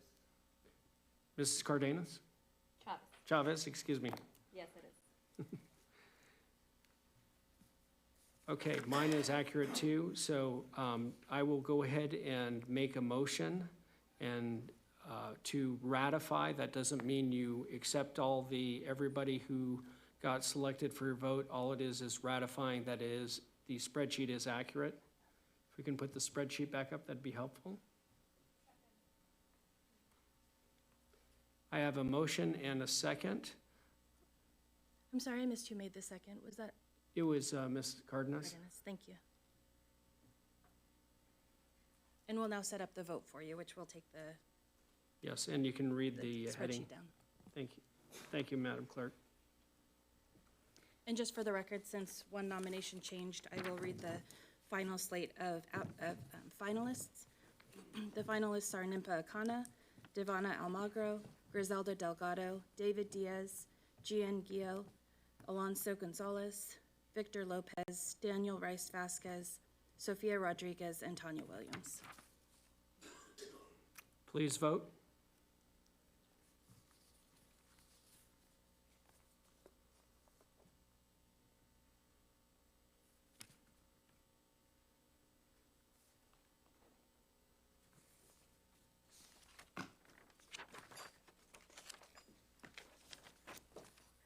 Thank you very much. We have the ratified list.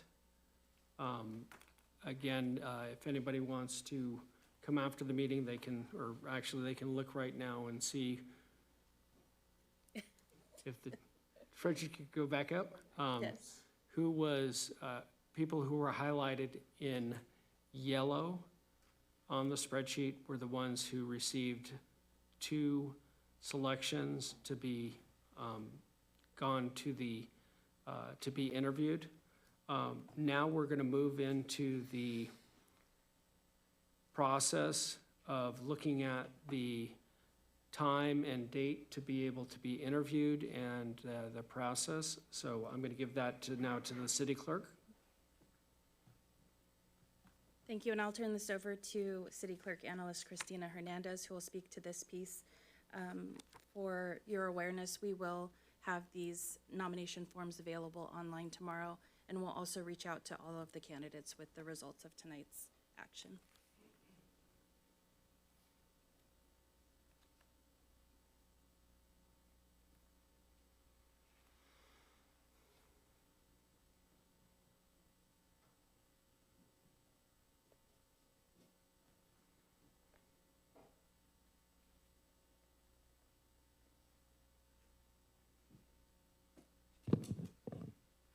Sorry.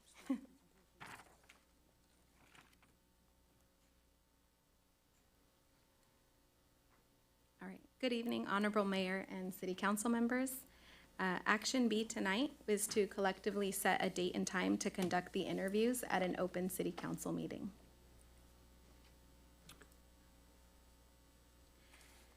To get us to the interview stage, our office has 2 items we are working on. Tomorrow, January 18th, we will be conducting a random drawing of names to determine the order of interviews. This will take place at 3 p.m. here at City Hall in the main lobby and is open to the public. The second item is that we do need to collect the economic interest disclosure form. At the time that we notified all applicants that they were qualified, we provided them with the form and notified them that if they were nominated as finalists, they would be required to turn in the form to us by the 19th. For your considerations in setting the council meeting time for the interviews, if you'd like to make the interviews at a regular meeting, the next meeting is January 24th, next week, and it is the only regular meeting before the appointment deadline of 45 days, and that deadline is Friday, February 3rd. And as to the time for the interviews, you may wish to consider the time required for the interviews. We had mocked up a sample timeline with necessary transition times, and it will be about 2 hours for every 5 candidates if the interviews were 20 minutes. And that concludes my report on Action B, and I'm available to respond to any questions. Do I have any questions? I don't see any questions. I will make the motion to go ahead and have the people who were selected to be interviewed at the next regular scheduled council meeting, Tuesday, January 24th. And I think with the number of candidates, I think we will be able to handle that within a regular council meeting starting at 5 o'clock. So moved? Second.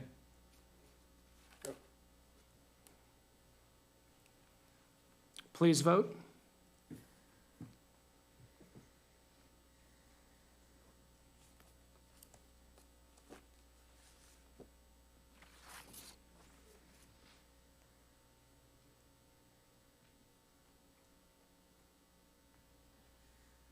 The vote is unanimous to hold the interviews on Tuesday, January 24th, starting at the 5 o'clock meeting.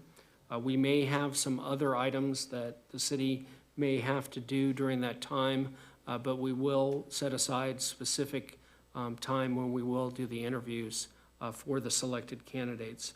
Madam Clerk, if you want to please proceed with your presentation. Yes, thank you. There are a few other actions that the council may wish to take this evening. The first is if the council wants to allow any alternative interview if a candidate is not able to be present next Tuesday, the council could authorize us to accept a letter of interest or arrange an interview by other means if somebody isn't available. If the council doesn't take any action on it, then we will tell the candidates that they are required to be here in person to interview. The next action that the council may want to take is to decide or start thinking about interview questions. The council can choose to set the questions at the beginning of the council item for the interviews. If the council wants to do that, we'll just plan a little bit of extra time to allow the council to do that before the interviews begin. Also, the council may want to decide on what the procedure is for interviews at tonight's meeting so that we're able to help prepare and notify the candidates of what to expect. As detailed in the staff report in 2015, the City Council had decided that each finalist would have a 20-minute interview, which would consist of a 5-minute introductory statement on why that person wanted to be a council member, followed by 8 questions, 2 from each council member, and then a brief closing statement from the finalists. So all of that would happen within a 20-minute period. The council also requested, out of respect for the interview process, that the finalists turn in their cell phones to the city clerk and also wait in the City Hall lobby during the interviews so that they weren't listening to the interviews of the other candidates. So that's something else that the council can choose to do if they'd like to. And then in 2015, after the candidates interviewed, they were able to collect their cell phones again, and they could stay in council chambers for the remainder of the interviews once their interview was complete. So we would recommend that the council decide on some procedures, particularly how many questions the council wants to ask, and if the council does want the candidates to remain in the lobby so that we can prepare the candidates when they come in for their interviews. Finally, the procedure for appointment. The municipal code doesn't provide a specific process for making the appointment. In 2015, before the meeting for interviews, the council had decided how it wanted to handle the appointments. And so that was also detailed in the staff report. Essentially what happened was the council decided to allow nominations in a seniority order. So it started with the mayor, the deputy mayor, the next junior council member, and then the junior council member who was a returning council member. So all 4 of them were allowed to make a nomination of who they wanted to nominate and allow time for a second. No action was taken on those motions until after each person had the ability to make a motion, and then they were taken up back in that same order for a vote. Because none of the first 4 motions passed, then it started over again with the mayor making a nomination, allowing for a second, and then allowing for a vote, and then continued until the member was, until there was an affirmative vote of at least 3 council members. So that may be a procedure that the council wants to determine this evening, and that way it's set up in advance for the council to take action at next week's meeting. I'm available to answer any questions that you may have about this. Thank you. I'm going to first put on some comments because I've been through this process twice before. This will be the 3rd time we've appointed somebody to a vacant seat. The first thing is I'm going to start with the end in mind. If we do go ahead and select somebody, I want to make sure that we can swear them in that night. Because we need to make sure that we hit the ground running with if somebody does get selected. The second thing is I would prefer that they be here. I know we have a whole bunch of technology, but we want to make sure that they're fully committed and being here, because I think it's a very, very important thing. Each one of us has run for office. We know the challenges, the work, the dedication, the blood and the sweat that goes into becoming elected. And, appointment really is a opportunity to be here, but without having to run for office, which is a different thing. I would then go back to, I think, the process again of what you said, 20-minute interviews, 2 questions each. I would hope that we would not disclose those questions prior to the meeting, because I think we want somebody to think on their feet, as well as they should already be prepared and knowing what issues are happening at the city and not have to go and get some canned answers. And then I think the procedures of how we would interview again, where again, it would go from seniority basis, but not take an actual vote till everybody's at least nominated one for somebody. I see Mr. Preciado has some input or some questions. I will go ahead and call on him. Yeah, so I believe anybody who's not able to attend because of the urgency of for February 3rd, basically is withdrawing from the process. Secondly, I'm curious about the questions. Are we gonna ask the same questions of everybody? So do we submit such a list to you, or do we just come in and ask what I'm hoping is we are asking the same questions of all the candidates so that we don't create some sort of zinger moment where we're asking this candidate that and this candidate that. So I'm just wondering what is the process? Are we able to ask anything we want at any time and change it for every candidate, or are we gonna ask the same questions? I know it's not an HR process, it's a political process, but I'm just wondering what the procedure is. That's a great, if I could answer, Jose, great questions. And I think it brings up two things is, I agree. I think we should all have consistent questions for each candidate. And I think in the beginning of the meeting, we can also talk about them, because we could have somebody, each one of us could be asking the same question about the Bayfront or public safety. And I do think we want to have a diversity of questions. So I agree with you that we should have standard questions, so all the interviewees get answered or asked the same questions. And it sounds like you're probably on the same page. I'll give it back to you to express that. So yeah, I don't know if there's concurrence, but so that it's fair, and that we're asking the same questions of the candidates, that will help me evaluate everybody the same, versus if people respond to different questions, and that it varies by, how many candidates are we interviewing? 6, 7? 10. 10, how did we get, anyways. Okay, that's a good question. I'm going to stop you. Do we have consensus from the council to ask the same questions and everybody provide 2 questions each? Yes, can I add to that? Just Yeah, if Jose is done, after he's done. Turn off my mic. Okay, go ahead, Andrea. would there be a way that we can, just so that we don't come in here with like the questions that we want to ask and then we realize that there's like a lot of overlap, would we be able to like submit like 2 questions each, or however, whatever we want to do prior to the meeting, and then see what other questions we're planning on asking? Is that something that can be done? Let's ask the city attorney. Obviously, we have to follow the Brown Act and make sure this is a process is transparent. Yeah, what we recommend from a best practices, standpoint, is that the question selection process is done by you in public and not kind of sorted and sifted by us.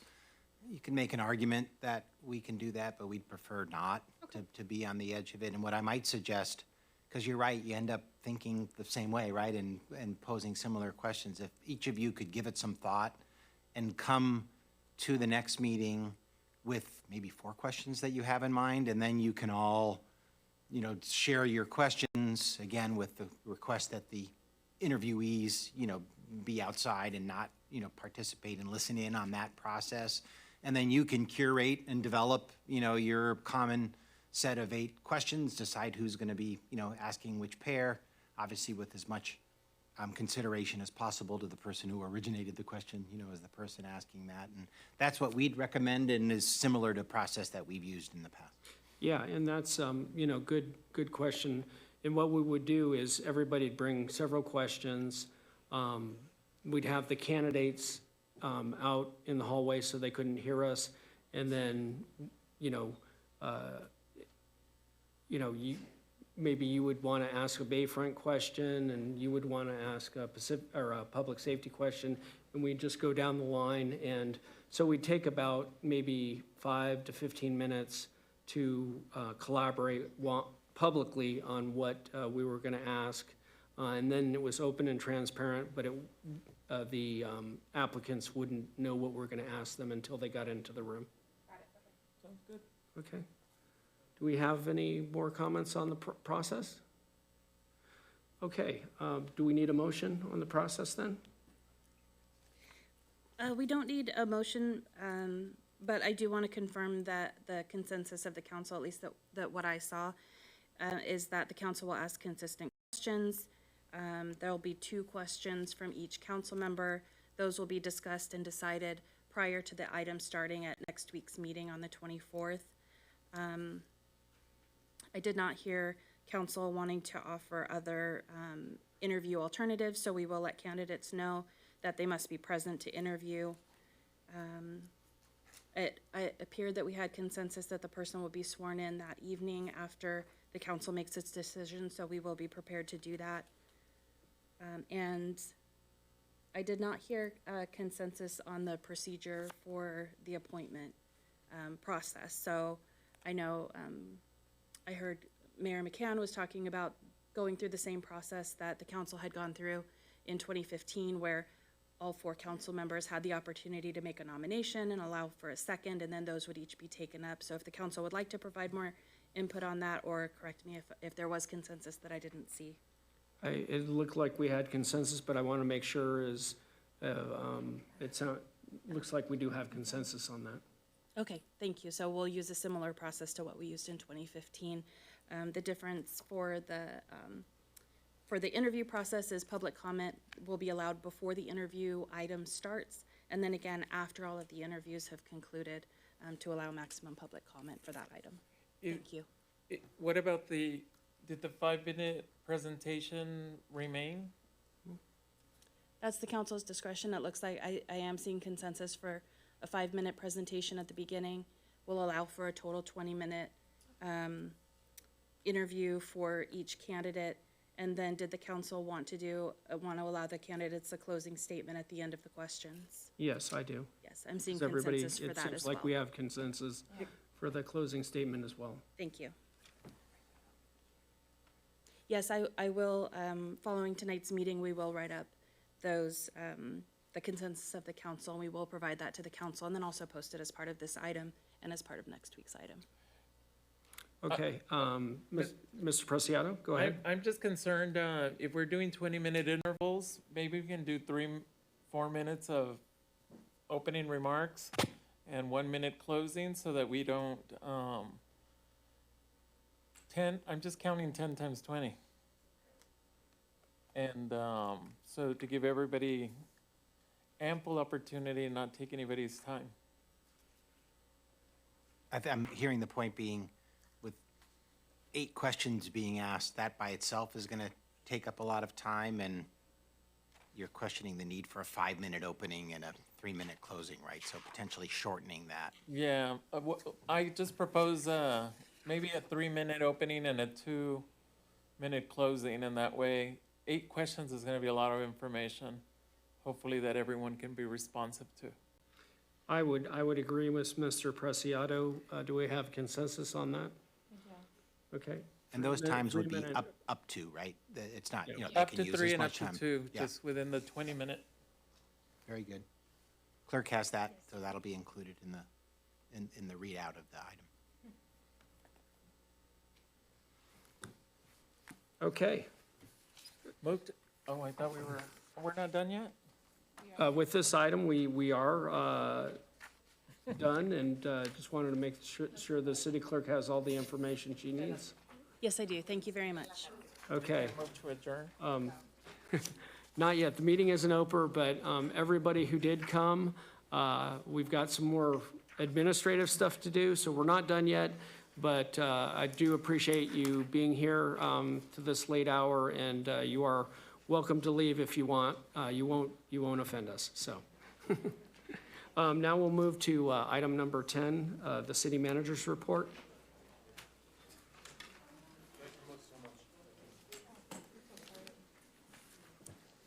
just wanted to highlight the work that our Public Works Department has done this last few days. You have your mic on? Should be on. Oh, okay, sorry. Yeah.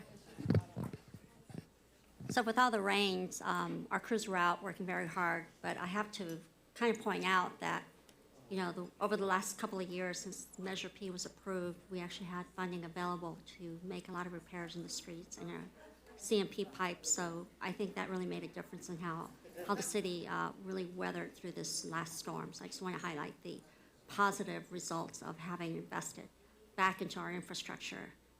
Really saw the difference because I've been in the city for a long time and I've seen some of the impacts we've had when we've had a lot of rain, but we really weathered the storm this time. And I think a lot of it had to do with the investments that we've been able to make due to Measure P. So I just wanted to share that and also thank our Public Works crews for all the work because they were out there working very hard during this time. That's it.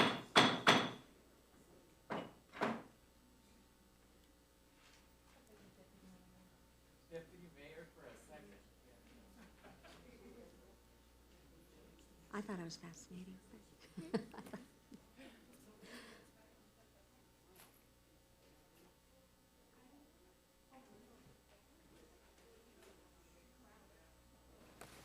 Okay.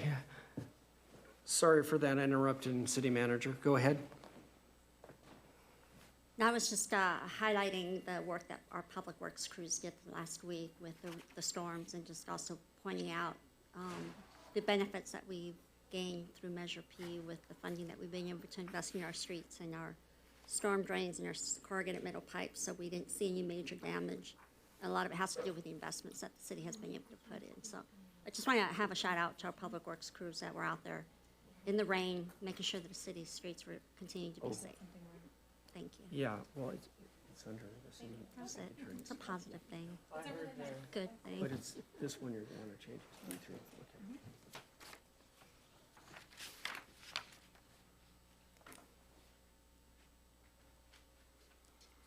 Thank you, Madam City Attorney. City Manager. City Attorney, City Manager. City Manager. City Clerk. She does everything. Don't insult her. Yeah. Okay, we'll now move to the mayor's report. We had a great discussion last time on the appointments. There are going to be a couple things, we had staff write down all the appointments. Just go through, review all the appointments, make sure they're accurate. We do have one change. Councilmember Chavez, for the alternate for the interagency task force, thought that should be assigned to D3, so we will change that to D3. And then tell me. It's not an alternate, it's a seat, it's the 2 seats. Oh, you're right, it's an actual, because we do have 2 members, correct. Everything look okay? Okay. I thought, Carolina, you were interested in the MTS seat. So the council members, I am there. So under Mayor McCann, under him. Yeah, it's under. Oh, I see. The alternate is The alternate. Cardenas. So I was reading it incorrectly. It's, I was gonna say something like All right, well, if you want to submit it, I will second it. Council? Okay, I will go ahead then and make a motion to approve the proposed appointments that we had decided on December 20th, except with the change to have the second member of the Interagency Water Task Force be council member who will be appointed to District 3 instead of Councilmember Chavez. So moved. Second. And Mr. Mayor, I'm sorry, I'm catching up here a little bit. I see the item 11.1 and you just distributed this, which I think was the synthesis, right, of the interactive effort from last week, but does the public have this? All it is the specific items that we decided on from the December 20th meeting. Yeah, no, I'm with you. I think we need to recite this now for Okay. the record so that the public Yeah. knows what you're acting on. There's nothing wrong with how you distributed it. It's just it doesn't appear on the agenda. Sure. And everyone up here knows, but no one in the public knows what the vote is. So, and then we ought to solicit public input on it if there is any. Correct. The first is, do we have any public speakers or anybody who would like to talk on this item from the public? I'm sorry, Mr. Mayor, I would suggest after you identify who the Okay. proposed appointees are, yeah. Thank you. Can you share the list and put it on the screen? Save time.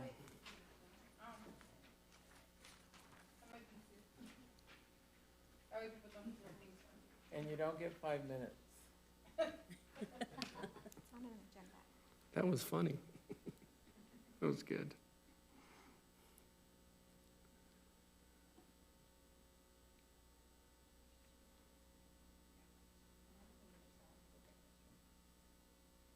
I thought she had one too over there. I don't think you can really. Go ahead and increase it. I'll read it just to make sure that we have full transparency. For the MTS, the two members that would be assigned as representative for MTS would be Mayor McCann and Mayor Chavez, and the alternate member would be Councilmember Cardenas. For the Interagency Water Task Force, it would be two members, and it would be Councilmember Preciado and the appointed council member from District 3.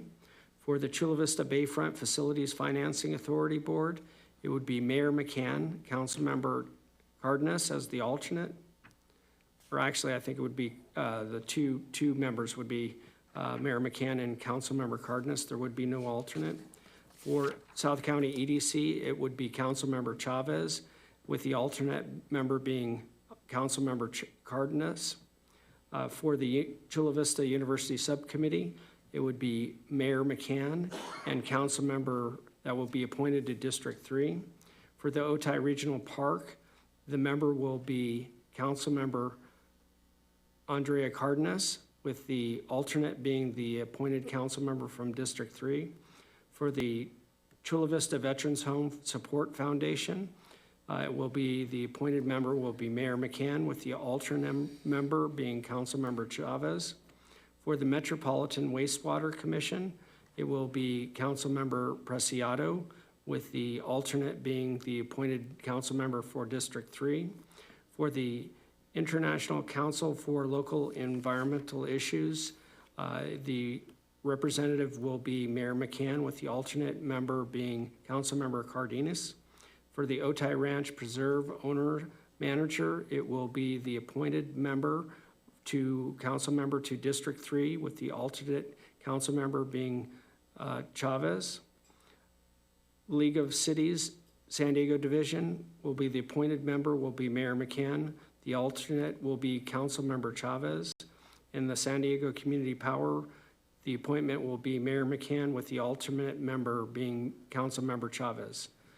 With that, I will make the motion to approve the new council appointments that we agreed on in December 20th, with the changing of putting Councilmember Chavez, taking her off as the member of the Interagency Task Force, and putting on the appointed member of council member appointed to District 3. So moved? Second. We have a first and a second. Please vote. And Mr. Mayor, just a note for the record, we don't have any public comments on this item or any e-comments. Thank you.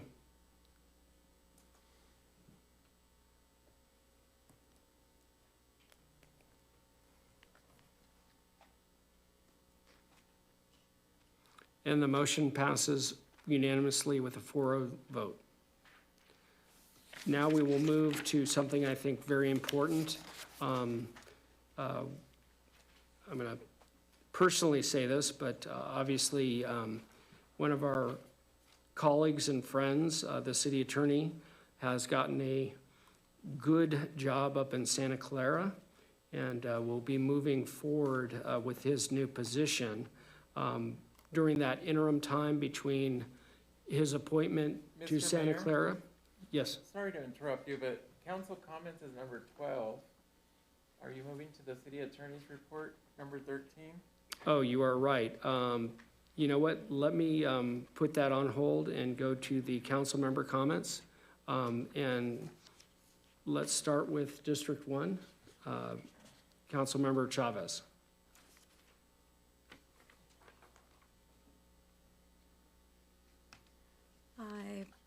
I was part of last Friday, I was part of a promotion ceremony at the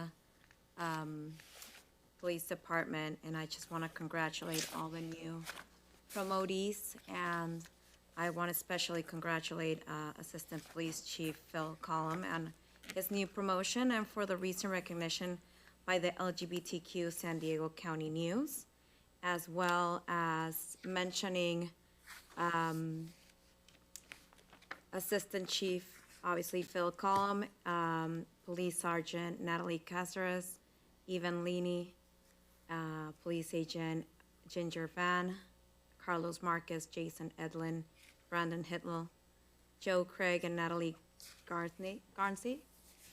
Just, it's worth the recognition to mention that we have the best police department in the county. I don't want to say that too often because then other cities are going to get offended. But, you know, thank you for your service, and I want to recognize your hard work. Thank you.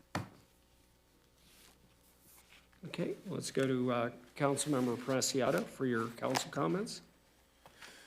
So I want to thank city staff and beginning with the city manager for the continued attentiveness to the many inquiries that I continue to have over process and procedures. We may forget even that we're 5 weeks old in this role, or 6 weeks, I can't remember. But I do want to comment that in terms of responding quickly to constituents, both the Chula Vista Police Department, the Department of Public Works, and the city clerk's team have been especially responsive to my inquiries. In terms of the Chula Vista Police Department, there's obviously some concerns about increased incidents of violence on Broadway in the vicinity of 8th Street, and I really appreciate the police department's engagement with the issue and due diligence to try to understand and work with constituents that are reaching out to try to work through issues of concern and to feel safer and feel protected in the city. I also acknowledge that we may be on track. We just have a moving date of completion of our homeless service center that has the 64 padlets. And I look forward to seeing that completed so that we can start supporting some of our unhoused residents to begin to make the transition to service and healing. I look forward to seeing that, and I really appreciate being kept informed of the progress on that. And appreciate the challenges that all the staff and public safety is facing in trying to balance what I consider to be an appropriate, dignified, humane approach to working with the unhoused residents, and also responding to the many reports, complaints, and concerns that that residents have as they are interacting with this.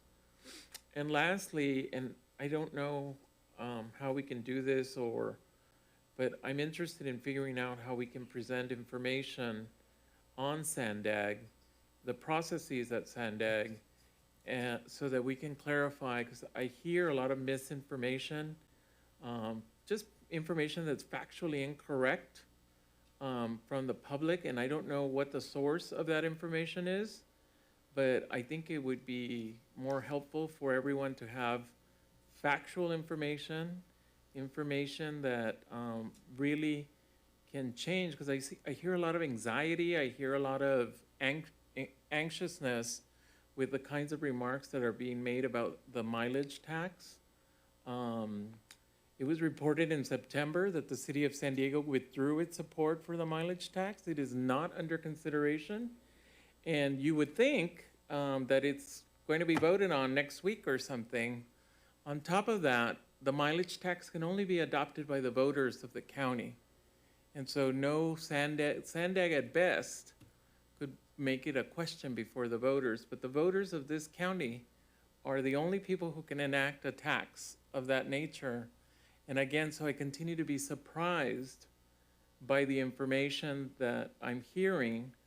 Everybody is entitled to get information wherever they can. I don't think, however, everyone's entitled to have a different or a new truth or a perspective on the truth. Let's work together. Let's be collaborative. I don't dislike John McCann, our mayor. I like you. I think he's a great guy. But this city council is empowered to appoint its representatives to Sandag. And Sandag, under state law, has the ability to use a weighted vote. The city of Del Mar is not equal in population to the city of Chula Vista. There is no reason why they should have the same vote that we do, or the city of Oceanside, or the city of Escondido. And before AB 805 was adopted, we were under the tyranny of the little cities north of us. And the investments in transportation reflect that. And I'm shocked that news outlets and other folks are not providing that information, because if you were informed about what's happening in Chula Vista as a result of past practices at Sandag, you would note that there is a disinvestment. We're the only ones that have a toll road that's in a community. It's not a speedway from downtown San Diego to Poway. They have a toll road for the fast lane. We have a toll road just to get on a freeway. And that it's not revisionism. It is a fact of how we used to be treated as a city by the Sandag organization in its previous iteration. In its current iteration, we have some influence as Chula Vistans, and I hope that we can work together to bring the best deal to Chula Vista. But I am not aware of anyone on this dais that is actively working to enact the mileage tax in the next day or the next 2 days or in the next 5 days. In fact, I believe that in the current process, and I wish we could have a report, maybe the councilwoman that is our representative on Sandag can bring back a report of what is actually happening in Sandag right now. I know that there's a plan under consideration by a state agency that will approve, and that plan is submitted without the mileage tax.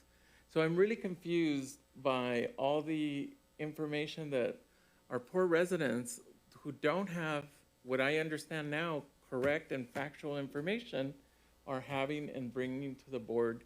So I'll end with that. I wish we had a process where we can provide factual information to everyone so that nobody's concerned about this impacting them. And I'll repeat it again. I've said it once today. I said it at the last meeting. There are 80,000 of Chula Vista families who send a member of that family out to work out of the city. And it is not reasonable for us to figure out a way to penalize families that are going to work. Having said that, I don't know what the future is going to be and what the future planning might be in 10 or 15 years, but I do know that at least now, the mileage tax is not under consideration. I just hope everyone becomes informed. Go to Sandag, go to those meetings. You need to hear what's happening. Follow the newspapers. If the newspapers aren't reporting factual information, they need to do a better job of informing the citizenry. So with that, Mr. Mayor, I end my council comments for today. Thank you. Mrs. Cardenas? I want to first thank Councilmember Preciado and echo a lot of what he said, and I won't repeat it because it's been a long night. But I would like to request consensus from my colleagues on the dais. About a week ago, I believe we all actually received this letter from Laborers Local 89 regarding wage discrepancies between folks that are doing traffic control through private companies on city right away, and I know that they're not getting the same kind of support, and they don't have the same like strong policies as we do here for people that are working through our city. I believe that is something that we can do as an amendment or bring back as a policy, and I would like to see if we can get staff to look into that. It is my understanding that both the city of San Diego and the county are looking into that. So if we can get more information on that and what we can do to make sure that folks in our community that are working in our communities are getting a fair wage, that would be great. So how do we express consensus? Okay. Do we raise our hand? No, I was going to Is there say, general consensus? I will, on this, I just look and see if everybody seems to be shaking their heads. Looks like we have consensus. I do know that I did talk to the city manager, and we know that anybody who does contract for the city is required to use prevailing wage, but we can drill down and make sure that we can look at additional information to making sure that people are being paid a fair wage when they work as a contractor for the city. Great, thank you so much, and that concludes my comments for tonight. Thank you, thank you. I'm going to come back. I was trying to be very brief, but I know my council members brought up some very good things. But again, the pallet shelter is hopefully going to be opened up in the next month or two. I think it really will be a substantial project. We went through many different iterations, but we felt that we found the best option to be able to get people who are unhoused back on the track, to be able to get back to housing, giving them wraparound services, making sure that they're having an opportunity to get back on their feet. So I'm looking forward to have the entire council be there to do the ribbon cutting and open the pallet shelter. I think it's going to be a great opportunity for our citizens. And then the police graduation, I think, was exceptional. There are many people that, again, I always find it funny because, police, Phil Collin becomes the assistant chief of police. And when I started at the city and when he was here at the city, I think he was only a sergeant back then, and took him many years to get there, but it was great to see it, just seeing so many of our bright, incredibly patient, incredibly professional police officers rise up the ranks. And I'm unapologetic about saying that we have the best police department in the county, because I stand by that and I believe that we do have it. And they have consistently done a great job for decades, and so I appreciate your support of them, and I appreciate everybody's support of our police officers. And now we will go back to the city attorney's report, which again, I wanted to express my appreciation for Glenn Guggens, and I see him as not only a colleague but a friend, and he's going to go through and provide a couple options that we can make sure we fill in the city attorney's office while he is gone, and before we get somebody elected to the city attorney's office. The floor is yours, city attorney. Thank you, Mayor McCann, council members. Tonight, under my comments, item 13.1 is a discussion and possible action regarding appointment process for an interim acting city attorney. Next slide, please. As I've discussed with each of you some time ago, before January 10th, and has now been widely reported, including by the mayor in his introductory remarks, on January 10th, I was honored to be appointed by the City Council for the City of Santa Clara to be their next city attorney.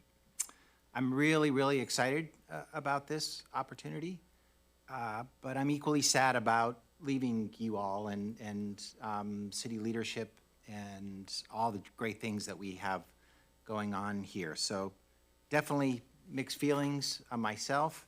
Others may not be as sad that I'm moving on, but I think the majority of people are sad about it. I know my mom is sad. Did you take a poll? We could do some informal polling. They're cracking up. Those are the saddest people of all back there that are laughing about it. Hiding their feelings. Yeah. Hiding their feelings. Can we please have some discipline in the audience? Yeah.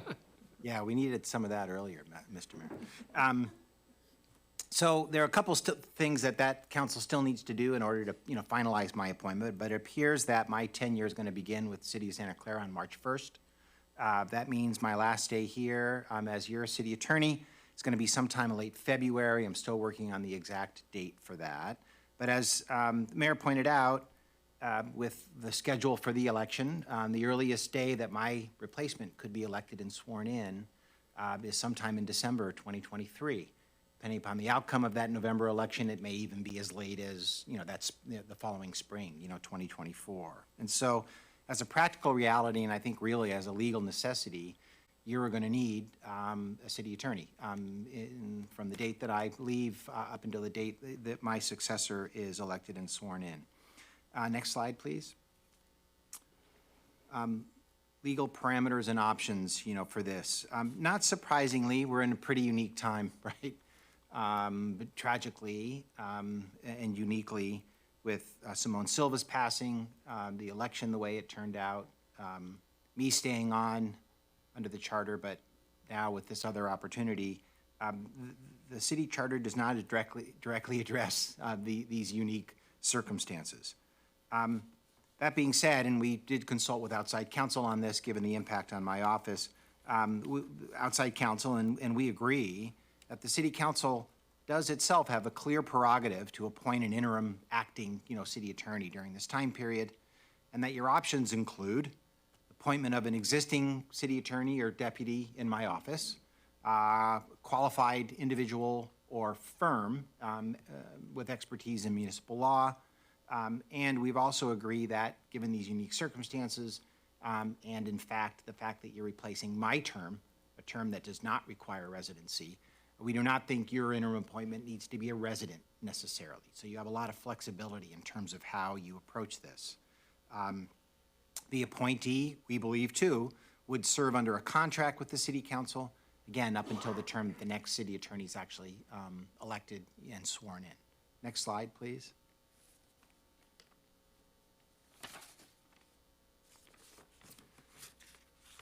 So our recommendation in light of these parameters and these circumstances for you, and when I say our, it's my staff with some input from the city manager's office, who's also supportive of this approach, is to proceed as follows. We think that your best approach under the circumstances is to hire a local firm that specializes in municipal law, and of course an individual within that firm designated, as the acting city attorney, to be this city's city attorney during this time period. We think this gets you and the city and city staff the benefit of a truly professional and qualified legal professional in a non-political way, not somebody who's going to run for office or even could run for office during the impending election. And since it's not appointing someone from within my office, and I've got terrific lawyers there, but none really with a lot of experience in the chair, and that's kind of a different skill set. We think it should be an outside law firm. The added benefit of that as well is that it actually adds resources to you as opposed to reallocates an existing resource, which we frankly need continuing to do the good work that they're doing already in support of city staff and all of you. So we think that's the best approach. We think an approach that will, in the short time period we have left in order to make sure we've stood up a qualified group, would be to solicit proposals from a short list that we've taken the liberty of suggesting to you tonight. It doesn't need to be this list, but we think it's a good list, that we derived ourselves from a recent RFQ that we issued, knowing in light of staffing challenges that I have in my office currently, with 2 recent retirements, with Simone Silva's passing, and potentially other changes. We went out to ask for local, municipal, and regional California support for a lot of the needs that we no longer can serve in-house that we'd like to serve. And so we just recently went out for an RFQ and got applications from qualified firms. A few of the firms listed here that we're recommending you focus on and solicit proposals from are firms that have already been identified and allocated on a short list, potential for doing legal work for the city. And these firms also have the benefit of having a significant local presence with individual attorneys that could serve in this capacity that our office has relationship with. We know them, they've done work for us, and we feel like we can count on them for the kinds of coming up to speed quickly that we would need and the kind of quality service that you'd be looking for. So these firms that we've identified are Lounsbury, Ferguson, Altona, and Peak. A particular lawyer there that a lot of you are familiar with, who abandoned me about 1.5 years ago for a great opportunity up there, is Jill Mayland, who was the assistant city attorney here, helping lead the advisory group for some time. McDougall, Love, Bomber, Foley, Lyons, and Mitchell, another local firm that provides city attorney services for a couple of cities here and has done work for us. Burke, Williams, and Sorensen, same caliber firm with people who are standing by and able to serve. And Best and Krieger, probably the firm that's most known to most people. All of these firms have high-quality people with significant and frequently primary expertise in the area of municipal law. And are firms that we already have, as I mentioned, under contract to provide standby legal services in a couple of areas where I no longer have the in-house support in order to provide those services. As the process for getting to, again, this decision that I'm recommending you make and that we need to make in a short period of term, I'm recommending that you appoint a city council ad hoc subcommittee. I suggest that that be comprised of the mayor in light of his full-time status and longstanding history with the city and understanding of this process, and one other member of you, so that there is a 2-person subcommittee to in effect lead the interview process. You would work with the city attorney's office and city manager's office in order to provide support, for that interview process. And ideally, when we finalize what that process would be, what the RFQ would look like, what the contract would look like, and complete the interview process in short order, the ad hoc subcommittee would make a recommendation to the full council for an appointment of one of these, firms. We hope that this can happen sooner than this, but by no later than February 21st, at the February 21st City Council meeting, likely to be my last meeting, with you as your city attorney. So ideally trying to dovetail as much as possible so that there's no real interruption of service, although, of course, as we all know, I am irreplaceable.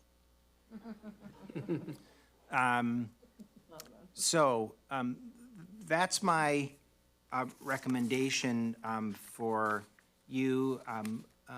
Open to questions that you may have about how we engage in this process.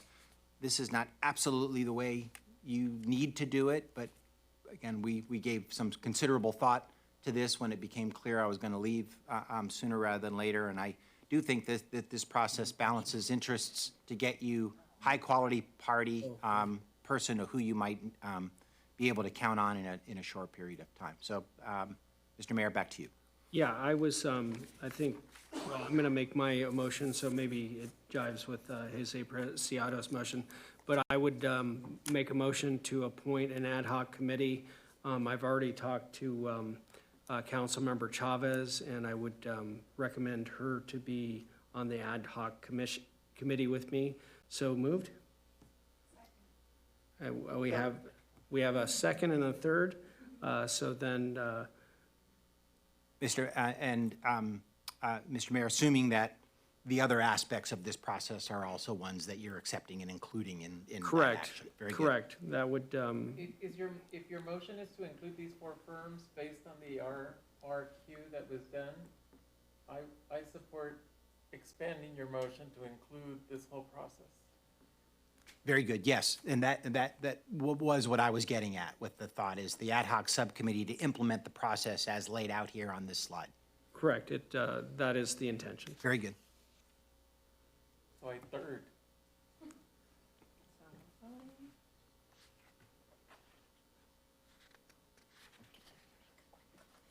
Yeah.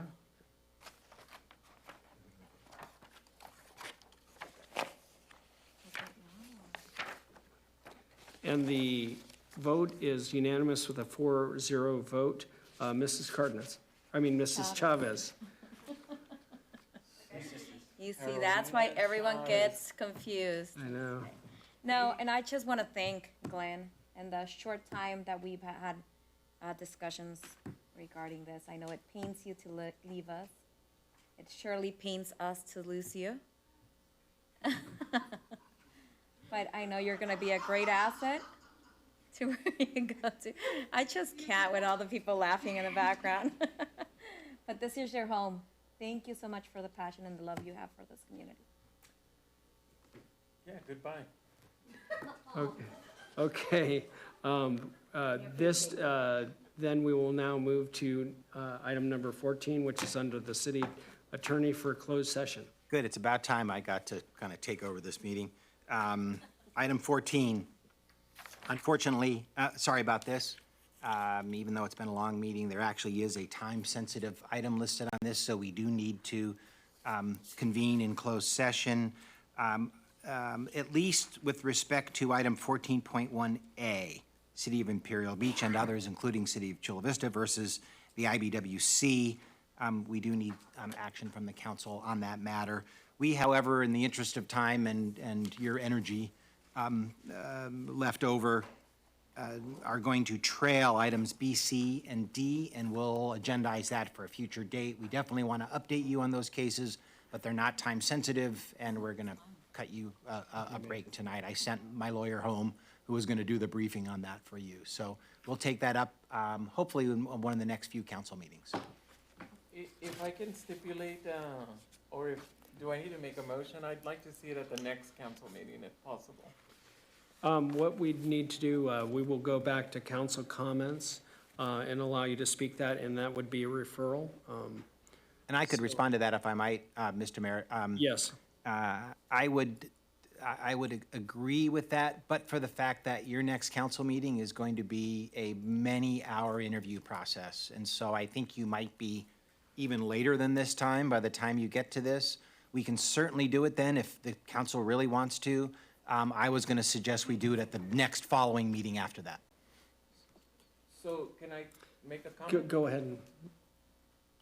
So we're, go ahead, So Councilmember Preciado. as the irreplaceable city attorney makes an exit, I'm getting worried that I'm not going to be briefed on all the legal issues that are before the city council in terms of lawsuits and other matters. And so we're always going to have long meetings, and I support going home early. So if we are not going to have it at a regularly scheduled meeting, maybe we can have a special meeting on a Thursday or something so we can be briefed on legal matters and we can leave at a reasonable time. So I'll leave it at that. I'm just making a recommendation that we probably need to schedule a special meeting so that we can be briefed, because I would feel that I'm at a disadvantage if I'm briefed by a new firm and not the sitting city attorney who's been here for 12 years or so, 12 years and 3 weeks or something, giving us perspective on some of these legal issues. Appreciate that very much, council member. We'll take that under consideration, and I promise you, on all significant pending litigation, I will not leave until you are properly briefed. Wow. You're gonna regret you asked that. Maybe they'll have lunch for us at that special meeting. Okay, let's go ahead then and move to closed session. And do you have anything else? That's it for me on my comments. Okay, great. And so after closed session, we will then adjourn to the following meeting on January 24th.